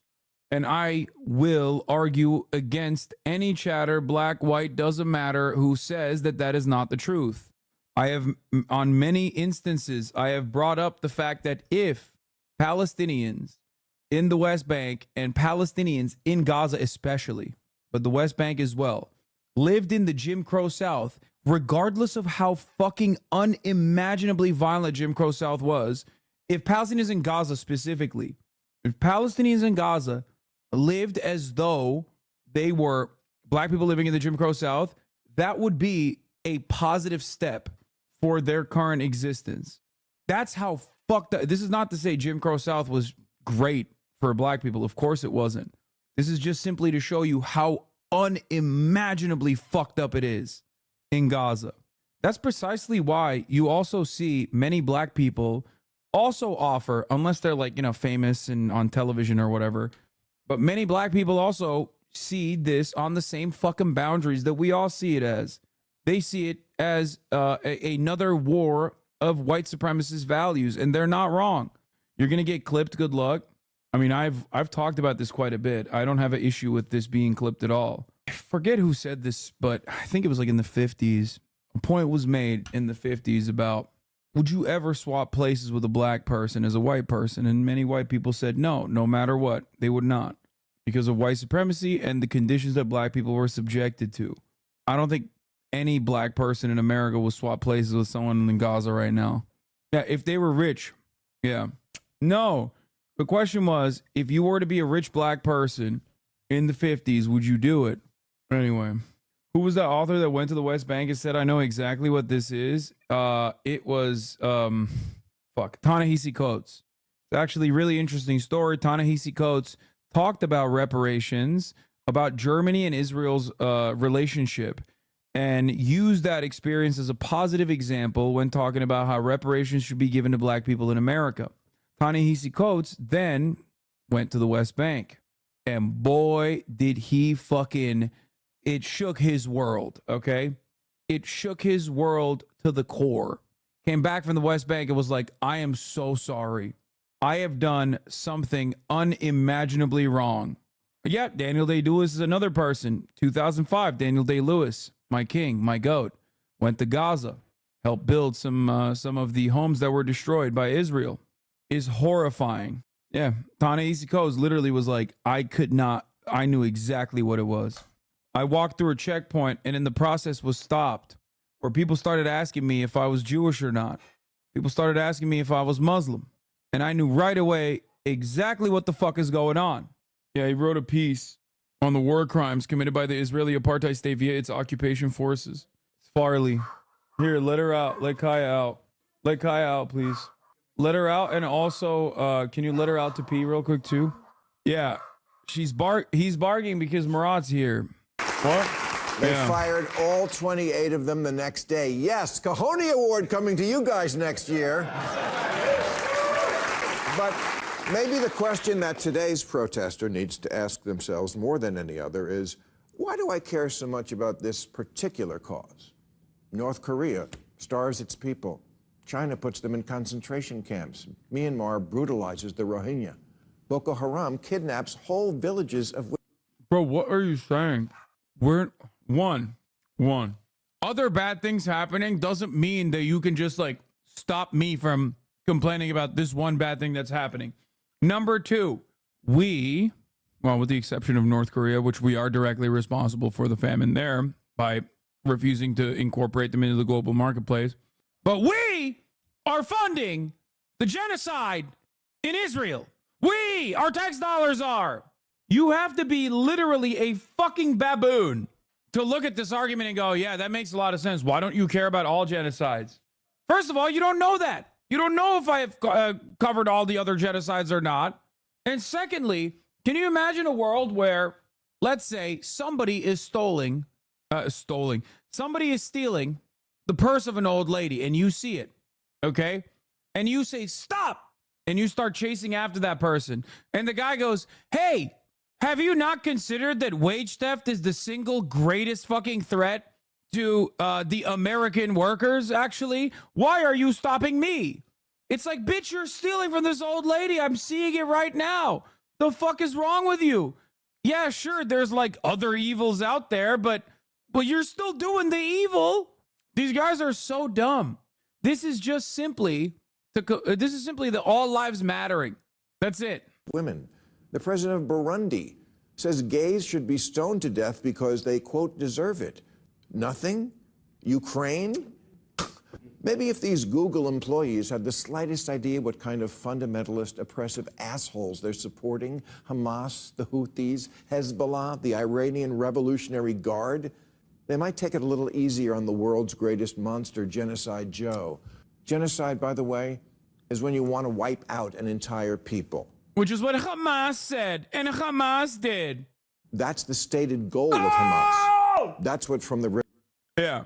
Israel kills fucking 40,000 Palestinians over the course of the past 7 months with American weapons and American tax dollars and American political cover. I sleep. College students say from the river to the sea. Whoa! Yo, that's fucking genocide! Yo! Hey, yo! Words are violence. Every single one of these reactionary pieces of shit, every single fucking day of the goddamn week, love, and I mean love, chirping like the most mentally ill, multiple cat having, rad libs, cackling like fucking hyenas. The moment Israel is a part of the conversation, they go, oh, bodies in spaces, bodies in spaces. You're not listening to the framework of Jewish people who want to do genocide. That's right, it's anti-Semitic. I don't care that there's Jewish people on the other side saying that they're anti-Zionist. It's anti-Semitic anyway. There's nothing wrong with having cats, okay? Calm down. Think about that. Like, he's saying words are violence, dude. I thought you were anti-woke. What the fuck happened? My man is anti-woke only when it comes to... But when it comes down to it, he loves canceling fucking Che Guevara. Quote mining Che Guevara. Not gonna look at what he did for, like, most of his life, by the way. And fucking saying the real actions that are unconscionable here are students saying from the river to the sea, Palestine will be free. An emancipatory slogan. That is the real violence here. Not the Mark 84 laser-guided JDAM missiles. Ridiculous. River to the sea means. Hamas would do that to Israel, but can't.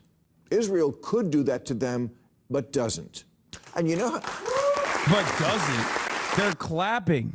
They're fucking clapping for it. Oh my God, these people are such fucking scumbags. Oh my God. Israel could do that, but doesn't. Oh, so grateful we should be to the fucking holy state of Israel for taking their sweet time with the fucking ethnic cleansing. You know what I mean? Thank God. Oh, 75 years of this shit, but he doesn't think it's an apartheid anyway. Because he doesn't know anything. The only thing he has learned is to say the right fucking things, so he does not come across as contentious to anyone in actual power ever again for the rest of his life. That's why, under the Trump administration, he constantly chirp about Donald Trump, and under the Brandon administration, he's literally fucking taking the exact opposite stances to the things that he claimed he cared about. That's why these people constantly talk about wokeness. Has he seen the leveled buildings where nothing is left? I don't get it. It doesn't matter. It doesn't fucking matter. Okay? He doesn't care. He, much like Divorcelli, much like the entirety of r/World News, is just operating on pure Islamophobia and might is right politics. That's why I always say, every conversation with a dick rider of Israel devolves into 2 fucking talking points. 1, might is right. 2, Muslims are barbaric monsters who only understand force and must be fucking made servile. That's it. And he did both of those things. And you know how you could find that out? Google it. And then he's going to do like Orange Man bad, blah, blah, blah, blah, blah. Shut the fuck up. You're just as monstrous and a genocidal piece of shit as Donald Trump is. At least Donald Trump is chirping from one fucking perspective. He's just as narcissistic as you are. But you're a fucking fake Donald Trump supporter. You hate Donald Trump. You just love everything he does when he's not the one doing it. I do not want allies like this. I think you are a piece of shit. You are a monstrous scumbag. And I would much prefer an honest, racist Republican to a dishonest, racist piece of shit liberal like you. Okay? Because at least I know that motherfucker's a wolf. Okay? You masquerade as a sheep, and then you turn around and stab everybody in the fucking back. You portray yourself as a liberal and then regurgitate Republican propaganda. I'd much rather you openly admit what your position is and wear that fucking Klan robe and burn that goddamn cross instead of sitting there talking like you're some goddamn liberal, some goddamn progressive, while regurgitating Fox News propaganda to a T. Fucking animal. If there was any fucking justice in this planet, his liver would have given out many, many years ago. Okay? His kidneys would have fucking failed. But goddamn it, unfortunately, as a mediocre white man, the perfect beacon of white mediocrity, as a matter of fact, he gets to be in this position and make millions of fucking dollars and get the best kind of healthcare possible, despite the fact that he's constantly combating his organs with his ridiculous amount of alcohol consumption. And not to rub it in, but you know who all this posturing for a cause reminds me of? This fat guy from Florida. Trump is so totally bad, dude. Trump is so totally bad, dude. What difference do you have in the way that you analyze Islam and Muslim people and Gaza than Donald Trump? Nothing. You and Trump are identical. You and Trump are also identical when it comes to vaccines, by the way. His perspective on vaccines is identical. You and Trump are identical on vaccines. You and Trump are identical on Gaza. You and Trump are identical on woke culture and these annoying protesters. You and Trump are identical in the way that you want to deal with these annoying protesters. Why are you still voting for Joe Biden? Well, Joe Biden also is identical with Donald Trump in many of those issues. That's probably why he doesn't give a shit and wants to vote for Joe Biden. Who's always pretending that he's all about the cause of making America great again, when plainly he's simply history's greatest attention whore.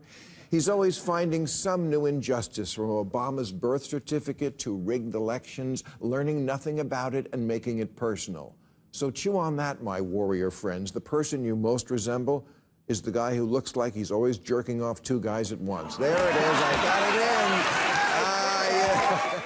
The Biden protests that are going on are horrible. It's all caused by him, because he doesn't know how to speak. He can't put two sentences together. He's got to get out and make a statement, because the colleges are being overrun in this country. The anti-Semitism, all of the problems going on, they're being overrun. I've never seen anything like it. He said he ran because of Charlottesville. Well, if the people that know Charlottesville, when you extend the statement, it's a big hoax what they say was said. And they understand that. And Charlottesville is peanuts compared to what you're looking at now. This whole country is up in arms. Isn't that funny? Isn't this what, like, all the woke libtards have been saying for the past week, too? That's great, man. I love seeing, like, the Brianna Woos of the world say these exact same things that Donald Trump is saying, while simultaneously, and it's unhinged, by the way, while simultaneously being like, I hate Trump. I totally hate Trump. I love Israel, and I hate Trump. Breaking into colleges, knocking the hell out of university. I mean, they took over. I know. Yeah. Bro, you defended Charlottesville, and it feels like you're kind of still defending Charlottesville. You said there's very fine people on both sides as Charlottesville, bro. He literally has more smoke for the pro-Palestinian students than he does for the fucking literal Nazis. Campus protests are meaningless, not gonna lie. Yeah, dumbass. You can keep fucking believing that all day, every day. That's why it's so meaningless. That's why everyone is fucking chirping about it.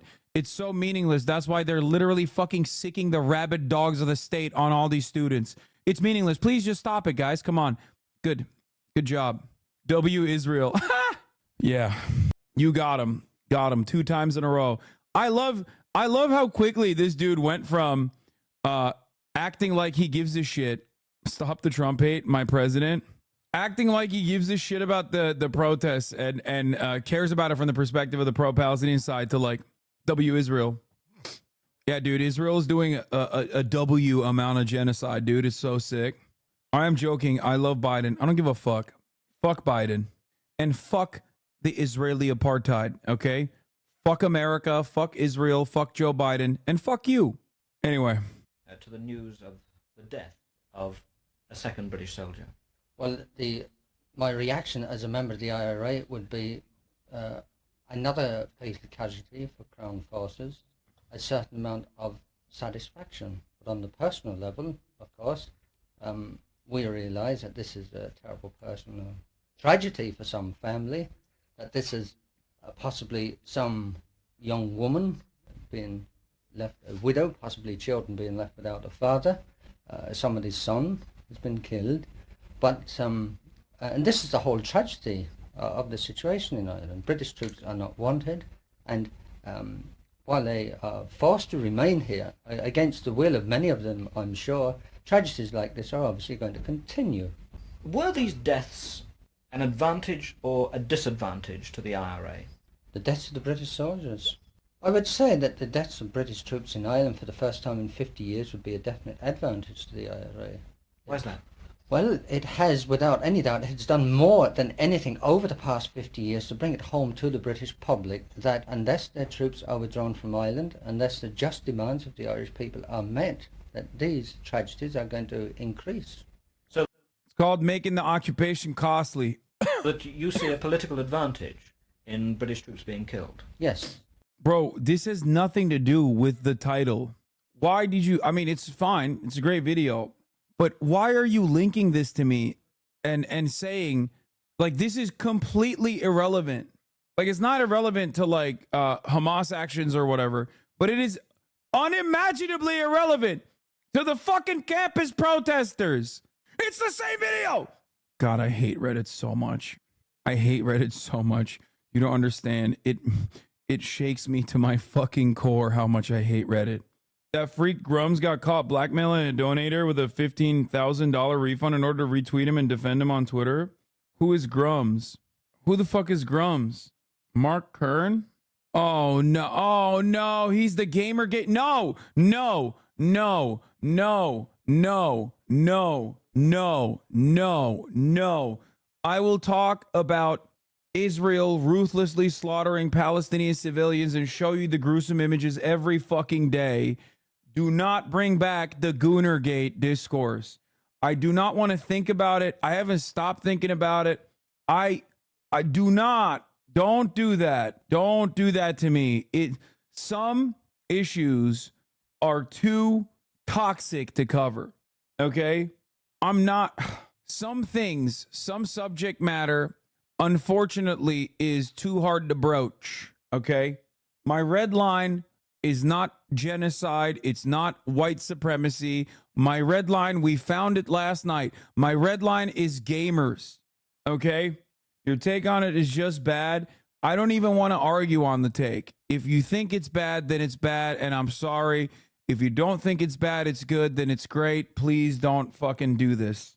It actually, all that revolutionary courage and hope gone in an instant, fucking gamers. Yeah, no.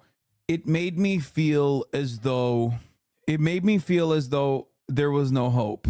Okay? There was no hope whatsoever. Yes, I've seen that TikTok.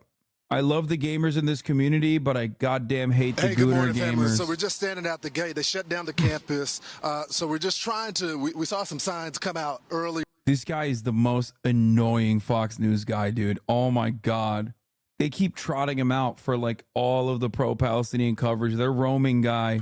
Holy moly, he sucks so bad. Earlier today from some of the protests. Let me see if I talk to one. Hello, how are you doing? Hi, good, how are you? What's your name? My name's Lillian. It's nice to meet you. Why are you here today? I'm here in support of the students, and I think that it's really important that everyone who stands with Palestine and Gaza right now is also standing with these students. He's not as annoying as you. Shut up, Piros314. I know you're going to fucking be annoyed right now when I serve you the 3-minute ad break, but let me tell you something, okay? You don't have to be annoyed by me as long as you subscribe at the top of the hour. There you go. I knew you were going to come for that. I didn't get baited. I used your fucking shitty attempt. You're giving me a 10-10 now. Congratulations. I used your shitty attempt. Oh my God, he's a mobile chatter. Oh my God, I think he's a mobile chatter and he thought he got me. I parried it and then expertly got a 10-10 from you.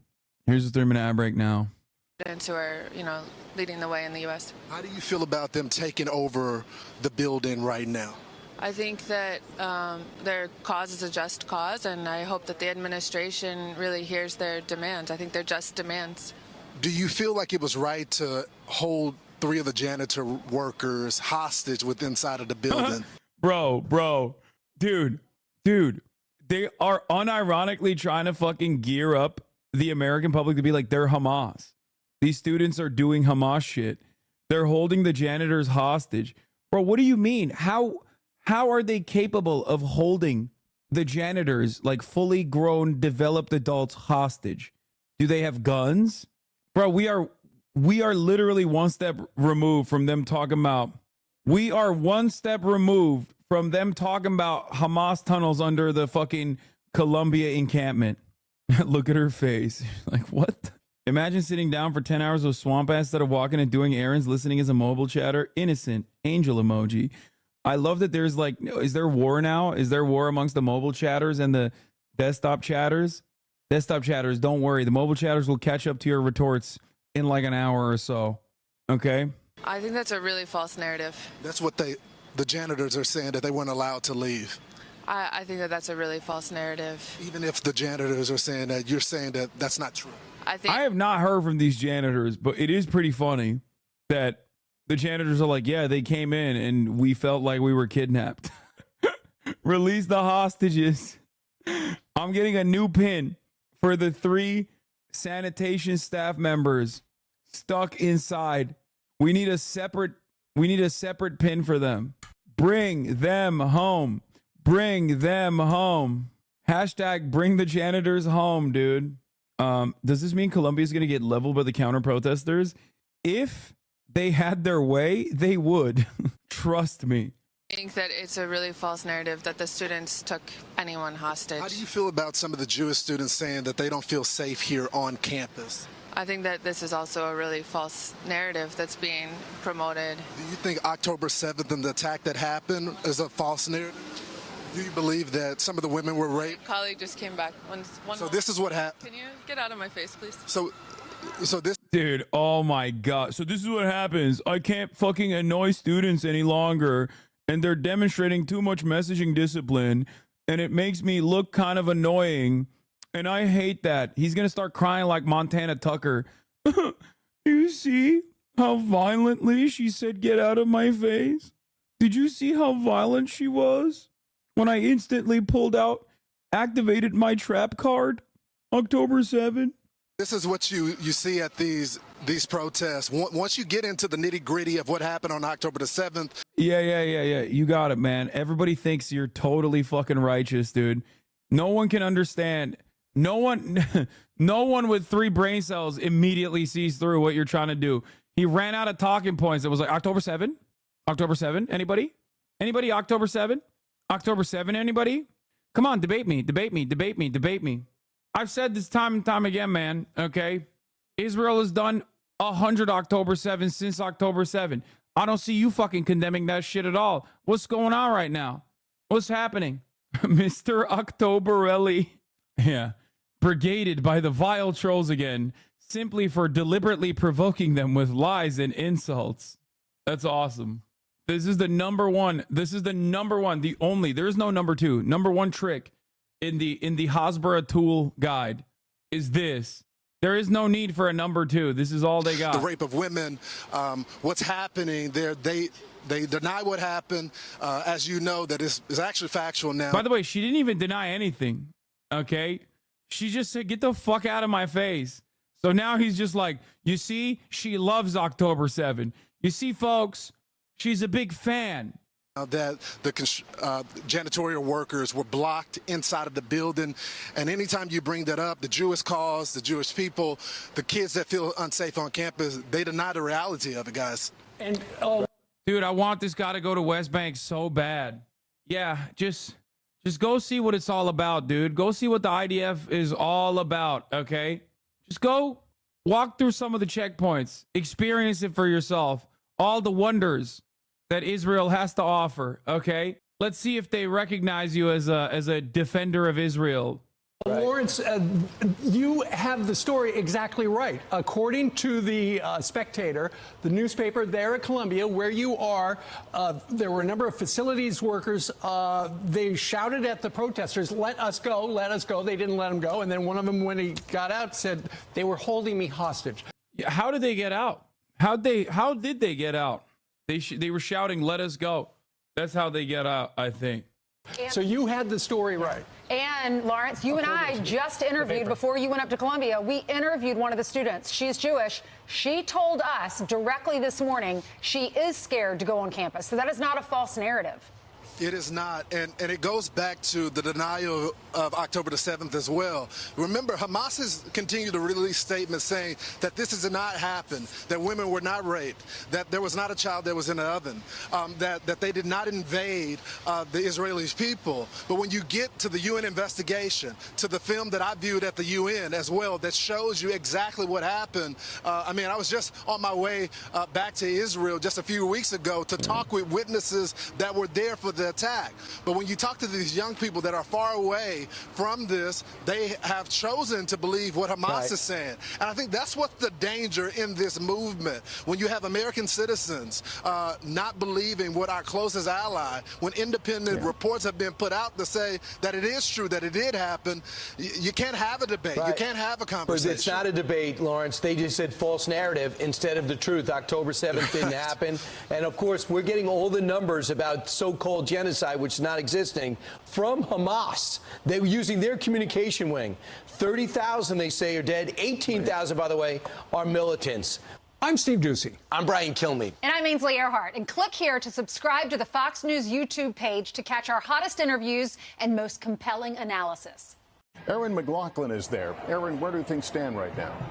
Lester, tonight the mayor of New York, pointing to external actors, is urging parents to call their children to get them to leave the campus immediately for their safety. Meanwhile, the NYPD says they're ready to assist if the university calls and asks for their help. Tonight, tensions at Columbia University reaching a new high, with the school.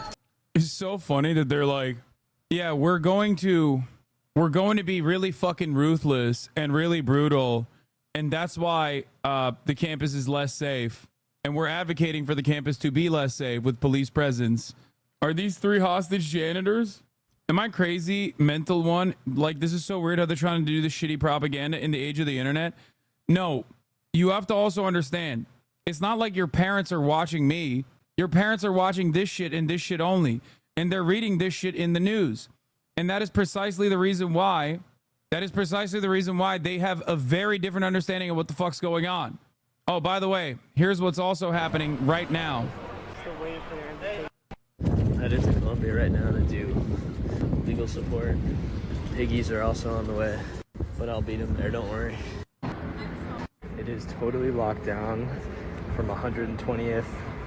It looks like down to 114th.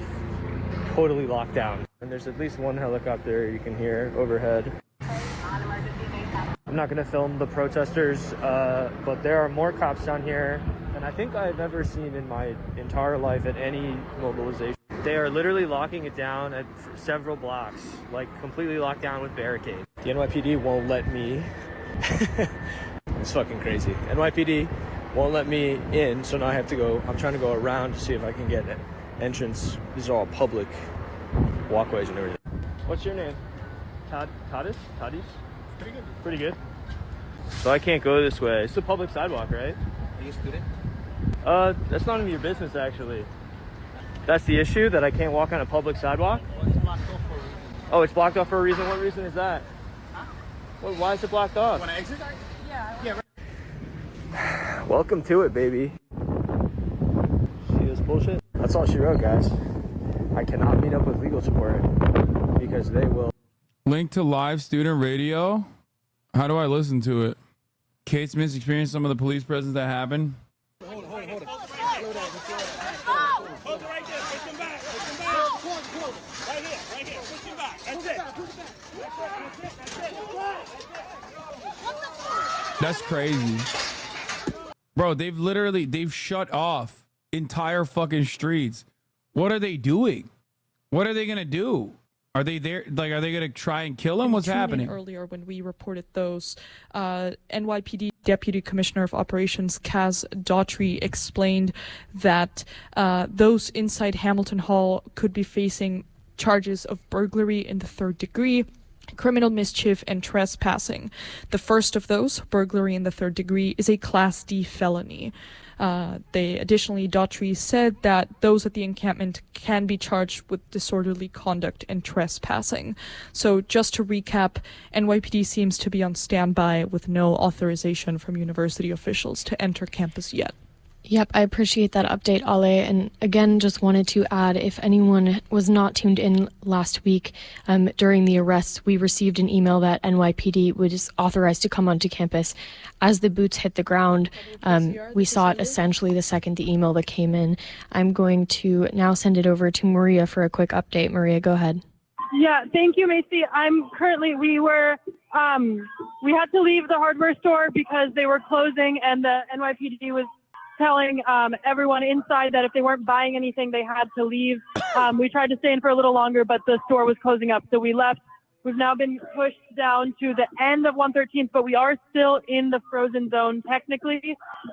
It seems like some NYPD officers are more serious about pushing everyone out than others. There is a small protest outside of the barricades. If you can hear the chants right now, but I wouldn't say more than maybe 40 people. And currently we are seeing a building up of NYPD Strategic Response Group officers at the north side of Broadway and 114th Street. They have not mobilized yet, but they seem to be letting in small groups of officers from time to time through the group of protesters on Broadway and 113th behind the barricades. Great. Thank you, Maria, for that update. I'm now going to send it over to Teddy in the studio. Thank you so much, Macy. So I was peering out of a window that we have in the studio that looks onto 114th and onto Broadway, and I noticed they're still not allowing people through there laterally or vertically, but a new update is that the barricade on 114th on Broadway is now completely lined up with riot police officers. This means that they have their tactical helmets on with the shields, they have zip ties, batons, etc., completely lining up these barricades that block off Broadway, and they're still lined up on 114th and not allowing passage in or out, which, yes, is a big deterrent. I appreciate that, Teddy.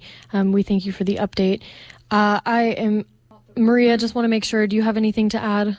All right, in that case, I'm just going to comment on a post that was made by Columbia University Apartheid Divest, which once again was the group that was organizing the encampments, though they have said it was an independent group that has taken Hamilton Hall, so that distinction is important. But Columbia University Apartheid Divest posted 8 minutes ago, mobilizing needed, people willing to risk arrest go to protect Hind. Hind is what they have been referring to Hamilton Hall as.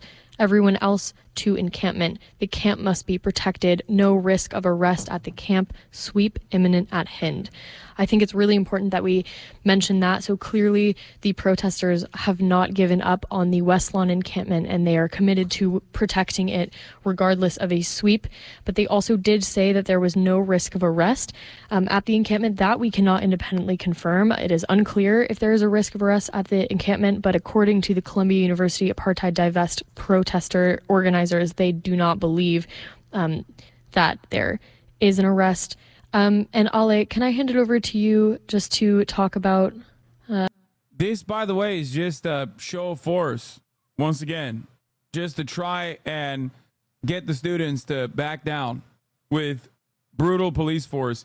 UCLA is threatening arrest and saying they have police on standby to come in and clear the encampment. They aren't letting anyone into the encampment. I just got back and wasn't able to go into support. Does this not feel co-opted by you to escalate and further degrade public perception of these protests? What do you mean? What I think is happening is, what I think is happening here is the government behaving in the way that it's supposed to, which is, or the government behaving in the way that is very predictable, which will definitely backfire on them. Beating the shit out of students that are anti-war protesters has historically always been regarded as a massive fucking wrong, a massively evil, massively fucked up thing to do. Here's a letter from UCLA admin for this in the Gaza Solidarity encampment. Law enforcement is on hand and prepared to arrest individuals in accordance with applicable law. So UCLA is trying to seize on it as well. The fucking government, instead of like defending these students is basically, I mean, it's not an accident that all law enforcement is like operating at the same fucking time with the same ferocity. Nice, dude. What movie? Thank you. Least racist Zionist. That's nice, man. Thank you. Yeah, you don't want to see nobody. I don't think people are going to appreciate, middle class people, rich people are going to appreciate having their children having their children get arrested brutally and violently by the fucking police for saying that genocide is abhorrent and that our tax dollars and our tuitions should not go to supporting this genocide. It's a turning point for sure.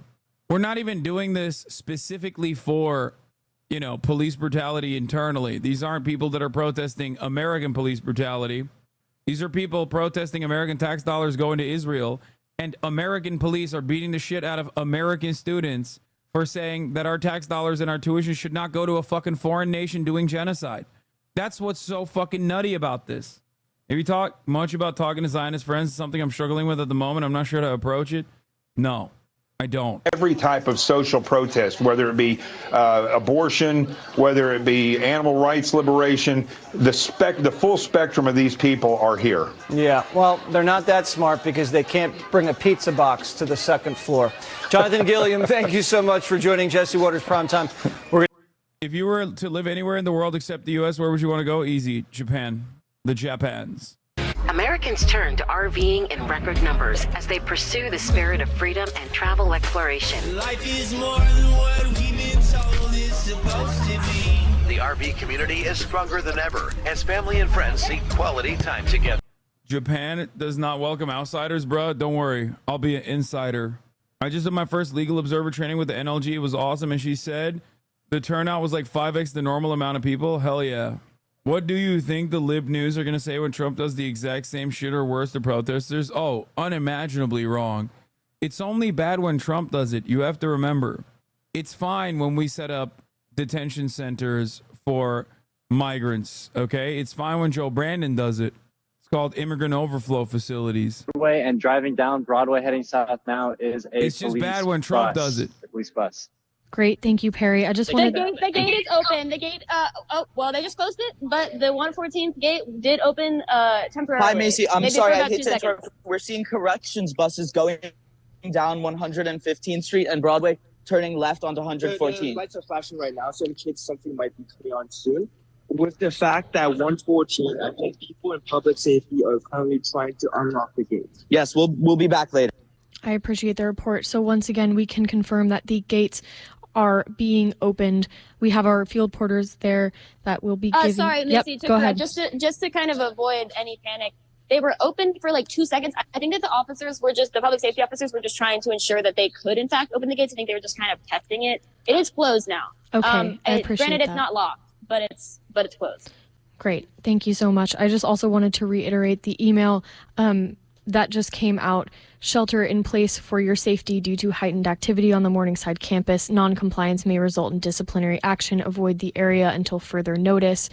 That is very important to note. Also, it does somewhat nullify the statement from Columbia University Apartheid Divest that said there was no threat of arrest for those who remained on the West Lawn. We really can't confirm that statement, especially after this emergency notice has come out. I also just wanted to note that students for at least an hour now have been having trouble accessing their dorms. Those that live on campus have not been allowed entry because of the block off of the police barricades. So it's a bit difficult to have this emergency warning out when we know that there are students that are not able to access their living situations. So I just want to make sure everyone is on alert for that. The wildest part about this is that it's in the middle of New York City. So when you block off, when you get the police on board and you block off fucking public roads, you're not only blocking off traffic and whatnot, but you're also stopping students from entering their fucking place of residence. It is insane. To make sure they all stay safe, I'm going to hand it over to Ted now. Ted. Yeah, thank you, Macy. And I just want to note on kind of the presence of journalism right now. There's many journalism school students out here right now. They have been in coordination with their dean to grant, some access to make sure that they can continue to do journalism in this very important moment. We also were able to ourselves get a few individuals in with the help of this journalism school dean. So, there are many high up individuals at Columbia who know that there are student journalists working on this. Our faculty advisor was in contact with Dean Fromm earlier. So the student journalists, have been committed to this story the entire time. And they will be committed to this story, it seems like, to the end tonight. Thank you, Ted. I appreciate that update. It's very valuable to have not only WKCR, but also the journalism school out there tonight. Ian, I'm going to hand it over to you if you have an update. Thank you, Macy. I wanted to update on the West Lawn right now, where the ongoing encampment is still placed. We have some people taking off the flags from the kind of line that they had out, which flags were placed under. But I will say also, University of New York, another place where there's student demonstrations happening. The low numbers of people at the West Lawn right now is incredibly noteworthy. There is, I want to say I could count on maybe one or two hands right now, the amount of people here. I'd say I had 5 to 10 people here right now, but it seems that they are busy. The people who are there are busy dismantling the encampment right now as it goes on. And as police build up around a campus, I think the question remains, what is going to happen to the West? I thought CUNY was CUNY, and then SUNY is State University of New York. SUNY is State University of New York. CUNY is CUNY. You're wrong. Or City College of New York, CCNY. A faculty statement on imminent police action at Columbia University. This is for immediate release, April 30th, 2024. The statement reads, at this hour, the NYPD is massing on barricaded streets outside the gates of Columbia University. Columbia faculty has spent the day offering our help to defuse the situation on Columbia's campus and have been rebuffed or ignored. We have been locked out of our campus and have demanded to be allowed back in and have been rebuffed or ignored. This is not new. Columbia faculty have attempted for the past 2 weeks to intervene in the situation, only to be shut out by senior university leadership. NYPD presence in our neighborhood endangers our entire community. Armed police entering our campus places students and everyone else on campus at risk. That is why university statutes require consultation with faculty, statutes which appear to have been ignored since April 17th and again tonight. We hold university leadership responsible for the disastrous lapse of judgment that have gotten us to this point. The university president, her senior staff, and the board of trustees will bear responsibility for any injuries that may occur during any police action on our campus. So that is a faculty statement on imminent police action at Columbia University. Thank you, Perry. That is a very important statement, once again, from faculty at Columbia University. Important to hear their perspective on things. They deserve to be here. I just wanted to reiterate, without a protest, none of us would be here. What about with, the way that the... Oh, here we go. They're going to fucking put microphones on the face of adults that are there, some of which will have great media moments, many of which will not. And then they're going to bait them and be like, look, see, they love Hamas, all of these people. States is doing is so much more than just worth broken glass. We'll always be able to repair that glass, but the fact that there's 40,000 lives that will never, ever, ever be taken back. Yeah. So what will you guys do when the police come right in here and, end up maybe handcuffing people and arresting them? We'll do what we always done. We'll get arrested, just like the criminals in the subway. They're always right back out in 24 hours.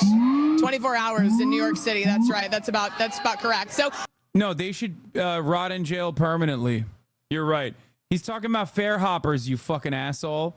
Yeah, fair hoppers are released in 24 hours because why the fuck would they be? Why would they exhaust state funds for longer than that? Oh, now let's talk about the real suppression of free speech. Threatening to throw the Republican nominee in jail for exercising his freedom of speech. Oh! You know what? Actually, we're going to go back now to Alexis. Alexis, what's happening now? Yeah, so I'm going to show you here. These NYPD officers just pulled up, so this is kind of a look here. They have their riot gear and they're walking in. We're talking dozens of police, okay? So this shows you the NYPD is not messing around at this point.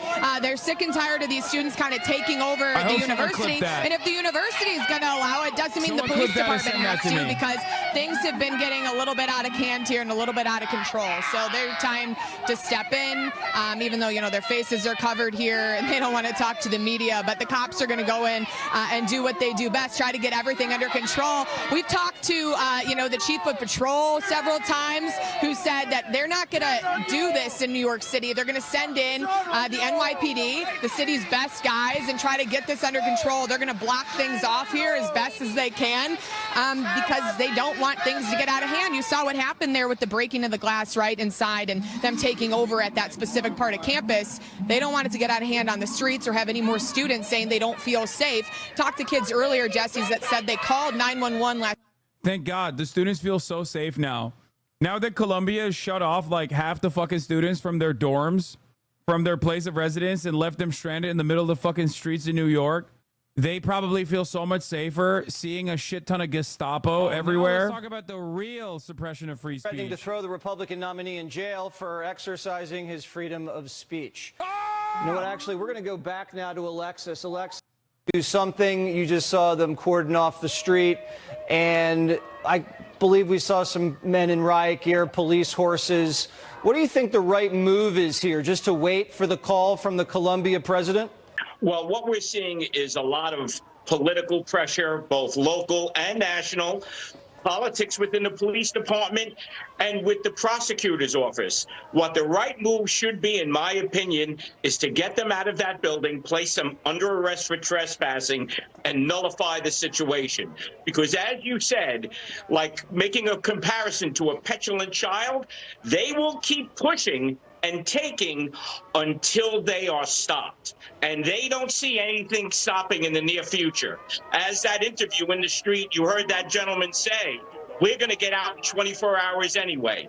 So this is, you know, we're reaping what we're sowing in law and order right now. And it's a sad state of affairs, in my opinion. You saying it's now been politicized. You're saying politicians could be calling the Columbia president, possible Democrats. We know Morning Joe thinks this is absolutely terrible for the Biden campaign. Do you think she's under pressure from politicians to call the NYPD in tonight? Absolutely. I think the president of the college wants to take the onus off her and make the boys and women in blue the bad guys. And then when they get arrested, we'll see tomorrow morning, dollars to donuts, we will see them marching out, waving their flags with no criminal record. And that will only perpetuate more. Yeah, we should kill them. Like, we should keep them in prison permanently, these students, for the crime of what exactly? Well, you know, for being upset about Israel doing genocide. That the NYPD kind of forcing the Columbia president's hand to say, listen, this is directed from the outside. We know who these people are. You either do the right thing or this is going to get ugly fast. Absolutely. This is being pushed to this ultimate conclusion. So all the potential violence, the buildup that you're seeing is being used as a propaganda tool across the country to be re-employed in colleges across the country. They're planting a mind virus in these college students. They're very malleable. And this has happened between the professors and outside agitators that are coordinating this, in my opinion. Yeah, the NYPD officer, the female, said that this wasn't going to stop here. And she said it in not any uncertain terms. She predicted this is going to spread in New York City. It's going to spread to other colleges in New York City, and it's going to spread across the country. Does she have access to intelligence that tells her this is only just getting started? Well, there are various now. My guess is the Joint Terrorist Task Force, the NYPD Intel Division, they are looking into this, and they're not revealing everything they know. But this is not happening organically. There is, in my opinion, communications all over the country. This is a coordinated effort, and it's akin to rolling a snowball down a hill. And once you get it to a certain velocity, it takes a life of its own. And that. Wait, I don't get it. Then don't fucking behave like animals. He's like, listen, once you deploy the police, it's just like they're going to be like animals and then people are going to get mad. It's like, yeah, dude, well, then don't fucking be animals. Well, at this point, I think that it's ridiculous that they've even had to have this much of a discussion. The law enforcement should have been in there a long time ago and started arresting these people. But of course, because of the pushback from the universities, it's now at this place where some sort of negotiation is yet again having to be reached. Do you believe that there is an actual terrorist angle, an overseas terrorist angle through Iran, through Hamas, as some of the other guests were speculating? I think that there's going to be a wide range of individuals that are involved in this, but there's no doubt that there's a conspiracy, even at the local levels here, that these people can be charged with, even with the trespassing, with the property destruction and things of that sort. That's just local law enforcement even. So you have the local law enforcement, but if you follow the money too, if you see where the tents, they look like $300 REI tents, all the same green. I guess that's the color of Hamas. And they're all purchased, and do you think that would be able to put a case together, the money? Well, there's absolutely coordinated effort. This is the part of the video shown by the NYPD to prove that their intel to the Columbia protests have been co-opted by professionals. Making a barrier to be dragged into Hamilton Hall. Here's an example of two individuals breaking into windows. Again, the black bloc attire is something that we've seen in protest activity for quite some time. Barricades that are being dragged into Hamilton Hall. Again, people unaffiliated with the school who are assisting in allowing them entry. Some training sessions that are occurring within the encampment itself. You know, that is something that the university has been very clear that only university students are to be allowed within the encampment. And these are just some still shots of some of the property destruction that we saw within Hamilton. Unimaginable. They're breaking into the building to occupy it. Guys, someone needs to put an end to this. We got a couple windows that are broken. Think of the glass.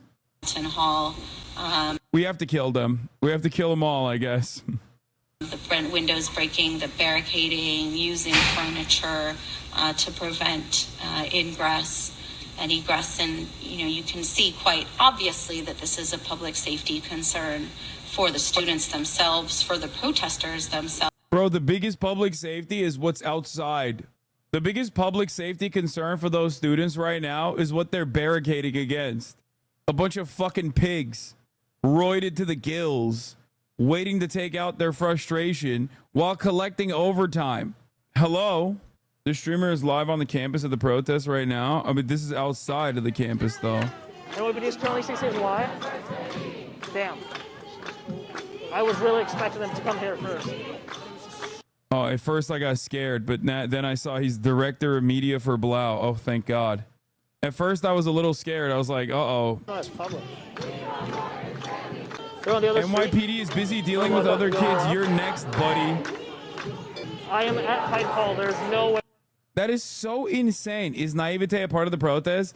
I can already smell the fucking Divorcelli Octoberelli chatters in his chat.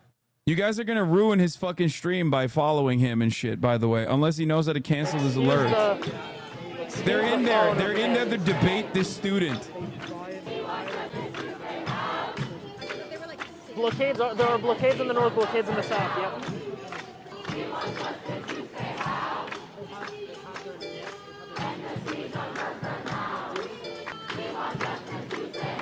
Mute my alerts.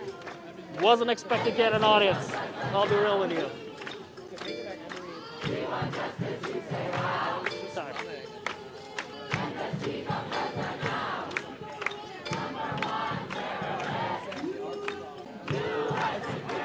HasanAbi. Oh shit. What's up?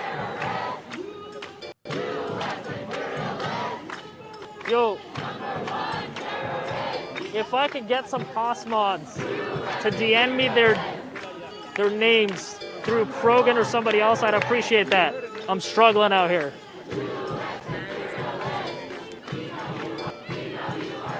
Oh no.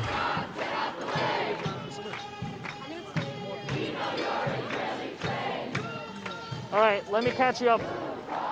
I've been here for about 2 hours. They blockaded the street. NYPD blockaded the street about 2 hours ago. I asked them if people inside of this barricade are allowed to be here. They stated yes. They asked me if I wanted to leave. I said no. For the past 2 hours, there has been a population of about 1 cop for every 2 protesters. I mean, the amount of NYPD resources being spent on this side of the protest was insane. Since then, they haven't allowed anybody but students through. I haven't been able to leave because I'm not a student. I've been able to leave because I wouldn't be able to go back in. Since then, the crowd has increased. I have heard on the ground that people are unable to enter if they are suspended. Columbia University Emergency Medical Vehicle, interesting. So my understanding is that all of these students are either suspended students or people who were here more than 2 hours ago, like me, who walked in and were allowed to.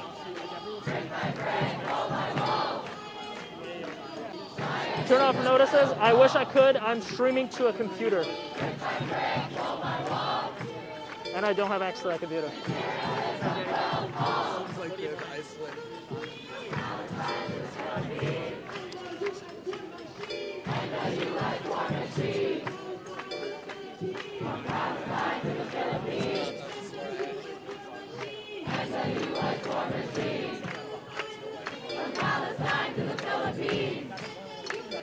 Hasan says in regard, hey, I wish I wore my merch, man. This is the one day I didn't.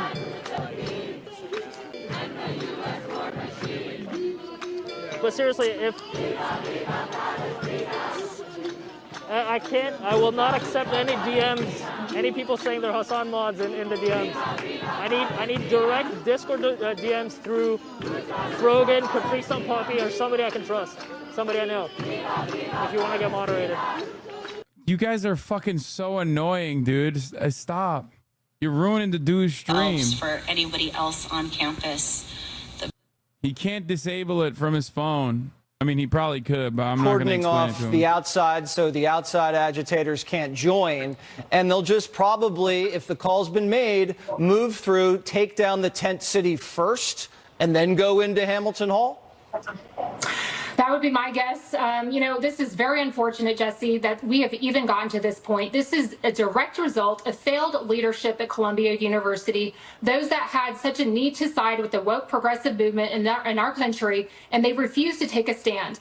I would like to read, as a former FBI special agent, we continue to talk about what are the feds doing in this, and that is an important thing to discuss right now, because I sure hope that the FBI is as interested in this as they were in the January 6th investigations. Because in my opinion, what you're seeing on your screen is not a right to protest. This is a strong demonstration of those that have experienced terroristic threats. Jewish students cannot even attend their school in peace. I will read straight from DOJ's website. Bro, what are you saying right now? Ain't nobody can go to school right now because of Columbia's actions. Like, the fuck are you saying? Watching Fox makes me miss the libs? No, it doesn't. It doesn't make me miss the libs. You want to know why? Hold on, sorry. I'm talking to the students. I'm talking to the student organizers. Hold on. At a rapid. At least they're straight up with how vile they are. The libs pretending to care while essentially vying for the same thing hurts more, in my opinion. Yeah, here's the thing. Here's the thing, okay? Liberals and conservatives alike are saying the exact same fucking shit over and over again. It's just that conservatives are a little bit more annoying and a little bit more open about how fucking resentful they are. But liberals are almost just as bad. University of Texas, they went in there and said, enough is enough. Governor Abbott said, we will not tolerate this. Other places, University of Florida, I believe, had 9 arrests yesterday. They come in and say, this will not be tolerated. Well, it's tolerated in New York, and you even heard one of the protesters or witnesses say, you know what, I have no problem with this. I'll get arrested and I'll be released later tomorrow, you know, within 24 hours. And that is what is wrong with our country right now. These soft on crime policies do not work. And now you've crossed the line, and these are terroristic threats. You have Iranian leadership praising what these protesters in the United States are doing. Jesse, this has got to stop. And again, people do have their First Amendment rights. This crossed the line of First Amendment rights a long time ago. And this cannot be tolerated. It sure did. University of Florida saying this isn't a daycare center. Nicole, thank you so much. Let's now bring in Outkick.com host Tommy Lahren. Tommy, Joe Biden pretty quiet. What's going on at the White House? Well, Joe's probably already asleep, let's be honest, Jesse, but he should be up, and he should actually be at least addressing the press, if not addressing. He should be up, awake, he should be killing a student Cities and states all across the country. And then you've got his press secretary looking in her binder for a response, and all she can muster the intelligence to say is that she's going to let the university handle it. Well, the universities are not handling it, as we're seeing here. This is also a lose-lose situation for NYPD because, Jesse, we all know NYPD is going to go in there. They're going to attempt to do their job. They're going to be demonized and painted the villain. And then these pro-Hamas, pro-Palestinian protests will also turn into defund the police, BLM protests. And we know that while these perpetrators are going to get out in 24 hours, they're probably going to get settlements like they did in 2020 due to quote-unquote police brutality. So this is what it's like, America, if you choose to live in a blue city in a blue state run by Democrats. This is the glorious picture you have to live with. Yeah, thanks, Tommy. And it looks like we have some of the top brass now moving in a more show of force. Let's go back to Alexis McAdams, who's on the ground. Horny. Alexis, we can. He's so fucking horny. He's like, hell yeah, get in there, hit the sick 'em. streets. That's right. You can watch him move in right now. They're going to move right through here, Jesse, right in through these cars. And we're going to stop here and let these officers move through. But they're coming in riot gear. They have their batons out and they're ready to take action. I mean, this has been going on, right, for several days. And they've been waiting here for the call from the university. I checked in with some top police sources who now are here on the ground with the NYPD who tell me they're going to head into that campus momentarily. So that's why they've got those zip ties, those flex cuffs, you name it. They're bringing in extra crews who are used to dealing with this, right? I mean, New York City deals with protests all the time. So they know the drill. And unfortunately for these protesters, a lot of them are going to end up getting arrested. But I think when you hear from somebody how many times, right, over the several days that they don't, you know, if you get out of here, get suspended or get expelled, if that doesn't work, really what will? So I don't think that they really care if they're going to get arrested. You get hit with a disorderly conduct charge, and then we saw just the other day they get out pretty quickly here. So we'll have to see how things play out. Jesse. All right. Thank you so much, Alexis. Let's now bring in former U.S. Army Special Forces Jim Hansen. Jim, the NYPD put out some images earlier in this afternoon at a press conference, showed what looked like Antifa anarchists, all black, diving through windows, and they said they're known criminals throughout the department. What does that tell you? What? This has had outside agitation all over it from the very start, Jesse. We already know there is a ton of foreign funding behind this. What? There are groups coming across the United States. The saying? usual suspects are all in effect. And I think it's time to get serious about this. The issue that really should come into play, a lot of the groups organizing this have chapters in multiple states and are doing this on multiple campuses. That makes them open to a potential RICO prosecution. Yeah, foreign funding from the Turkish streamer HasanAbi Piker. Well, we just heard that the massive civil rights violations already in play. Just based off, you cannot religiously discriminate against people in this country or target people just based off of their ethnicity or their religious affiliation. That's clearly already happened for about a week at the University of Columbia. And this is just months after the president of Columbia told Congress at a hearing under oath that if you yell anything like kill the Jews or, I don't know, kill. Wait, what? Pretty remarkable. CNN reporter is live on campus. Julie, explain what the scene is there like right now and show us around. Sure, Anderson, we are right outside Hamilton Hall. I'm going to step away so you can have a better sense of the scene. This is the building that protesters have been occupying for almost 20 hours now. There's a human chain that's been formed by other supporters of these students and protesters that are inside of Hamilton Hall. Their aim is to not let police get to protesters that are inside the barricade. You can see this pulley system, Anderson. They're putting things in this. Bro, they're amazing. Water that's been going up and down. They're amazing, dude. The students are fucking amazing. All day. I've been here since about 6 in the morning, and I could only get in because I am a student. And at the time, students were allowed on campus. At this point, only if you live on campus or you're an essential worker, like you said, can actually be here or enter. There's very few people on campus, and the feeling, as I spoke to 3 undergraduate students, one of them Jewish, about the feeling of being caught in between what is bound to be a standoff. Wow. Look at the violence, dude. I'm shooketh. Yeah, it's so bad even Matt Walsh condemned the arresting of students. Yeah. But I mean, that's I cannot believe CNN is on scene. As they happen, it seems like something may be happening soon. We're obviously going to bring to you live. We're going to also return to today's trial and more of the contest of wills between Judge Merchan and the former president, who faces the possibility of jail if he continues to violate the judge's gag order. We'll be right back. Oh my God. Oh my God. Oh my fucking God. Nobody cares about Donald Trump's gag order, bro. Shut the fuck up.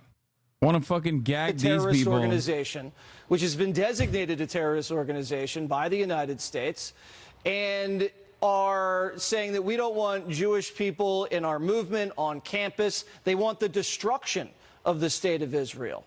That's completely different than a traditional anti. Oh, shut the fuck up, bitch. What? Here's the Columbia University student radio. There's nothing playing right now. Hamas is a terrorist organization. Hamas is a terrorist organization. Israel's a much larger terrorist organization than Hamas ever could be, okay? I'm making a lot of friends out here.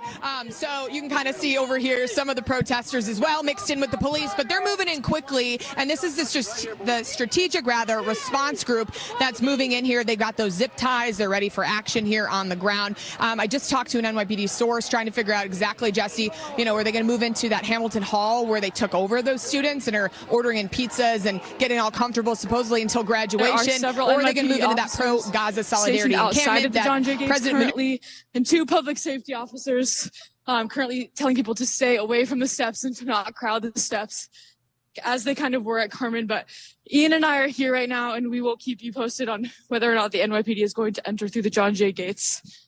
Great, thank you. Does anyone have an urgent update? Yeah, maybe see if I could jump in here.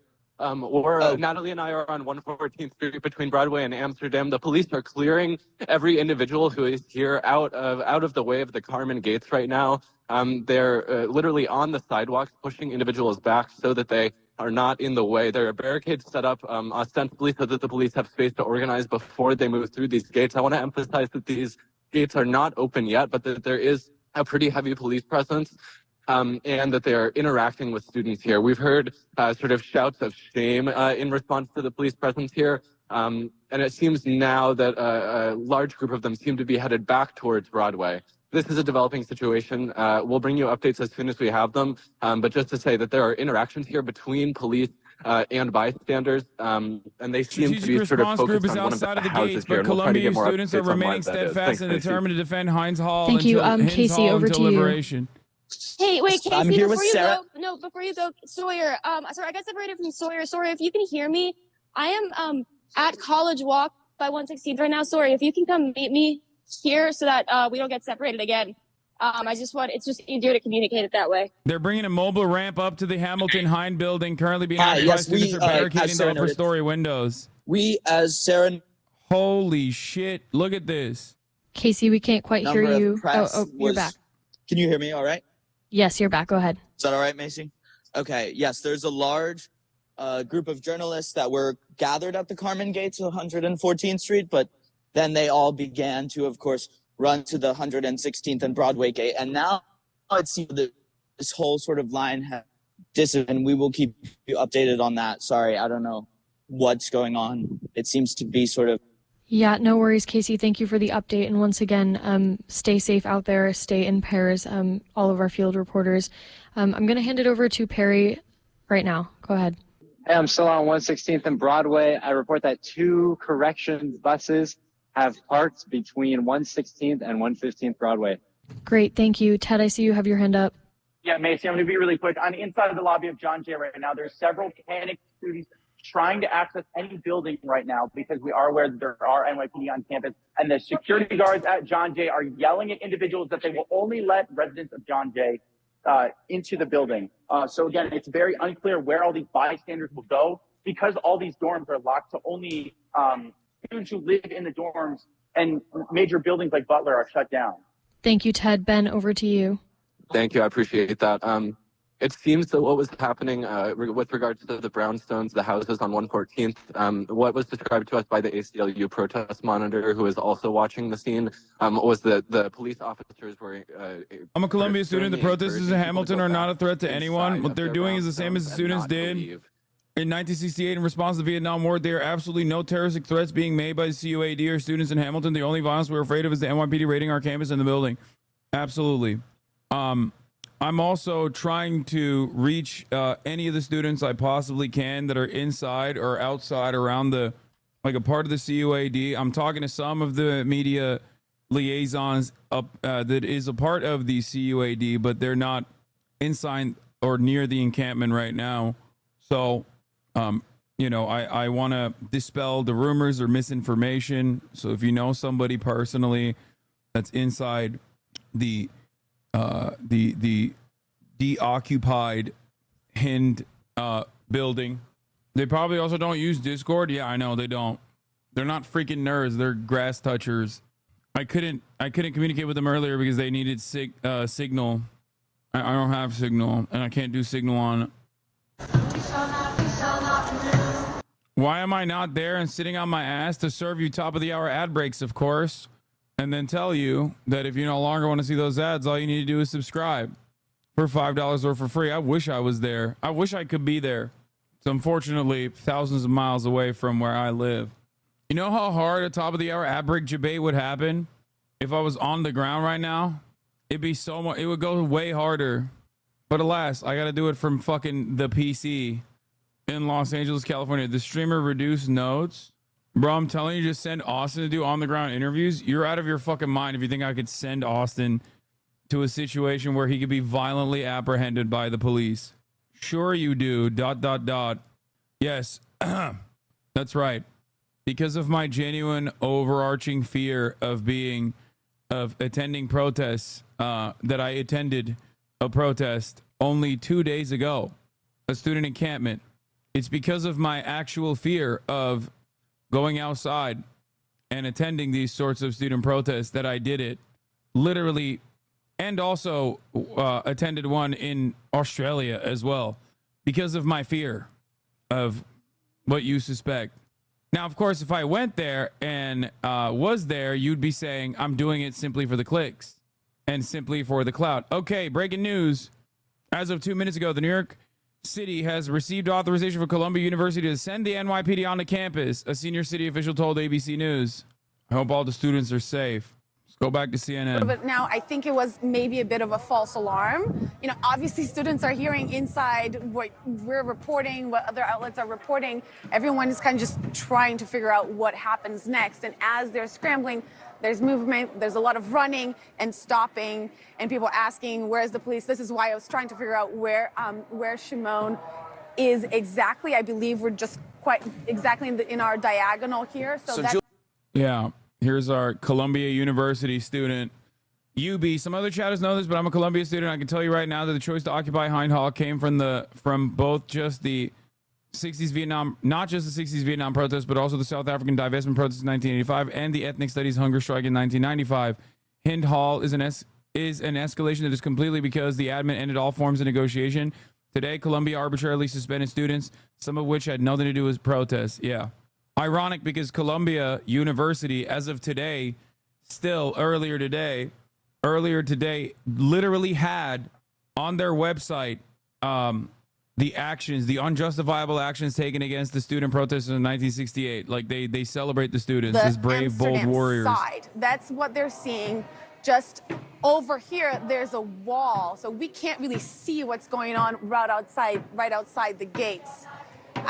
I'm a little blinded in here, and honestly, all of these students will be in a corner once police comes in. There's nowhere for them to go.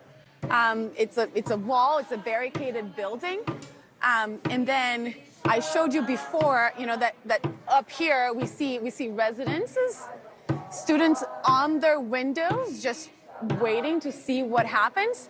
And I want to pivot a little bit more to the other side, just so you have an idea of the layout here, Anderson, is that these are tents that showed up this afternoon, moved from the South Lawn where all of this began really a couple weeks ago. And this is where the rush has been going on. People are just kind of running out towards 114th, which is a gate. All gates are closed except for one. Actually, I don't know. Probably our colleagues on the outside would have a better sense of what it's like out there. But there's, with only one gate open, everything else is closed. This is residences. I don't know where people will go once police comes in. Right. Julia, stand by. Appreciate what you are doing. I want to go to Miguel Marquez, where his location is the right-hand side of your screen. Miguel, I think you're around 114th and Broadway. Talk about what you've been seeing. Last we saw you, police were moving into what we believe was a dorm building that's slightly off campus. Yes. Ken, what's going on?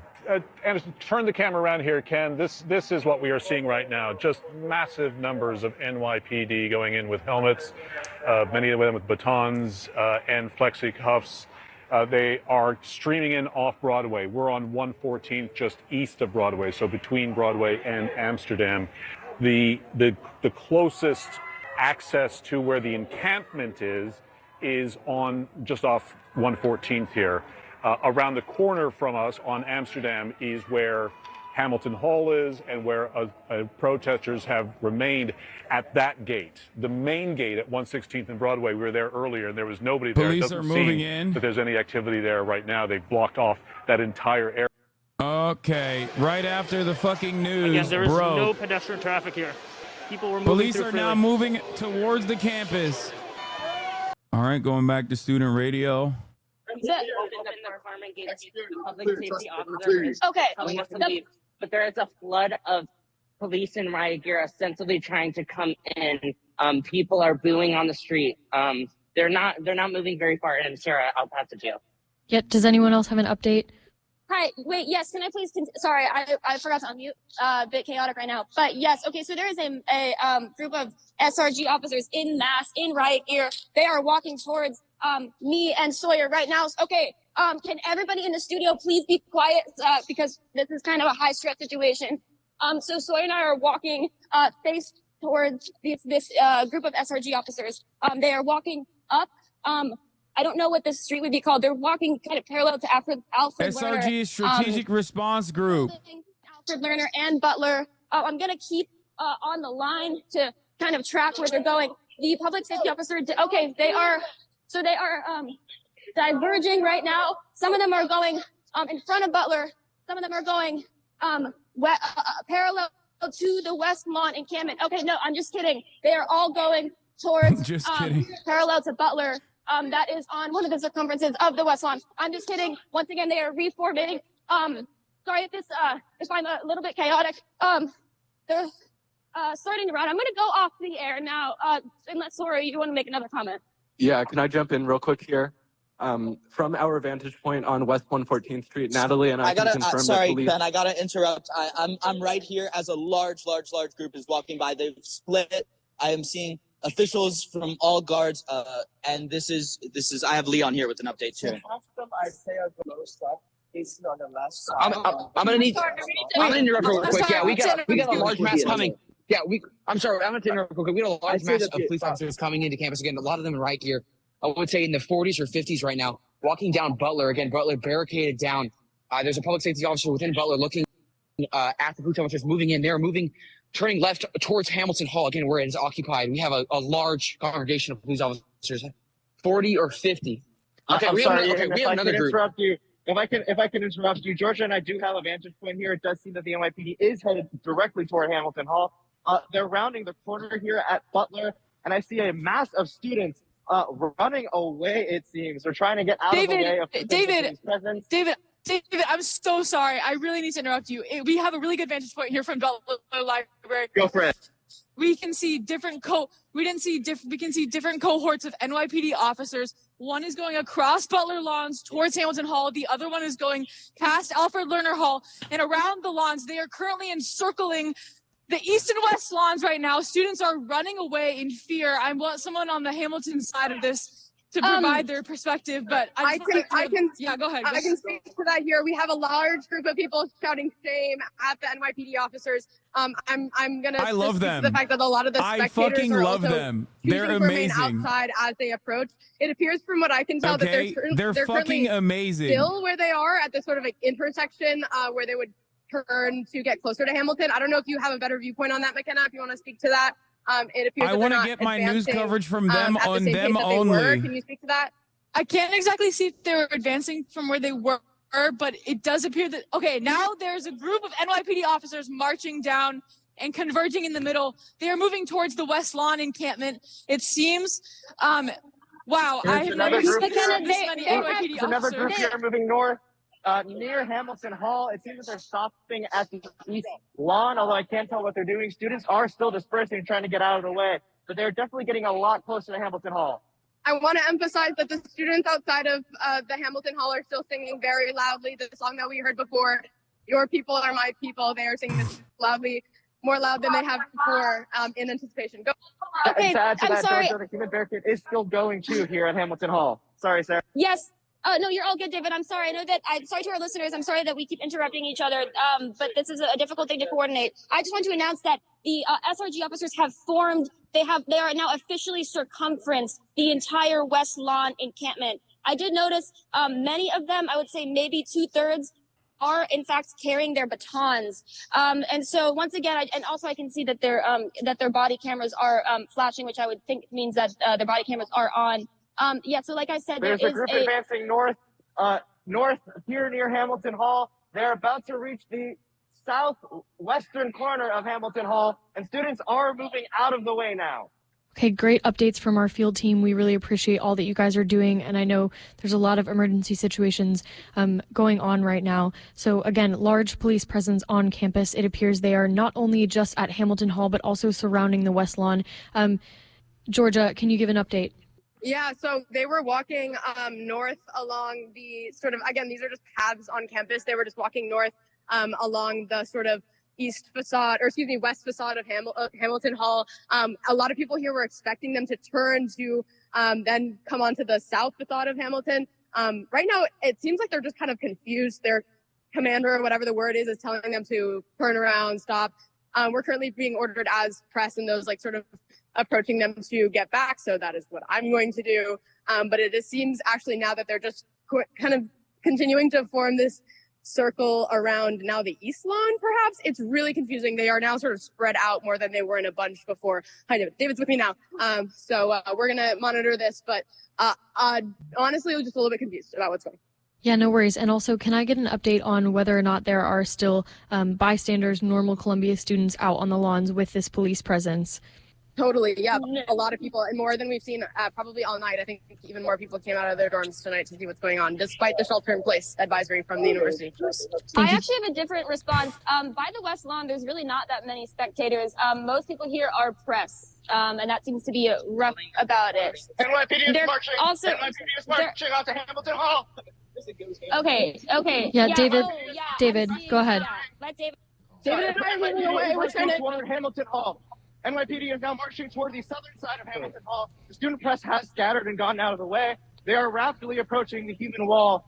They seem slowly marching. Who do you think is threatening students, a good 20 to 30, maybe 40 to 50 NYPD officers in riot gear are now telling other people to also disperse. Who do you and move think out is of the threatening way. students, Chad? Of course, if we are instructed to do so, we will comply. But it seems that they are rapidly coming to the entrance of Hamilton Hall here. Who do you Great, thank you, David. We'll keep posted threat? on the Hamilton Hall situation. Does anyone else have an update for the rest of campus? Where do you think the real threat resides? Where do you think the real threat's coming from? Huh? You think it's coming from Hind Hall? You think it's coming from other students protesting against the genocide? Or do you think it's coming from the fucking jackbooted thugs of the state? This is National SJP's own coverage directly outside of Hind Hall. If you're just now tuning in, the NYPD is storming Columbia campus at 6 p.m. Pacific time. The Columbia University, without authorization from the faculty, against the wishes of the faculty and against the wishes of the students, decided to allow the police to go back onto campus. Students, as of yesterday, that were a part of the pro-Palestinian encampment took over Hamilton Hall and renamed it Hine Hall, just like they had done in 1968 in the anti-Vietnam War protests, something that is a deep mark of shame on Columbia University's history and proud tradition of being on the right side of history, with the exception of 1968, of course. They did this in 1985 during the anti-apartheid protests against South Africa as well. They took over the Hamilton Plaza, and as of 6 p.m. Pacific time, the university has sicked the rabid dogs of the state, the jackbooted thugs. The SRG Strategic Response Group is there, and their goal is to arrest these students. Yeah, here's...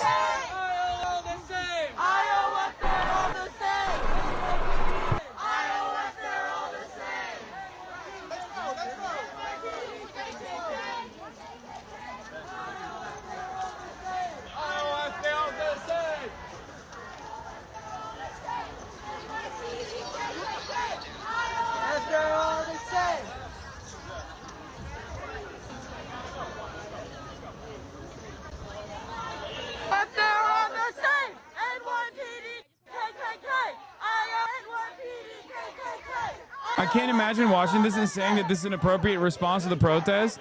Brother, for the past week, even before it got to this point, you understand that that is precisely what everyone has been demanding, right? Everyone on mainstream media, everyone over the age of like 40, 50, anyone in any kind of proximity to power has been demanding that the police come in and Kent State these fucking students. And they couldn't get they could not develop enough propaganda to justify taking militant action such as this. And then they could not figure out how to justify doing this. They lied about it anyway. They said that these students were being anti-Semitic. They said that these students were terrifying the Zionist students. Okay, and there was no real evidence whatsoever, and they went ahead and did it anyway. Not only did they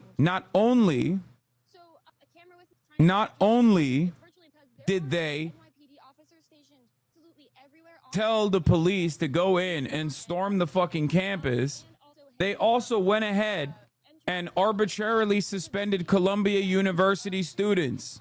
There are reports from Columbia University students of having been suspended when they were in class. They weren't even at the encampment for pro-Palestinian sentiment that they've demonstrated. Yeah, so sorry to interject, Sarah. We're being moved here in Hamilton, or near Hamilton, even further south. We're being told to continue to clear out and move out, at least as spectators. So the NYPD is making quite a large perimeter around Hamilton Hall, it seems. We are now pushed fully almost to the entrance of Wallach. Most of us are crowded around John Jay at this point. If they push us any further, I'm not really sure where we're expected to go, since, of course, these shelter-in-place orders may not necessarily be followed through by public safety officials inside of the dorms. And if I may, just for a second, also add that the student barricade that was human barricade that was formed outside of Hamilton Hall is still there. They did not move. They are currently standing arm in arm along the facade of Hamilton, waving a Palestinian flag, and now we're being moved back. Okay. Once again, thank you for your updates, field team. Go ahead, McKenna. Can I jump in? Thank you. I just wanted to know, as Ian and I are standing at one of these pillars in front of Butler Library, we have a really good vantage point of both of the lawns. As Sarah was alluding to earlier, they have NYPD officers stationed at pretty much every entrance, every corner of every lawn on lower campus right now. This is incredibly contrasting to the initial arrest that we saw on April 18th, when there were thousands and thousands of Columbia students witnessing the arrest taking place. Now it seems that the number of NYPD officers far outnumbers the number of protesters that we have here on campus today. Don't you think sometimes students in the USA take extreme measures? They don't have a clear idea what the situation on the ground level with Gaza. Also, there's no email before the arrest. I know we. Can you explain to me exactly what's going on? Don't you think? Wait, Gaza, a UN ground support crew member? Are you actually telling me that you are going to sit here and LARP as a fucking on the ground UN ground support crew member and tell me that like the student protesters are actually in the wrong because the situation on the ground in Gaza is actually good? Are you on fucking crack? There is no fucking way this person is actually a UN person, right? Brother, if you were actually on the ground in Gaza right now, I think you would recognize that the situation that's unfolding in front of you is completely unjustifiable, but only on the police presence. It's perfectly valid to protest what the fuck Israel's been doing in Gaza. And we asked, well, where do we go? And he just said, oh, I don't know. And then turned away. So we actually don't know where to go. What's happening? They're locking the gates. And now they're locking the gates. Oh, this is okay. They're locking the gates. They're locking the gates between Butler and John Jay. This is basically the only exit we would have out at this point if we were not going. Bro thought he was cooking. He was just cooking crack. Where do we go? Sorry, guys. I'm gonna mute myself. You can go. Okay, Georgia, please stay safe. And David, yeah, we're gonna definitely keep an eye out to make sure that David and Georgia are safe. That's our first priority here at WKCR, making sure that all of our correspondents are safe. Sorry to interrupt you again, Sarah. I do want to point out that NYPD is now barricading John Jay residents inside of John Jay, while also telling us to get out of the vicinity or go inside. Frankly, I'm not sure how we're supposed to comply with these directions since we can't go inside and we cannot exit as the gate is now sort of closed off to our left. I think they might just keep us here on the southern end of this little lawn outside of Hamilton Hall. Okay, I'm gonna... sorry, Macy, I don't want to interrupt you. Yeah, sorry, we have a bit of an urgent... That's the SRG ramp. NYPD entering the lawns from the south. That's an MRAP that has a ramp on it. And they're using that ramp specifically to fucking get up to the second floor and third floors. Higher levels that probably weren't barricaded. We have a bit of an urgent update. I'm going to have to send it over to Ben. Ben, can you hear me? Okay, I will just phrase what Ben said. I'm so sorry to interrupt. We are now being escorted off of the premises, both press, spectators, anyone else. Frankly, no one here is left to document whatever might go down at Hamilton Hall, as we are now being told to leave the premises. No one is outside. Everyone is barricaded inside of their dorms here in the lawn outside of Hamilton Hall. We're now being escorted off the premises by NYPD. I'm not sure where they're going to put us, but I don't think we have any reporters anymore that are outside of Hamilton Hall. Yeah, I just want to reiterate that the amount of people I see around me right now with student press on their backs or on stickers of whatever kind. Message here. In the crowd here was saying, who is going to You're heading out to 114th and Broadway, is that right? Anyone else? Frankly, no one here is left to document whatever might. I'm heading towards those gates. They're opening the gates now for us all to leave. Why are they kicking out the press? Why are they kicking out the press? Why are they kicking out the press, you think? Okay. And as far as you can see, Julia, at Hamilton Hall, I don't know if you can still see Hamilton Hall. Is there any movement over there, or you can't see anymore? I'll show you what's happening from Hamilton Hall now. You see those officers coming out on the left side of the screen. They're coming from the direction of Hamilton Hall. Okay. Right behind these bleachers here, that's where Hamilton Hall is. Right there, that building up there, that's Hamilton Hall. We can't see it anymore. And police is just pushing us out. Okay. Julia, remarkable work. I really appreciate it. We'll check in with you momentarily as soon as you get situated. Shimon Prokupez. Shimon, where are you? And what are you seeing? So we're on 114th Street. We're just, the NYPD has put us all in an area here in expectation that we will see some people leaving. We're here on 114th Street, just outside the gates here in the front, and we're just waiting to see if anyone comes out. We have seen we have seen heavily armed officers in some big trucks arriving here, which is pretty significant. And right now, much of the law enforcement is just standing around, and as some of the students who live in the dorms here, Instagram studio, Instagram video is down. Shimon, let me ask you. We're looking at a shot from Spectrum News, New York 1, of officers. It looks like gaining entrance to a building on some sort of a crane or looking into a window. They better not break that window, dude. You can't be doing more crimes to stop the crime to begin with, right? Remember, chat. Remember, these fascist fucking assholes are there because windows were broken. So why are they further breaking the windows? If property damage is what they are trying to avoid, why are they fucking doing property damage? Oh, there it is. That's a window broken. Oh no. I guess it's time to send in the fucking National Guard to arrest these cops too. Remember, that's what they tried to make this about. The reason for this level of fucking militant police presence is because, you know, they broke windows. Just so you understand, this is all fucking bullshit and has nothing to do with the broken windows at fucking Hamilton Hall, and everything to do with beating the shit out of those who dare fucking criticize Israel's genocide. Okay? Understand that. To this building where several Does anyone of look the hurt? Can you tell if protesters students are hurt? broke in early this morning. So is that the... Students,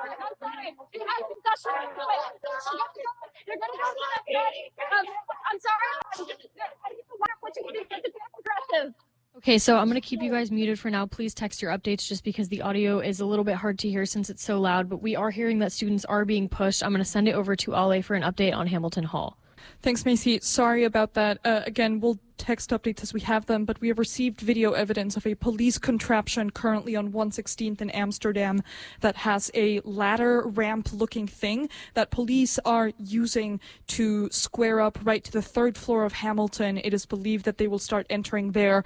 We have a source stationed at the corner of 116th and Amsterdam sending video evidence.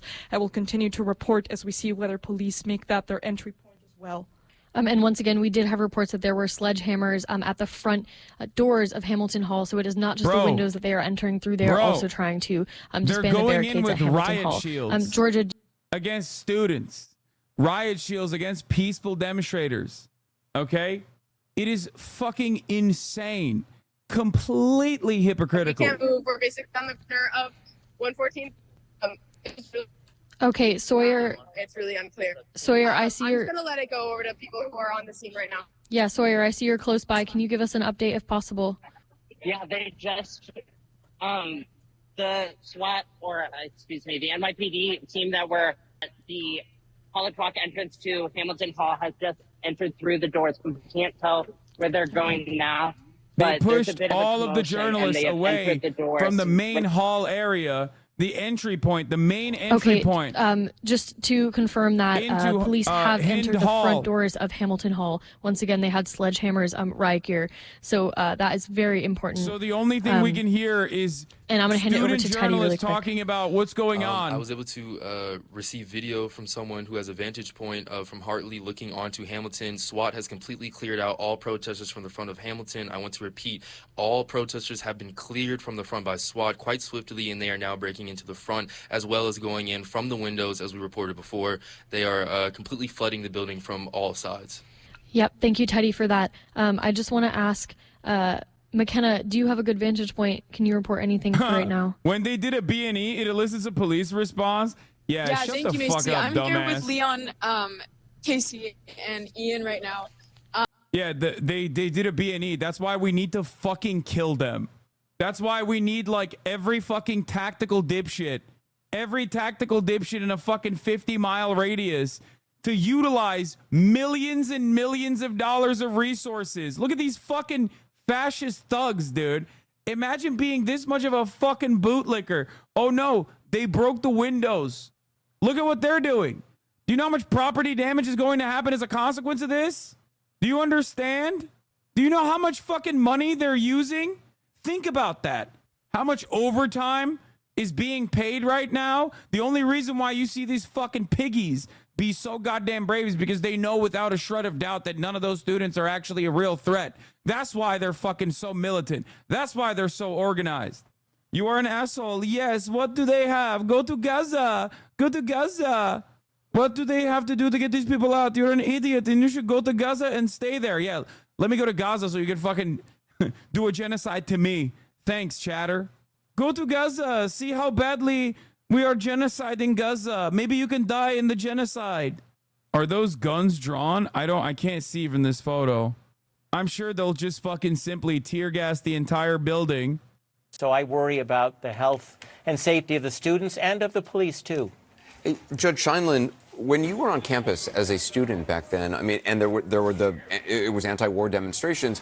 Was there this pitting of students I don't think they'll against use each other, guns. which is what we have been seeing, you know, this animosity of how, you know, Jewish students have been treated and others? No, I don't think there was. I think there were activists and less activists, and the less activists simply stayed away from the protesters. But I don't think there was that internal dissent that you're seeing now, which is so pronounced. Was there widespread support on campus in '68 for the protests? I think there was more widespread support than there is now. Now it's a very different situation. It's very polarizing, No, it's not. As you can imagine, given the context of these protests. Yeah, totally. Everyone loves From Israel. 114th in Amsterdam. There's like 10 of them on the ladder right now and more waiting. That's what I can see right now. Thank you, Georgia. Sawyer, I'm going to hand it over to you. You said there was an arrest you could see. Yes, we saw at least one arrested individual come out of Hamilton Hall. Again, I'm still trying to get a vantage point because NYPD has blocked all of the access points to Hamilton Hall. However, I'm seeing actually another. So they are taking arrested individuals from Hamilton Hall, and it seems like they are going towards the 114th John. Thank you, Sawyer. So I'm getting reports from Teddy now that there may be an unconscious student in front of Hamilton. Do you have any further confirmation of that, Teddy? Yeah, I have a video from someone in Hartley looking down onto 90%. Hamilton, and yes, there's an unconscious student on the ground. Of They the have Barnard removed student body most of voted the for debris, divestment furniture on from the side, Israel. and there's an unconscious student Over on their half of side the on the student ground in body front of Hamilton. participated in the election. Thank you, Teddy, for that. So once again, we don't know what caused that necessarily. It could have been the police, but we can't confirm it right now. We have also heard that there is tear gas based on what our reporters can smell. It's unclear if that is just inside Hamilton Hall or if that is outside as well. McKenna, do you have a vantage They're going point? in with chainsaws? Thank you, Macy. I don't have a vantage point of Hamilton Hall right now. I'm currently standing with a bunch of other student reporters, as well as some administrators from the journalism school outside of Pulitzer Hall. As Ian mentioned, we were told several times by NYPD officers to enter a building if we were students. However, there are no buildings for us to enter at all. I think we may have access as student press into Pulitzer, but I cannot confirm that entirely. We can see some NYPD officers moving up the middle from north on campus. Right now, it's incredibly difficult to see. Our access and our mobility is incredibly limited right now. Great, thank you. Once again, I need to state that we do have a live stream going of our coverage on WKCR_ on campus. Once again, that is WKCR_ on campus, and that is because we are having difficulties with our online stream. I just wanted to pass it over to Sarah now. Where is that? There are a. Unfortunately, we can't hear you. If you could maybe. Can you hear me? Yeah, I can hear I'm you sorry, now. Okay, I'm sorry, I was moving. There are a lot of SRG officers right now reporting to Hamilton Hall. I believe most of the SRG officers that were formerly circumferencing West Lawn have now reported to the front of Hamilton Hall. Again, it's hard to say because the vantage points here are not great. Yes, as Teddy's saying, in front of Hamilton. There also is just kind of a new wave that we did not previously see. I also received a tip from a source who is on 114 right now that there are more correction buses pulling up. That's my update. Thank you, Macy. Yes, and we now have a confirmation that there is a fire alarm going off in Hamilton Hall. We are not sure of the cause of that. But yeah, we're also getting pictures of the ladder that police are climbing up to get into the windows of Hamilton. Does anyone else have an update on the ground? Ian, Georgia? Yeah, I'll go real quick update. Anyone who wants to butt in, they obviously can.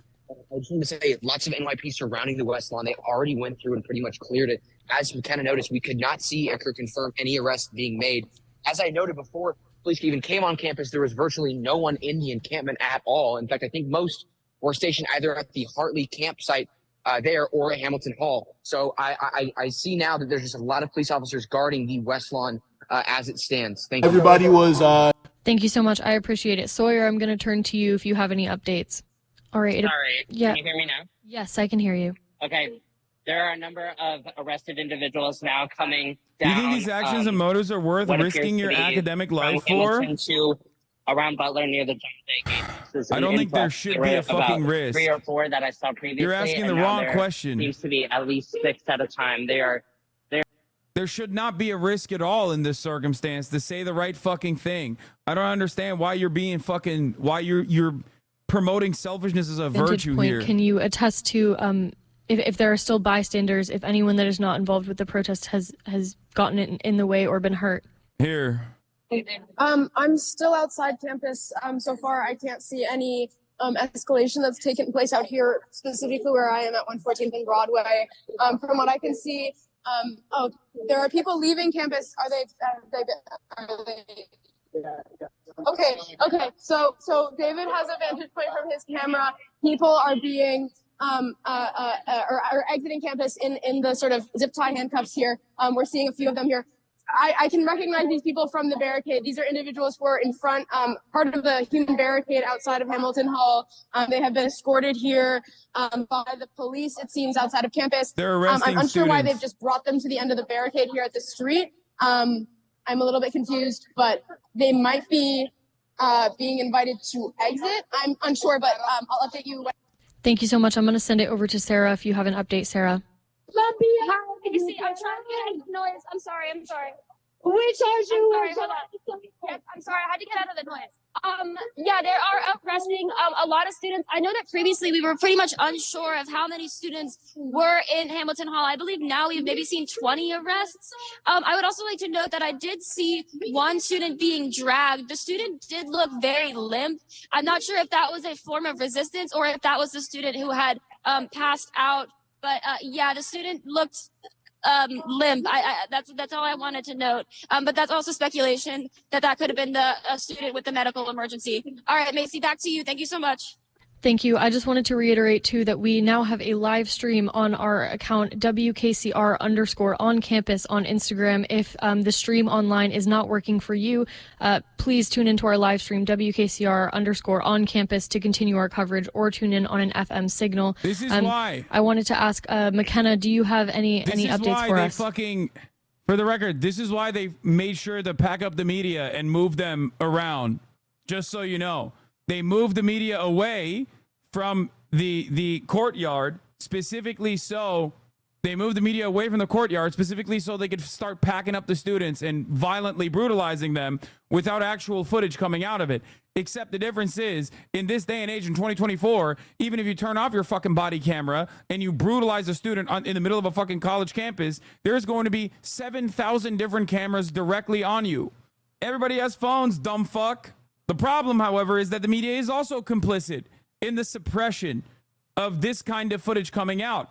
The media voluntarily will suppress this information, just like many in the media, mainstream media, for the past week or so, has been demanding that this kind of action be taken instantly. This is exactly what the fuck CNN, MSNBC, Morning Joe, liberals, reactionary fascists alike have been fucking demanding. They're getting exactly what they wanted. Adam Schiff asked for this. 26 Democrats asked for this. 26 Democrats personally asked for this to happen. Liberals will turn around and offer some sympathy. Fox News will go and say they get what they deserved. Bill Maher will say that they're narcissistic. Make no mistake, all of this could have easily been avoided with the university doing what doing what Brown did, which is meet the demands of the student protesters. But of course, they did not want to do that. They were far too invested in maintaining their big donors. And in an effort to do so, in an effort to ensure that Robert Kraft isn't fucking upset with the university, they listened to the demands of Robert Kraft in between his rub and tug sessions and sick the rabid dogs of the state on the students. So tell me, who fucking terrorized this college campus tonight? Was it the actual pro-Palestinian students themselves, many of which are Jewish too? Or was it the motherfucking NYPD? The answer is simple. Who do you think is a bigger threat to the student population here? This won't stop the encampment and it won't stop the protest. It will only solidify the organizers' support and give them good reason to take more precaution to defend it next time. Oh, 100%. 100%. Twitter took all things Columbia protest related off the trending? I doubt it. Incredible sights, dude. And then liberals talk about Tiananmen Square. Police are entering the John Jay Gates. So just something to pin if someone can. Okay. Yeah. David has a vantage point here that he can see lots and lots of NYPD entering campus there at John Jay Gates. Okay, I'm just going to jump on really quick. This is a very important piece of information to know. From our estimates, there were anywhere between 20 and 50 protesters that were inside Hamilton Hall. Bro, we what still is don't have a happening? confirmation number on that, but just to scale for our listeners, the difference between the amount of protesters in Hamilton Hall and the police response we are seeing tonight. This is the most police response we have ever seen on campus. It is nowhere near what we saw during the first arrests. And it appears that people are being caught up in this that are not necessarily protesters. So once again, we'll keep our eyes on that. We have reporters still in the field. But I'll keep you all posted. It just was important to know again that there were between 20 and 50 protesters inside Hamilton. Eric Adams said they were awaiting requests from Columbia Hall, admin to intervene. which is completely disproportionate As to far the as police I know, they were response not we are seeing requested. You're tonight. wrong. Does anyone They on were. the field have an update? Columbia University gave them the go-ahead at 6 p.m. Pacific time, according to ABC News. We broke it here as well. They piled up around Columbia. They blockaded all the fucking streets surrounding Columbia University. And then at 6 p.m. Pacific time, the university administration, without getting any additional without getting any kind of confirmation from anyone else, no faculty, turned around, to determine and the sent best the plan to sent protect the our students police. and the entire Columbia community. We made the decision early in the morning that this was a law enforcement matter and that the NYPD were best positioned They're to reading the determine Columbia and University execute an statement appropriate now. response. We believe that the group that broke into and occupied the building is led by individuals who are not affiliated with the university. Sadly, this dangerous decision followed more than a week of what had been productive discussions with representatives of the West Lawn encampment. We severely curtailed the number of people on Morningside campus starting Tuesday morning. Over the course of the day, we updated our community on access to campus buildings and will continue to do so through the next few days. The decision to reach out to the NYPD was in response to the actions of the protesters, not the cause they are championing. We have made it clear that the life of campus cannot be endlessly interrupted by protesters who violate the rules and the law. Early Tuesday, protesters chose to escalate to an alarming and untenable situation, including by vandalizing property, breaking doors and windows, blockading entrances, and forcing our facilities and public safety workers out. And we are responding appropriately as we have long made clear we would. The safety of our community, especially our students, remains our top priority. And before we pass it over to the field again, in fact, unless someone has breaking news, I can do this analysis in a little bit, but 3 things stand out. First is that this language is verbatim lifted from Columbia's press briefing earlier, as well as the language they have been using consistently. The second is that... I'm so sorry. I do need to interrupt. I'm so sorry. Go ahead. NYPD corrections bus that is coming down 114th and Broadway, and NYPD is now currently pulling students who are sitting on the ground here at 114. And NYPD officers as well. They're pulling students off the ground quite violently. People are yelling to get their hands off of them, but it does appear that they moved the bus down here to possibly disrupt. Students are being dragged off the road here at 114th in Amsterdam. Now it is cleared, and it is unclear whether or not the bus will continue to go through the intersection here. Yeah. Once again, we have confirmation that. Go ahead. That's the update there. I'll let you add anything else. What I'm now seeing is some NYPD officers. There's about 10 of them. Right here, they're opening up the doors of the bus, the NYPD police bus. We're gonna know where this goes or what it ends up doing here. But I'll send it back to anyone else who has updates. It's important to note again that the student body here at Columbia still has not received any other email aside from the shelter in place. There was no warning of NYPD coming onto campus, and despite shelter in place, we heard accounts of multiple students that were denied entry into buildings because they did not live there. Go ahead. I just want to confirm that bus was full of protesters. We saw them through the window, and they are driving down in Amsterdam. Sorry to interrupt there, but that is the update. It was full of arrested protesters. Thank you for that confirmation, Georgia. We appreciate it. Does anyone else on the field have any breaking updates? Removed. They stopped here. They were on the street, on the ground, Anderson, locking arms again, trying to show they're trying to stop that the they buses. will not leave, but there's only so much that you can do against the NYPD. So they've now been pushed off the street. You're at 114th in Amsterdam, I can see. So they were pushed off. Interesting that they were not arrested and still haven't been arrested. Bro, he's so horny. He's like, why aren't they arrested? Arrest them too. With everyone else. So myself, hundreds of other students that were pushed out off campus. We're here on 114th in Amsterdam. I can't go back inside. A lot of people can't go back. 114th is completely closed off to Columbia traffic University and saying that traffic. We just saw a father with students his that broke in are not toddler affiliated with the daughter university. trying to get home. Eventually, police let him go through, but it's a nightmare for anyone who lives here on the Upper West Side. There's lots of people trying to get from one side to the other. Absolutely impossible. Now, we've been pushed on to Amsterdam. I think that he will eventually get back into campus.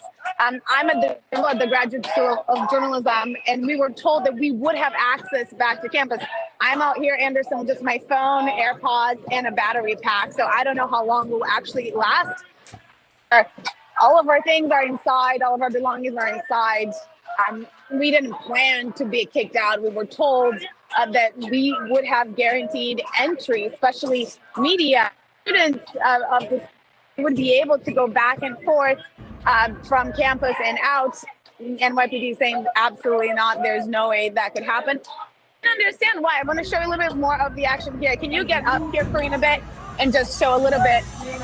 Everything is stopped. Oh, there's another. And now they the should. protest has basically moved all to outside. I think there was like 2 layers And of everyone door, that was inside is now. I'm getting videos from students inside. I'm getting videos from students on campus, from students affiliated with CUAD. They're compiling as much video footage as they possibly can and sending it over so we can take a look at it on stream. Yes, bro, I pulled up the fucking VLC because I don't know if you know this, but there's unfortunately not a lot of fucking on-the-ground reporting occurring as a consequence of the NYPD's brutal tactics of media suppression. They literally personally packed up the legal observers, the medics, all of the fucking student organizers, and everyone that's supposed to be there, specifically so that no one could witness the brutality. But when they open the door. All right, they're all going in. Cops are going in. Oh my goodness, that's like 50 cops going in. Maybe 20 so far. Apparently, there are reports that a medic was being denied. Medic is being denied seeing an unconscious student barricaded in John Jay Hall. Here. Why are you looking at me like that? Do you understand? You were probably sitting in that bus just chewing on your baton, right? Just waiting. Fucking swear to God, these assholes. There's a student, there's an unconscious student barricaded in John Jay Hall. This is actually literally a fucking mistake. Seen from inside the tunnel, signs that there's sewage or tear gas-like smell emanating from Hamilton. Here's more video footage from a dorm room outside of Hamilton of the cops storming.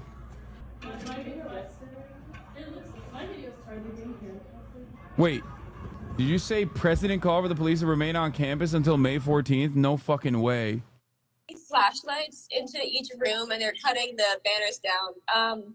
Sorry, hearing that news about the police After on locking campus, medics into John Jay, was NYPD at here, Columbia especially- pushed 3 students down the stairs Yeah, and it's dragged not out somebody one who passed looks out forward to student. having police on They campus threw until all they items graduate down the in May. stairs, That's all. endangering students, and pushed a Yep, group so of once 5 again, that were walking without until resisting May arrest. 17th, which is well past the current graduation date, that after tonight, NYPD will be allowed to have permanent presence on Columbia's campus for the rest of the year. NYPD permanent presence Thankfully, on we campus. have some Oh my members of our God. news team back in the room here, and everyone is safe as far as we know. Does anyone on the field have any updates? Georgia, can I send it to you if you have a second? Looks peaceful, bro. I know.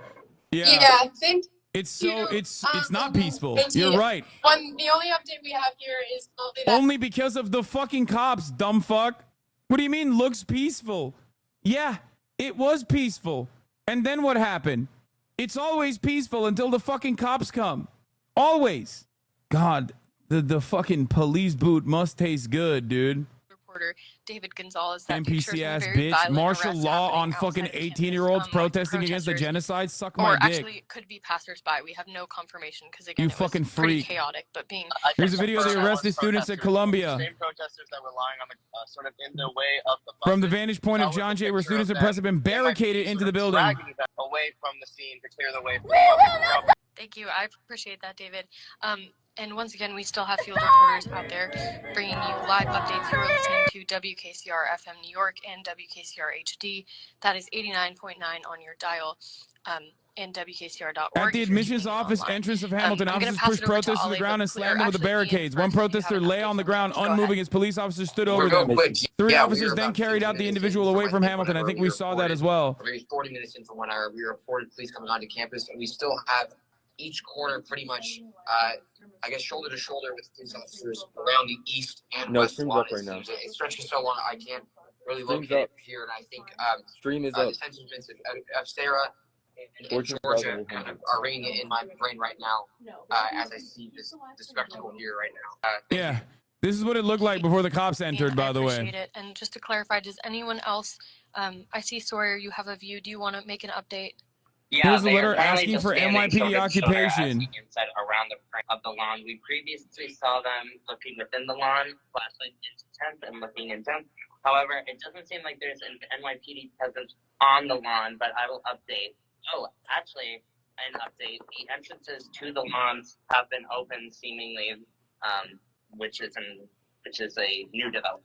Thank you so much for that update, Sawyer. Once again, anyone can feel free to interrupt me at any time with urgent updates. I just wanted to update too, because we did have word that police were entering through the windows of Hamilton Hall from the Amsterdam and 116th side of Hamilton Hall. And we have received word that lights are on the top floor. Did the students' occupation inside the building have a trigger of some sort? Did it just randomly happen after a while? Yeah, protesters from inside of Hamilton. Yesterday, no, it was triggered by something. Yesterday, Columbia University, in the midst of the negotiations, the ongoing fake negotiations they were having with the fucking student encampments, decided to arbitrarily say, all right, no more negotiations, pack watch time. You guys are fucking done. If you're still here by this arbitrary time that we have designated, you're going to get fucking arrested and you're going to be suspended. Then they started suspending they started suspending students arbitrarily. Students that were in class, they weren't even at the fucking encampment, were suspected of harboring pro-Palestinian sentiment, and they got fucking suspended while they were in class. So knowing that, obviously, college students did exactly what they've done in the past as well. Specifically in 1968, they took over Hamilton Hall. They took over Hamilton Hall in an effort to defend themselves against the potential onslaught and to continue demonstrating.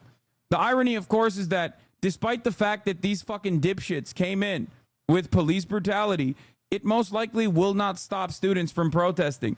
Even though, you don't think these students deserve this for having an unorganized protest? Bro, you cannot be trying to debate me right now. You cannot try to debate me right now in the midst of all this with the dumbest fucking takes possible to run a 3-minute ad break at the top of the fucking hour. Here is some footage from inside the tunnels. They do have Hamas tunnels underneath the fucking Hamilton Hall as well, by the way. Ironic. Okay, so the tunnels right now are kind of crowded. There's some people checking in here. The door to Hamilton remains locked, but if we go up these set of stairs out into the situation, this is the passageway between Hartley and Wallach, facing campus. It's already cleared out when we're facing Amsterdam on this side of the gate. Where's the ACLU and all this? They're nowhere. There's nothing. There's no. The National Guild of Lawyers is supposed to be there on scene as legal observers. You know what happened to them? The NYPD fucking packed them into to John Jay Hall. They kicked them out. The air smells a little bit like natural gas, which isn't typical. There's a slightly rancid smell.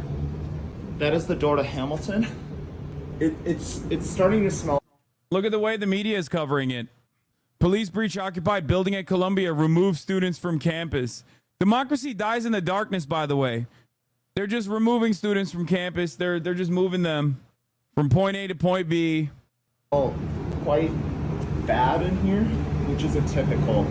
So I'm guessing some tear gas is either leaking out from outside Hamilton or just leaking through. Are you sure you should be showing these videos without screening them? They're showing people's faces. Brother, what the fuck are you talking about? It's literally CUAD sending me the videos. What do you mean? I am currently coordinating with the student demonstrators. That passageway we just came from. There's more. Radio show says the arrests seem to have stopped. Yeah, I think they probably breached it. They breached in Hall. The police were infiltrating Columbia. The second was from Public Affairs at 9:59 p.m. and attached there was a letter from President Shafiq to the NYPD. But once again, we have received no direct correspondence from the president. Ale, go ahead. That is correct, Nancy. And in fact, the most appalling, well, not the most appalling, that is a high bar tonight, but an incredibly appalling thing is that there have been absolutely no direct communications with the student body about these decisions. The letter requesting coverage by the letter requesting support by the NYPD until May 17th, which, as I said, is not only 2 days after university commencement, but 1 day after senior graduation. So that means keeping police presence on campus until all students are gone. That email did not only not go out to students, but for about 10 minutes was offline. Students were receiving messages that they were not authorized to act. Dude, it's awesome. Seriously, though, like, come on. They did do illegal things. Like, civil disobedience is great and all, but that ain't very civil. Yeah, you're right, dude. It's actually way more dangerous to occupy a campus space as students, and certainly not an infinitely more dangerous precedent being set by the university for arbitrarily suspending students for potential pro-Palestinian sentiment, sending the fucking militant dogs to violently arrest them and apprehend them. You know, what's a better precedent? Who is the power player here? Or do you just always capitulate the power unconditionally? Yes, Farley is barking at Murat. Man, think about the optics, I say, as I watch the Gestapo brutalize 18-year-old fucking anti-genocide protesters. Think of the optics. The pearls that I am clutching currently, you do not understand. Think of the optics as I watch fascist military psychopaths beat the shit out of students protesting against genocide, protesting against their participation, their unwilling participation in genocide. All right, bro, I appreciate the point. I just think there's a better way to go about it. Why don't you fucking do it then? But you don't want to do anything. That's the problem. You're just here to fucking chirp. You don't want to do shit. That's it. Bro, here's how you know this is dumb as fuck, okay? People complained about the broken glass in order to enter Hamilton Hall. The cops broke a whole ass window and beat the shit out of students. Who's done more material harm to the university now? And it cost a couple million easy in overtime alone just to do that. Think, chatter, think. The university stopped the negotiations, arbitrarily started suspending students, and sicked the fucking rabid dogs of the state on these students for the crime of protesting against their unwilling participation in the Israeli apartheid and Israel's genocide. Okay, is this stream sponsored by Qatar? No, dickhead. This stream is sponsored by your mommy. Okay, that's right. I fuck her every night, and she loves it. And instead of spending it on you getting new chicken nuggets, she gives me the money. I'm your dad now. I'm your stepfather. Nay, the father that stepped up. And you got to cut it with this fucking arbitrary defense, like this reflexive defense of those in positions of power. Qatari Dancer, thank you for the 100 gifted subs. There you go. It is sponsored by Qatar. I don't think I can say much more. I'm sorry. Yep, thank you so much for that, Ian. We appreciate it, and we appreciate all the hard work that you have done Just listen to the fucking students covering the issue. Just listen to the students. Listen to the students and how fucking terrified they were as the psychopathic pigs ran through and ransacked the halls. Who do you think they're more afraid of? Do you think they're more afraid of these psychopathic cops? Here's a video. Here's another video. Cop pointing a gun through the window. Cop pushing the barricades onto the protesters.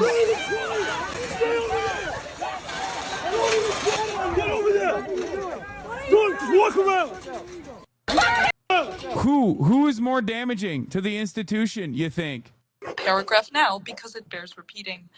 Quote, we called on NYPD to clear an encampment once, but we all share the view, based on discussions within our community and with outside experts, that to bring back the NYPD at this time would be counterproductive, further inflaming what is happening on campus and drawing thousands to our doorstep who would threaten our community. End quote. Now, I recognize the situation has changed. In fact, the occupation of Hamilton Hall is, of course, a pretty serious escalation of the situation on April 26th when this email was sent.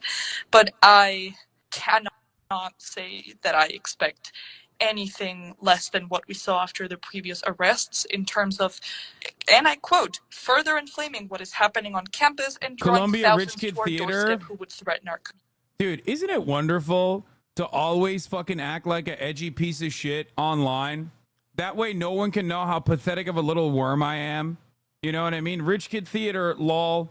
People are being fucking brutalized by cops. But what are you doing?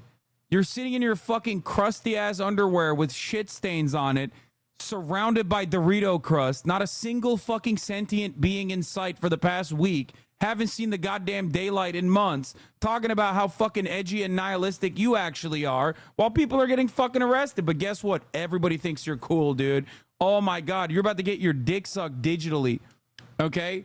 Yeah, no, oh my God, people are immediately going to be like, dude, you are so sick. I cannot believe it. Your Discord server is going to go crazy, dude. The 45-year-old man in your Discord server LARPing as a Korean girl is really going to appreciate how fucking edgy and nihilistic you are because of how hard of a battle you fought on this day.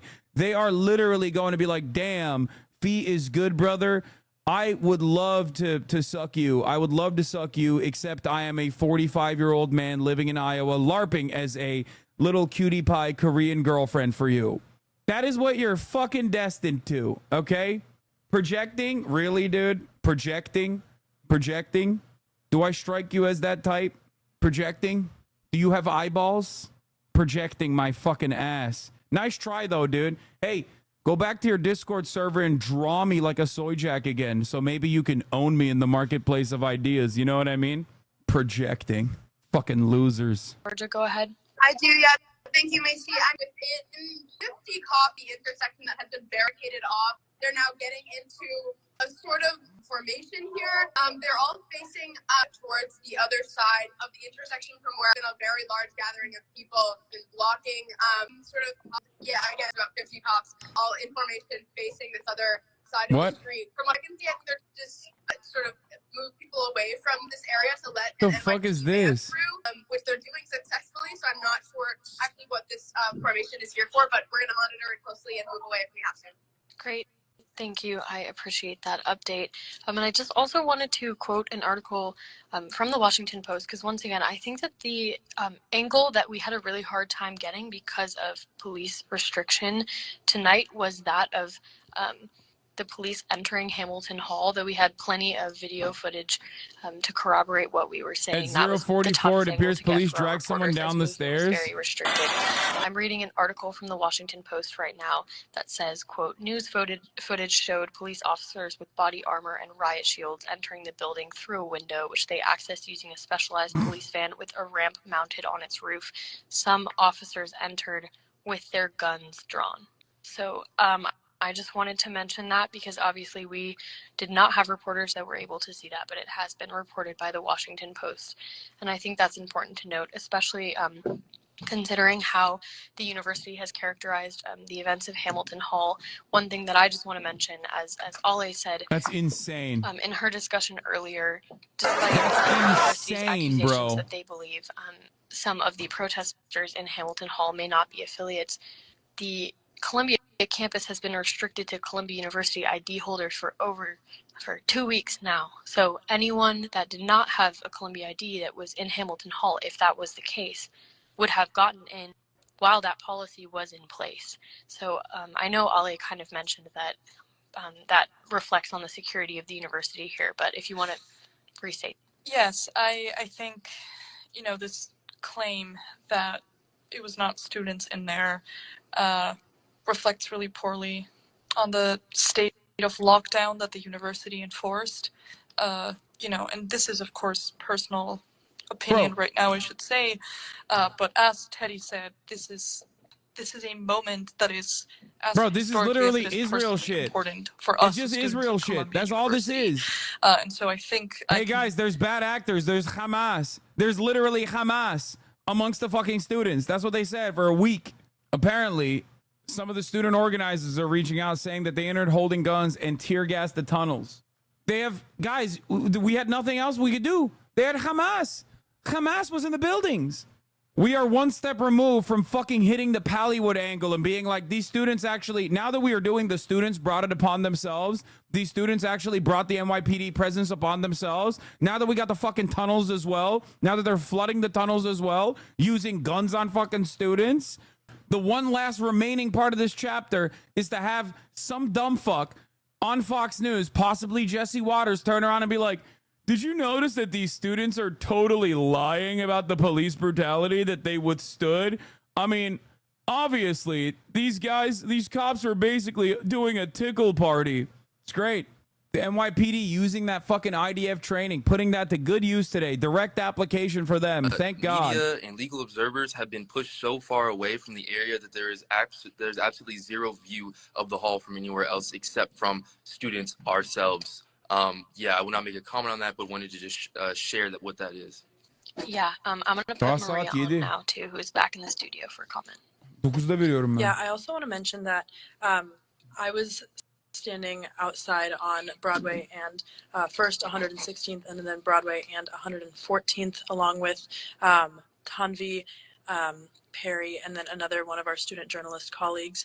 And we were trying. I'm so sorry to interrupt. I'm seeing another police van, 14th and Brothers here, where they came from. They're getting a lot, and I can't confirm it at many places on tonight. 14th and is heading north on Amsterdam now. Thank you, Georgia. I appreciate that update. Once again, to all of our field reporters, feel free to interrupt at any time with updates. We will keep our eyes on you. I'm going to turn it back to Maria. Yeah, thank you. So, as earlier I was saying, we were standing on Broadway and 114th Street, and during the hour that we were all trying to simply cross the street and get to the WKCR studios for a myriad of reasons, but one of the main ones being that all of as the NYPD storms CCNY and CUNY buildings and Columbia University, never let an opportunity go to waste. Benjamin Netanyahu is potentially gearing up for the Rafah operation. An Israeli clearing operation in the Rafah could begin within the next few days. The IDF indicated on April 30th that 2 divisions are ready for on-the-ground operation into Rafah. As I covered earlier today, Benjamin Netanyahu also said that the Rafah invasion is happening with or without the truce and the hostage negotiations, basically rendering those talks useless, despite the international pressure coming from every Western leader at this point, saying that you cannot invade Rafah. Hamas is considering an Egyptian proposal that offers a year-long ceasefire if Hamas releases at least 20 hostages alive. Here is the Israeli military's 98th and 162nd Divisions. This is Manny Fabian, Times of Israel military correspondent. They've been carrying out intensive preparations in recent days for future offensive in the Gaza Strip, including the looming Rafah operation. In a statement, the IDF says that the 2 divisions are working to strengthen readiness for the continuation of the war in the Gaza Strip, and that both had gone over plans for the upcoming operations. The 162nd Division has operated in Gaza for 6 months until last week. It had most recently been tasked with the Netzarim corridor in central Gaza. The 98th Division had spent 4 months operating in southern Gaza's Khan Yunis until it was withdrawn earlier this month. The division commanders have completed the approval of plans for the next missions and are now continuing to increase readiness, the IDF says. The commanders of the divisions and their brigades have also undergone learning sessions in preparation for future operations, the statement says. The IDF says the division's maintenance teams recently patched up all their armored vehicles to increase their readiness for continuous combats. The announcement comes as the IDF is preparing to launch an offensive in Rafah, with reports saying that if a hostage deal with Hamas is not reached within the next few days, the operation will commence. According to this chatter, student radio just confirmed people arrested were all students, opposite of what the outside news is saying about outside agitators being found, and the reason for why the police had to invade being that there were outside agitators in the fucking Hamilton Hall. People who have seen these students in classrooms, people who have seen them on campus, that have perhaps lived on the same, dormitory floors and so on. I'm sure it brings no joy to students to be reporting on their peers being loaded into NYPD correctional buses. And so, any implication that the occupiers of Hamilton Hall were not students is a serious knock on the students' ability to recognize and see their own peers. Absolutely. It's very misleading. And I just wanted to mention again that we have now seen our peers being carted away on correction buses twice. So once it was 108 of them. Now we don't have confirmation, but there is a chance that it's an even larger number. Perry, I'm going to hand the mic over to you for now. Yeah, and I really want to highlight the gravity of the situation. I feel like a deep, sinking feeling in my stomach, but it's not lost on me that Maria and Tombi, how long were you guys out there trying to argue with at least an hour trying to argue to get back? We were across the street on 114th and Broadway, and we can literally see WKCR, the building we're trying to get into, our studio. It's in eyesight. We have all our badges. We could have escorted us right to the building. Tombi and Maria were trying for an hour to get anyone to bring them over. And it's not lost to me that within 5 minutes of me getting there, I was able to talk to someone and then get them to get a police officer to bring all four of us. And not even when we were trying to go over, Tombi and Maria were harassed even more than I was. I got right into the studio, and Tombi and Maria almost were not able to come back here. I don't know what happened. Y'all got caught up on. Yeah, so essentially there were the barricades on 114th, and Tombi and I missed the small entrance between the two barricades that would have put us on the side of the street to enter WKCR.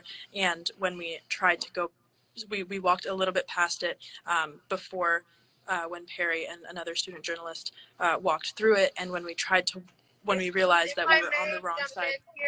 I'm sorry. It's getting very loud here. There's another NYPD being driven out here on Amsterdam. This is a corrections bus full of what seems to be protesters. Yes, I see protesters inside here. I see lights inside are off. You see the silhouette of the April 30th, 1968, NYPD bus of Hamilton Hall protesters of Columbia University. April 30th, 2024, NYPD bus of Hamilton Hall at Columbia University.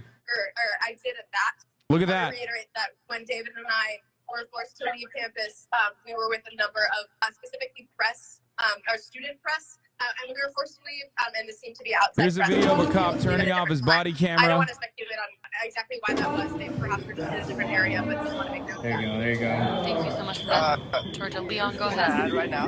So we saw the This is important stuff. Guys, red light means that their body camera's on, right? Flags. And to see us sort of being escorted out. They're not being arrested, but they're being escorted out of campus by Columbia. We're sort of moving. Okay. Well, I'm going back into the post. That photo said May 22nd on the caption, though. But, no, I think. Yeah, I'm good. But they're trying to force people out of campus right now. These were people who were not arrested. No, this is on Tuesday, April 30th, 1968. Yeah. So they're trying to push everyone off campus right now. Look at these photos. We're going. Okay, we're walking. They busted in. Yeah, we're going. Okay, school. There we go. Can I go? I'm sorry. I'm gonna have to interrupt at some point. I'm sorry. We are. I'm in Walter Hall right now, and they're asking us not to go outside. Police officers asking us not to go outside, or we will get arrested. in Pulitzer Hall. They're saying again, do not go outside of Pulitzer Hall or you'll get arrested. We're being escorted out right now. Provide more updates soon. Once again, to reiterate, the journalists that are on campus right now for WKCR do not live on campus.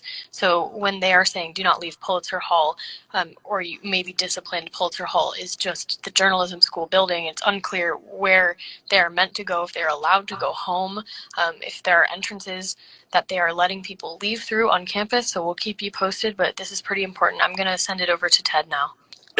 Thank you, Macy. Again, it's been a pretty quiet night for me. I was kind of shuffling around trying to shelter in place here for a little bit. I ended up in the basement of John Jay, and then we were able to make it our way over to our dear friend Elliot's dorm room. He graciously let us inside, but now I've got a really, really, really good view of campus. I'm trying to share with my video. I'm in Hartley Hall right now, directly overseeing Hamilton. And there is still hundreds of police out here. We're seeing riot shields. There are no people inside besides police. They've cleared a lot of this furniture out. It's now just sitting in a large heap on the stairs. Everyone's kind of just looking around, and there's a very large crowd gathered at this window with me. No students are allowed on campus right now, it appears. Everyone is pushed either off campus or into a dorm. So this is kind of an ideal vantage point, I would say, to see what kind of happens here. But we're still seeing, tons of police on campus, front windows to Hamilton smashed. I've been a little bit tapped out for coverage, but kind of a crazy scene I'm overlooking right now. Maybe we can get some more analysis from my video feed back in the studio. And I just want to say, too, that our journalists that are in Pulitzer Hall are still getting the message that if they leave Pulitzer Hall, they will be arrested. So clearly no accommodations have been made for student journalists, and they appear to be stuck. I think we can adequately say stuck now in Pulitzer Hall, and if they leave, they face arrest. So luckily they're with a team of incredible journalists over at Pulitzer, and they should be all right, but we'll keep our eye on them. It's a very important update. Leon, does anyone have an update on that? I can update real quick. Macy, I was going to say, well, for one thing, I was just going around Pulitzer Hall, and then Casey, you said bouncing? Yeah. Casey, we can't quite hear you. Here, take it. Take it.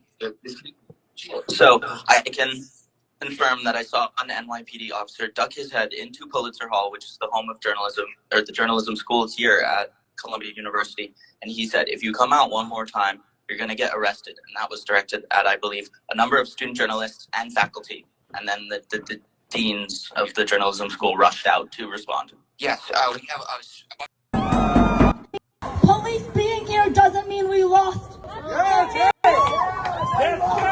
I'll tell you what it means. It means we won in the most glorious way possible. This university offered us an empty deal. We did not concede. We didn't fall for their bribes. We are much more principled than they can ever hope to be. Today, they call you a safety risk. Tomorrow. What are they gonna do when the movement grows? When like other students join, are they gonna suspend every single student until it's just like a handful of students who love Israel? Is that what it is?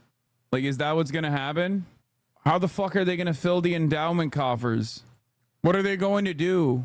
What are they gonna do when other students from other campuses also take notice? What are they gonna do when faculty joins? Oh my God, this dog, bro. Tomorrow, you are the people they will be proud of. I need you to be loud. I need you to be mobilized. Disclose! We will not stop! We will not rest! Disclose! Divest! We will not stop! We will not rest! Disclose! Divest! We will not stop! We will not rest! Disclose! Divest! We will not stop! Police being... Farley, stop barking. What? Oh. They think they can make an example out of these students? It won't work? Yeah. Fired the faculty and replace them with adjuncts? No, they won't fucking do that. Yeah, they're just gonna... No, they can't do that. You're ridiculous. You're out of your fucking mind. There's no way. There's so much strength in numbers, dude. They can't do shit. They absolutely will do that. No, they won't. Yeah, okay. The most prestigious elite institutions in the United States of America, perhaps globally, are not going to fire their fucking tenured Ivy League professors and replace them with adjunct professors who are also most likely not going to fucking participate. They would have to absolutely gut through. I mean, this is all dependent on whether people back down from these unjustifiable actions that Columbia is taking, or if they push further. $20 north of Columbia right now. Miguel, thank you. Stand by for a moment, if you will. Joey Jackson, our legal analyst, is here. Joey, we talk about dozens and dozens of arrests. What happens to these people on the buses? What does it mean to be put under arrest for tonight and for the next several days? Yeah, I think, John, the prosecutor here, Alvin Bragg, has a decision to make. And what that decision is what he's going to do. Is there going to be a distinction between students? And if so, do you criminalize this, or do you offer them some resolution to the case which respects their right to protest, but again, you know, has some semblance of law that has to be mixed into it? And do you distinguish the students from the non-students, right? How they got onto the campus, what specifically did they do? Were they peaceful? And so, bro, this is literally all the shit that your children will learn in history books in the future. Okay? If there is a future to begin with. If we haven't completely perished by that point, this is the type of shit that you already learn about in your history books as moments of shame from the past. It is insane to me that, I mean, the irony is ridiculous. The irony is ridiculous, especially when you consider that Hamilton Hall is the exact same fucking building that the students occupied in 1968, and the police brutalized them on April 30th, 1968. About 50 people were taken into custody at Columbia University so far tonight. Police used flashbangs, but not tear gas, per the NYPD. Student radio states that police have begun to leave. You have a lot of paid agitators, professional agitators in here, too, and I see it all over. And, you know, when you see signs and they're all identical, that means they're being paid by a My favorite dumb guy, dude. source. You know, these aren't hand-painted signs where people would go to their basement and paint something because they really believed it. These are all signs that are identical. They're made by the same printer. And, you know, when you see that, that means there's somebody at top that's paying or a group that's paying, and they're doing great. Well, I really think you have a lot of paid agitators, professional agitators in here, too, and I see it all over. Crowd cheers on the NYPD bus filled with Columbia protesters leaving campus. Like, does she think that these are students who are like celebrating finally that like other students have gotten arrested, or are they cheering on the students for their bravery? Like, there's no way this person legitimately thinks that they're cheering on the NYPD, right? Yeah, per WKCR, NYPD is threatening journalism school students, professors, and even the dean with arrest if they leave Pulitzer Hall. The delicious irony. Brett's coverage on this is low-key funny as hell. Some type of special dwarf police officer guards a cop bus brought to take Columbia students to jail. Meanwhile, let's take a look at what the brilliant, bold, brave liberals, who are definitely very progressive and always on the right side of history, have to say on MSNBC while all this is happening. What we have seen on the videos so far is actually the most organized and calmest and most professional police intervention we've ever seen on a college campus. And what we have seen on the videos... Yeah, they beat the fuck out of those students, but so professionally. God damn, son. When they were brutalizing those fucking disgusting little anti-genocide students, I hate that. I hate those guys. But the cops, they were so beautiful. They were hot. The most humane, violent apprehensions that have ever happened. Yeah, this is the video that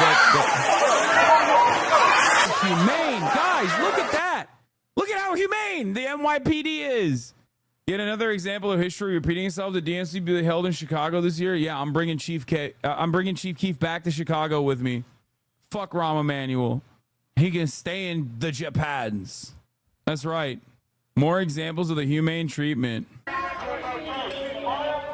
Tactical team, along with NYPD's emergency service unit and other officers of the strategic response group, have breached the first floor of Hamilton Hall at Columbia University.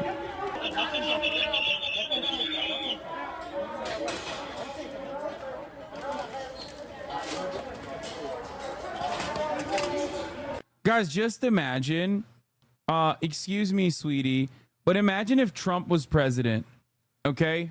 Imagine if Trump was president. The genocide in Gaza would be going extra hard, and students would certainly be still brutalized for protesting against it, but the ratings would be much better. Just saying. Guys, Biden would never, fuck, I fucked it up. Biden would never in a blue state, in a blue city, in one of the most progressive fucking institutions of higher learning in the country, Joe Biden, the Democratic president, would never in a million years allow. Enjoy Trump, sweaty. Enjoy Trump. What are you, Aaron Rupar? Yeah, I'm trying to fucking Kyle Kalinske with a good take about all these annoying chirpers. Iraq war protests were smeared and hated in the moment. Same with the Vietnam War protesters. Today, with anybody with a functioning brain realized they were 100% correct and the conventional wisdom was dead wrong. The fact that these people don't see this is exactly what's happening now is astonishing. It's not because they don't see it. I mean, many people that are just simply watching the news don't see it because they're fucking stupid and they believe unconditionally everything that the media tells them, which, by the way, of course they're supposed to. What are they, some kind of fucking freak? Obviously, of course they're going to look at the media, and without any kind of fucking critical media literacy, any kind of fucking critical thinking skills, they're going to be like, yeah, no, this makes total sense to me. Because it's not like there's a multi-billion-dollar fucking media apparatus specifically designed to make people docile, to make people think like, oh no, this is definitely a complex issue.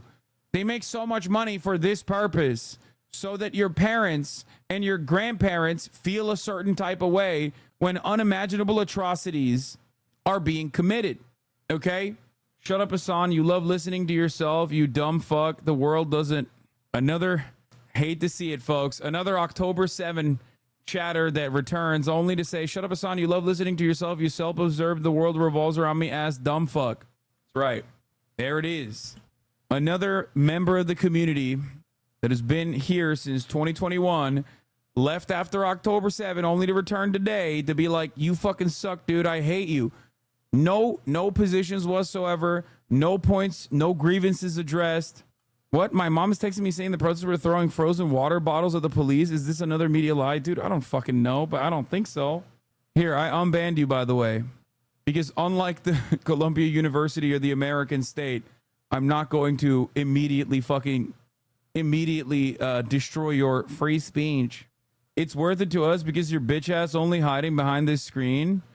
What dumbass throws frozen water at a man with a gun? Yeah, bro, you're slow as fuck, pretty much. It's worth it to us because your bitch ass only hiding behind. This dude need to be offed. Bro, man, terrorism really looks different here. Students are dumb as fuck. This is regressive. Brother, you're demanding that someone else come and kill me from behind a computer screen. My name and face is public. Like, yep, that tracks. That tracks. Oh my God. How is this dipshit still on Twitch? Dude is a piece of trash. Damn, brother. How'd you go from being a fucking another active community member? Why is D not on Twitch? I don't know, brother. Maybe because his fucking community is a toxic shithole of weirdos like this that love terrorizing every fucking content creator on a regular basis, even though he's not on Twitch. Perhaps that is probably part of the reason. The fuck do you mean? Because he got banned for saying unhinged shit on a regular basis. And his fan base is filled to the brim with toxic piles of shit.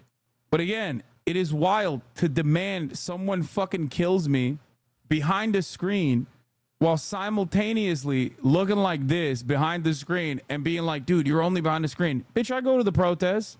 You know what my face looks like. We coolin', son, he said. Go back to the dude who loves saying the N-word, okay? You don't have to be here. Go watch him. Why is this content so fucking boring that you have to literally come here all the goddamn time? I can smell this photo, dude. Holy shit. What did that guy say? Respect. Update from NYU. Crush one campus, another rises. For Gaza, for Hind. They try to crush the student movement and we still rise. Tense return to NYU. Gaza solidarity encampment as Columbia and CCNY face brutal NYPD violence. We disrupt, we destabilize, we rise. For our siblings in Gaza. For our siblings uptown, united for Palestine. Your biggest fans? No, my biggest fans are you guys. My biggest fans are those who fucking still go out there and actually protest. Those who still go out there and organize. These guys will never be important in this community. They'll just chirp and be forgotten about. That's it. The real fear that they feel every day that they will never leave a mark on this planet is what motivates them into being such fucking edgy, nihilistic shitheads. That's it. They're sad, pathetic fucking losers who have nothing to look forward to. So they try to draw everyone down. They try to fucking drag every single person around them in their immediate vicinity. And that's why their fucking circle gets smaller and smaller year over year. And they desperately try to do that online. And unfortunately, because of the anonymity online, they can do that. They can do that to some degree of success. But ultimately, it doesn't work. Okay? That's it. Colombia is limiting access to his 1968 incident page. Colombia's webpage discussing its regret for calling in police to arrest students in 1968 is displaying a warning about limited access due to NYPD on campus arresting students. Nice. It's pretty funny. Colombia is a far different place today than it was in the spring of 1968 when protesters took over the university buildings amid discontent about the Vietnam War, racism, and the university's proposed expansion into Morningside Park. After a week-long standoff, the NYPD stormed the campus and arrested more than 700 people. The fallout dogged Colombia for years. If you're so proud of your face, why are you using a pic from 1996? Jesus Christ. Also, Judith Miller, free speech. Fucking First Amendment activist. Why do all your haters look like this? You know Brandon is fucked when the third wheel from the Pod Johns thinks this isn't great? Yeah. You can't be losing the Pod Johns, dude. It's an election year. What are you doing? That's a very important constituency. Crazy combo, no disrespect. CUNY staff solidarity letter. CUNY professor staff support the encampment at CCNY. In 1968, Columbia students held a dean hostage for 24 hours and the police didn't show up until a week later. We used to be a proper country. Dean Harry Coleman giving his "Can I Leave" speech. These students didn't even hold hostage the fucking the three janitors, man. They let him leave. Wait, what are they doing? Oh, is this inside of the... Is it inside of Hamilton Hall?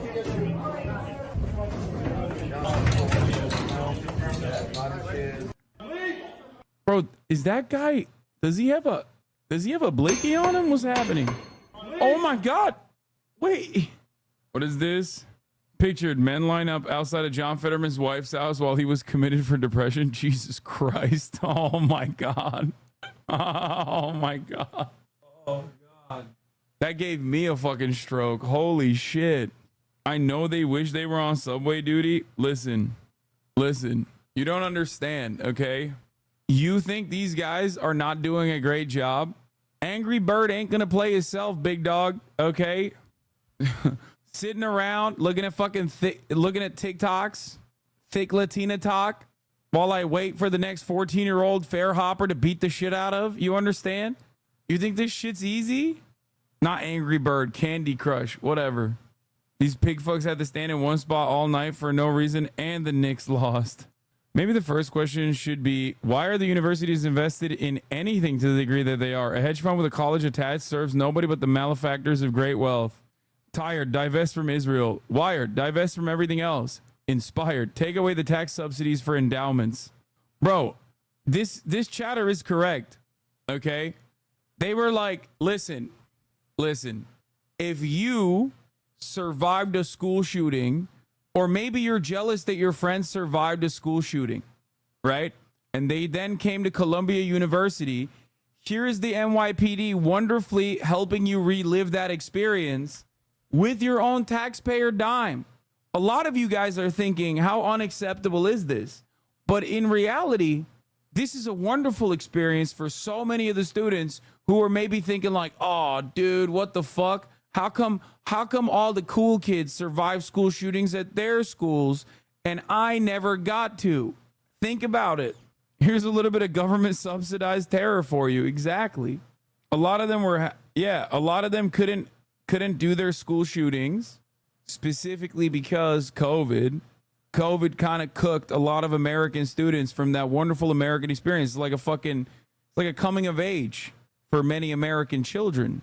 is when somebody enters the building that you're in, the learning environment that you're in with fucking weapons and threatens you and threatens your safety. Just saying. It's called Silver Linings. We know the theme of tomorrow's news analysis already. Won't stop implying on CNN. Anderson Cooper won't stop implying that the occupying halls aren't students. He's not disclosing and explaining what this is based on.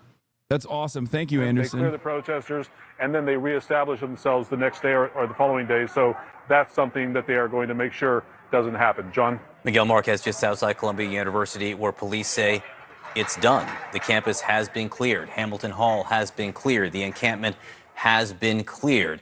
No injuries, the police say. Much more ahead. Our specialized... No injuries to the police. Last night we toasted to a free press, to an informed citizenry, and to an America where freedom and democracy endure. Yeah. No injuries. I mean, we launched a fucking student down the stairs, but he wasn't injured. It's fine. Here's another good take from CNN, unintentionally. And police clearly getting ready to go in.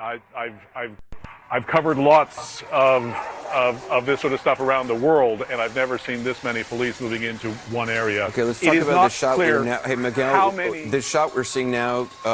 Where is this? Anderson's like, hey, can you shut the fuck up, please? Can you shut the fuck up? Can you shut the fuck up and start talking about how these guys are terrorists and stuff? Can you give me the good shit that I need to hear? Okay, excuse me. What do you mean you haven't seen this? It's called They Deserved It, the students. They deserve a 9/11 ×2, actually. If I could do that to the Columbia protesters, I would do it. I, Anderson Cooper, would do it. The more I hear that fucking asshole's coverage on the student protesters, the more I understand why there was that meta of him, like, specifically wearing an IDF sweatshirt all the time, apparently, to the gym. Where the fuck did I hear that from? Where was that? Anderson Vanderbilt Cooper. Anderson CIA internship Cooper. Always relevant. When I was a secretary in an architecture firm, Anderson Cooper was a client and he would often wear an IDF sweatshirt. What the fuck are you talking about? Anderson Cooper has an important point here. Yeah, no, he's so right. He's so right. He's always right, dude. At the top of the hour, there is a 3-minute ad break, and Anderson is right to fucking recognize it. And you know what? Many of you who are unsubscribed are going to fucking see that ad. Unless you subscribe for $5 or for free. If you don't want to see the ads, you got to subscribe. That's it. Property has now been cleared. Hundreds of officers on Columbia's campus tonight after the university asked them to clear out pro-Palestinian protesters who had set up an encampment and taken over a building. 10 people no longer see ads at the top of the hour. And loaded onto buses. Columbia University putting out a statement reading in part, quote, "We believe the group that broke into and occupied the building is led by individuals who are not affiliated with the university. Oh, the decision to reach out to the NYPD was in response to the actions of the protesters, not the cause they are championing." Early Tuesday, protesters... How much you want to bet they're going to say all the suspended students are technically unaffiliated with campus, even though some of them literally were being suspended as they were inside of that fucking... inside of Hamilton Hall. As the student journalists reported on, for the past 2 weeks, the campus has been completely shut off. Access from anyone and everyone that does not have a Columbia student ID, an active Columbia student ID. And the presence was just so enormous. You know, early in the night, we started seeing the arrival of the search teams from the NYPD, the strategic response teams. And that's when you really knew something was about to go down goes. here. Thank you for the 10 gifted. And it was just stunning to see the amount of officers that started just descending on the campus, onto the area around the campus. And there were, you know, hundreds of officers that started moving in, and then more units started moving in. And then really the most serious action, and some of the most heavily armed, some of the most tactical officers from the NYPD started arriving here on the Amsterdam side of the campus outside of Hamilton Hall to enter the building. It's clear that they had been planning for this since probably early this morning when things took a significant turn after several of the protesters stormed Hamilton Hall, got inside. The NYPD, you get a sense that the entire day was spent planning this, just when you look at the enormous response. And so the emergency services officers responded here. And then we saw that heavily armed vehicle, it's called a Bearcat, and they went up against Hamilton Hall, going inside, dozens of officers climbing up on the truck and going through the window into Hamilton Hall, where they went room by room, clearing the hall, clearing the area, making several arrests, clearing the campus. They actually let some of the people on the campus, they told them to leave. What the fuck? Some voluntarily left. Dozens of others were arrested. And just a short time ago, it all just came to an end. Many of those officers who went in. It didn't come to an end. Columbia University demanded or said to the NYPD that they need to stick around until May 17th. So no, it actually didn't come to an end at all. As a matter of fact, it came to the opposite situation, where now they are going to have permanent police presence on fucking campus. I just can't understand how all of this is happening when the police have been so egregiously defunded. So odd to me. I have never seen a response like this, a mobilization like this, the way the NYPD came in with such force, with such precision. And it's clear, in part, this was to send a message, in part to protect themselves. Something very significant look at this fucking boomer happened here. It seems that they probably got this fucking boomer, bro. We thought we fucking shot someone. Breaking. NYPD officer at Columbia University texting, thought we fucking shot someone while on campus outside of Hind Hall. Hind Hall. Bro can't see. He's old. Old ass pig. Look at that large ass text, dude. Unkwatch. Bro's texting. This is like when those fucking old racists get caught on an airplane. You know what I'm talking about? When like old ass racists will be like typing in fucking 54-point font and they'll be like, there's blacks around me. And then like everyone is like, dude, we can see what you're typing on your fucking phone. Wow, they never use those. Sal, they straight up breached the what? They straight up breached the building. Then SRG, CRT. CRT! Wait! CRT on college campuses! DEI! Hold on now. CRT on college campus is not on my watch. What? I swear. What? I swear not mad. I saw org not mad. What the fuck? Oh. I saw SRG not ESU. It's a good thing that this cop with very obvious brain damage you can't fucking see has a gun. As the NYPD Strategic Response Group leads the crackdown in Colombia, I'm reminded how the SRG was originally pitched as an elite counter-terror unit that will stop ISIS attacks. 9 years on, and they're primarily used to spy and arrest protesters and clear out homeless camps. For those of you who are wondering why the media is so pro-cop, this is their job. The media's job and the cops' job is to protect the interests of capital. Okay, that's it. The media's job is to normalize the violence that you experience and make you feel like it's actually totally permissible that a bunch of fucking 48-year-olds with weapons just storm through a private Ivy League institution to beat the shit out of fucking 18-year-old protesters for saying, hey, I don't think my tuition dollars should go to fucking Israel doing a genocide. Like, that's it. That's the whole job of the media, is to basically tell your dumb fucking parents and your dumbass grandparents that, like, that's totally valid, actually. And they usually do a pretty good job. The difference now, however, is that with the invention of the phone camera and social media, it becomes much harder to just kind of keep a good grasp on that. You know? It becomes much harder to manufacture consent when we can just see what you're doing, and you have motherfuckers who are like, excuse me, that's ridiculous. That's actually kind of ridiculous that you did that. That's why there's a massive That's why there's a massive difference in opinion with people who watch people like myself, people who watch fucking TikToks, versus people who get all of their information from Anderson Cooper.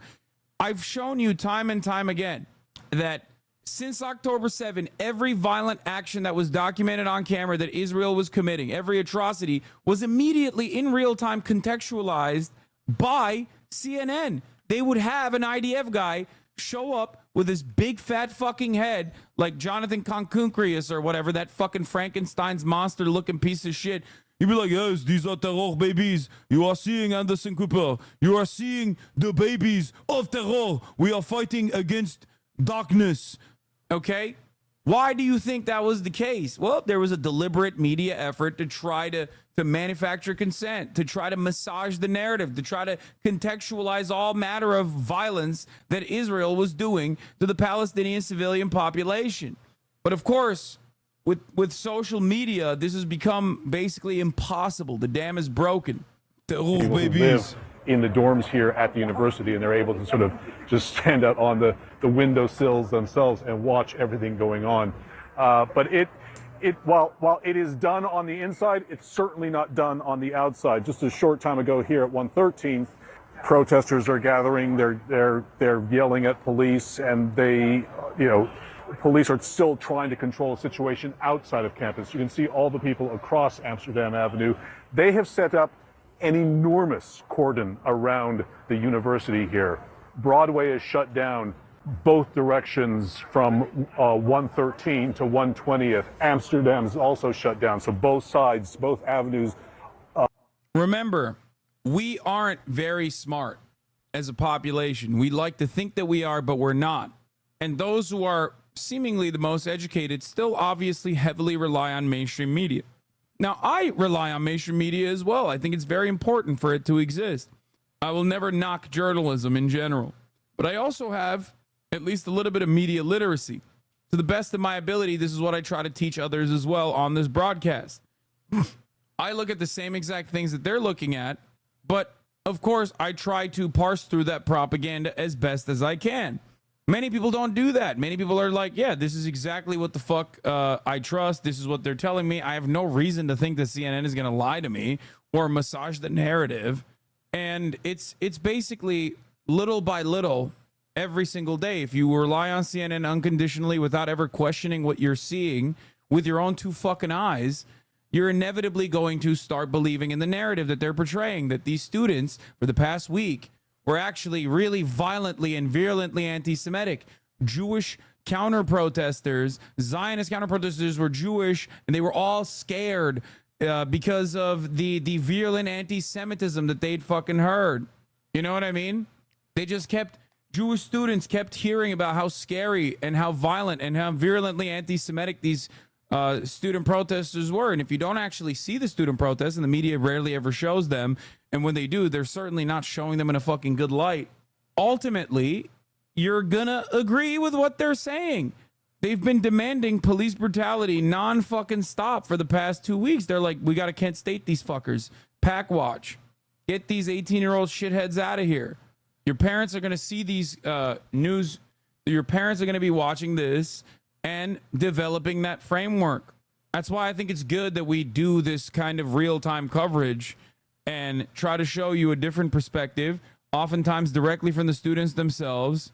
Like this entire time, I've been relying on the CUAD students, the campus organizers, to offer me insight into what's going on inside of Hamilton Hall, you know?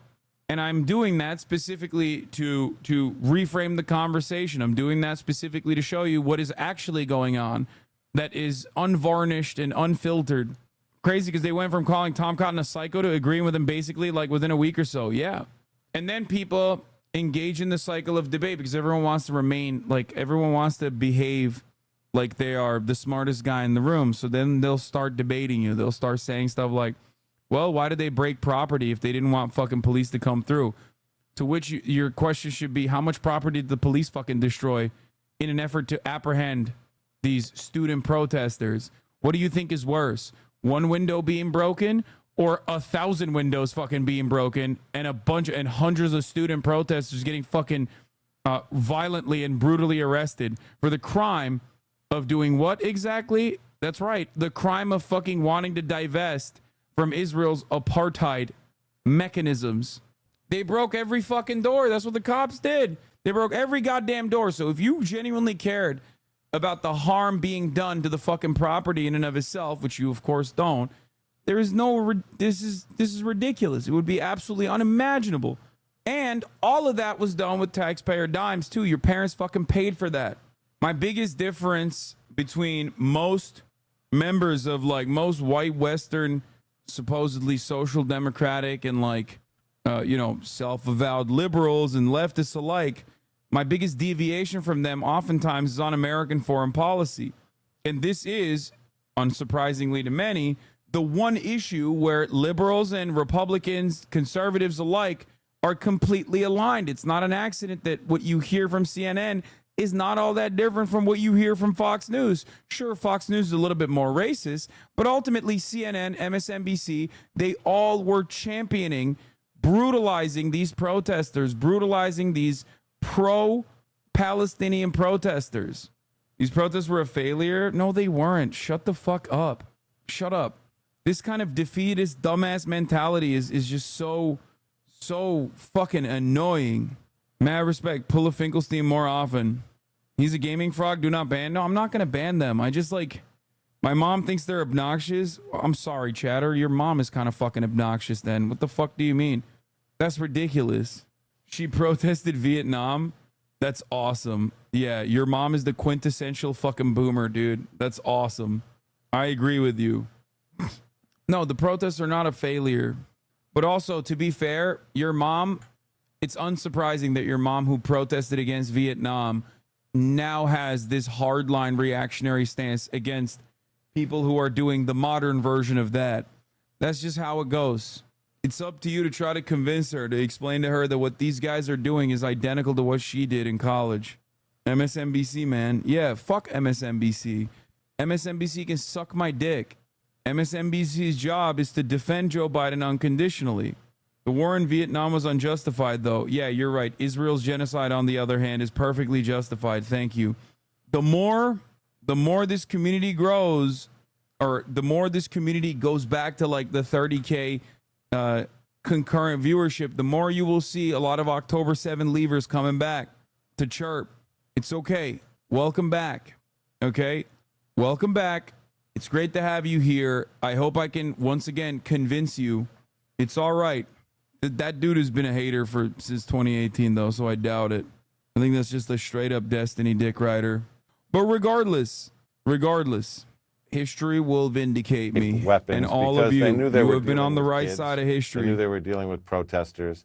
They knew they were likely to be unarmed, but they also knew that the possibility was that they might meet some kind of resistance, as they'd seen in earlier protests. You know, John, we're seeing some footage from earlier tonight and also some live footage of people who are on the streets. And just we are learning that the university has been asking for the NYPD to maintain some level of presence through at least even May 17th. I mean, shortly it will be May 1st, but that's at least almost a 3-week period at that point in time to have additional police presence. What would that look like in terms of the amount of police that would be present? It can't possibly be the numbers we're talking about here and we're seeing from tonight, but what would that look like? So that's going to be a judgment call about what that would look like. So first of all, let's say why. What does it mean? What it means is that a few hundred police officers came up to clear the kids who were, and both students and non-students, who were camped out on that piece of ground. And then when that operation was over, life resumed, and they came back and they recamped out. So at this point, the college, Columbia University, has made the decision, if we're going to retake that ground for the second time, when we retake it, we have to have a program to hold it, because we have graduation coming up in just a couple of weeks. And we don't want to have to keep doing this either to that ground or the buildings. So the police can do a minimal presence there, which is they can put Jersey barriers, not Jersey barriers, they can put the bicycle barriers around that piece of land. They can have some limited access, controlled access, or no access as they prepare to set up for graduation. You think all of this is good? Like this is the only way to deal with it? My way or the highway? We're just gonna increasingly stress out students. We're gonna fuck up graduation. That's crazy. Like furthering the crackdown, further stifling free speech on college campuses with the brutal arm of the state. Ridiculous shit, dude.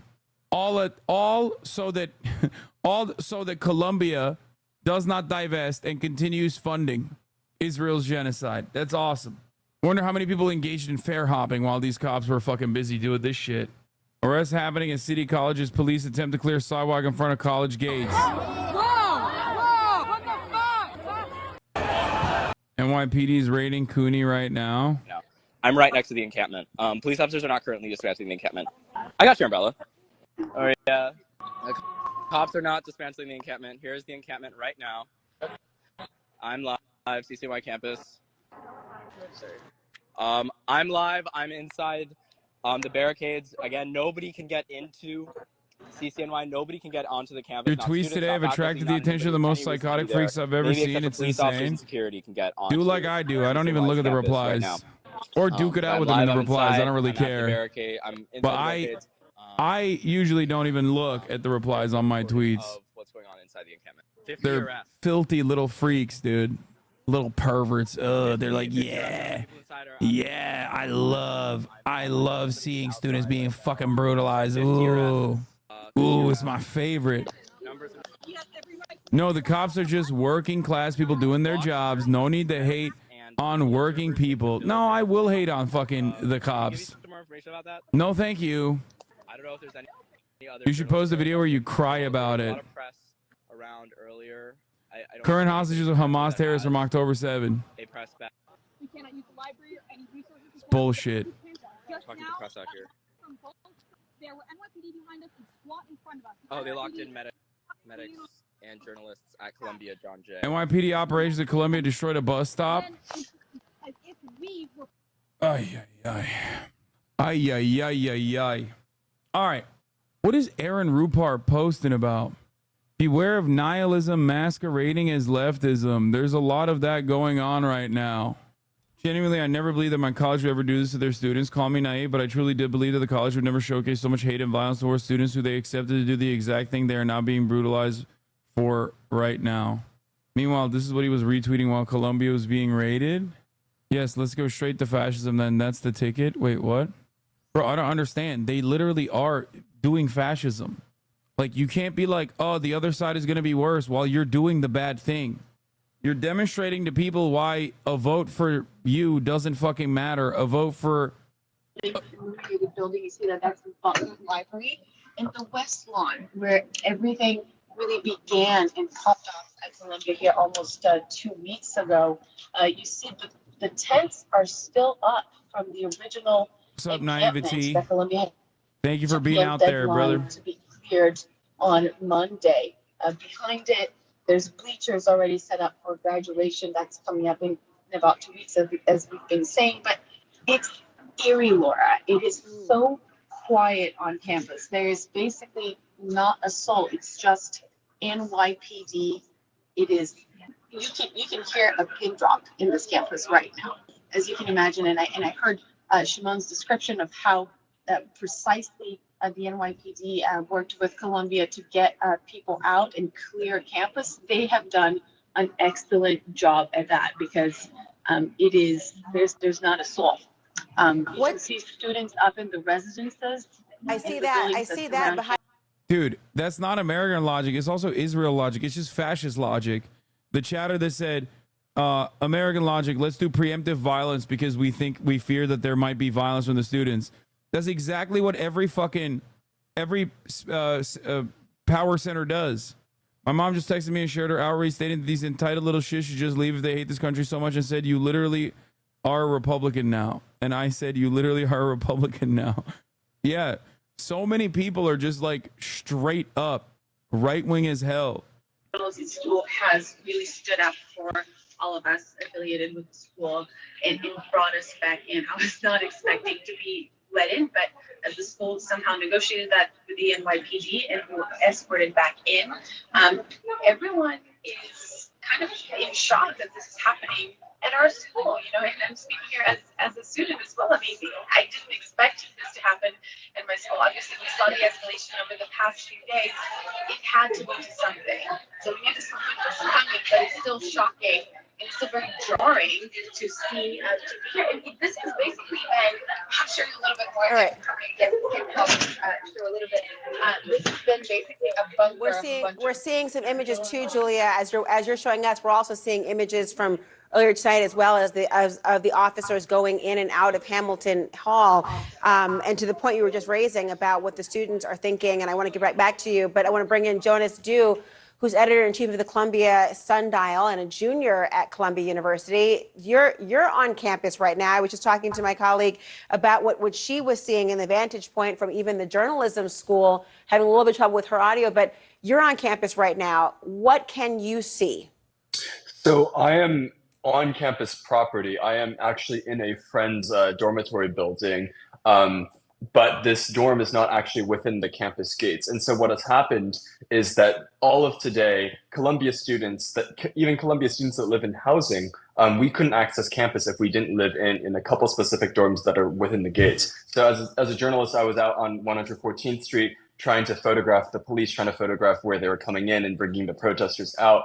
And so in preparation for that, what the police did was they pushed basically everyone on the street into the nearest building and made us remain there. I'm not sure if that restriction is still in place. I believe it is, which is why I've just been in this building the whole time. And, we actually went up to the roof, to one of the upper levels, and we could see sort of onto the street.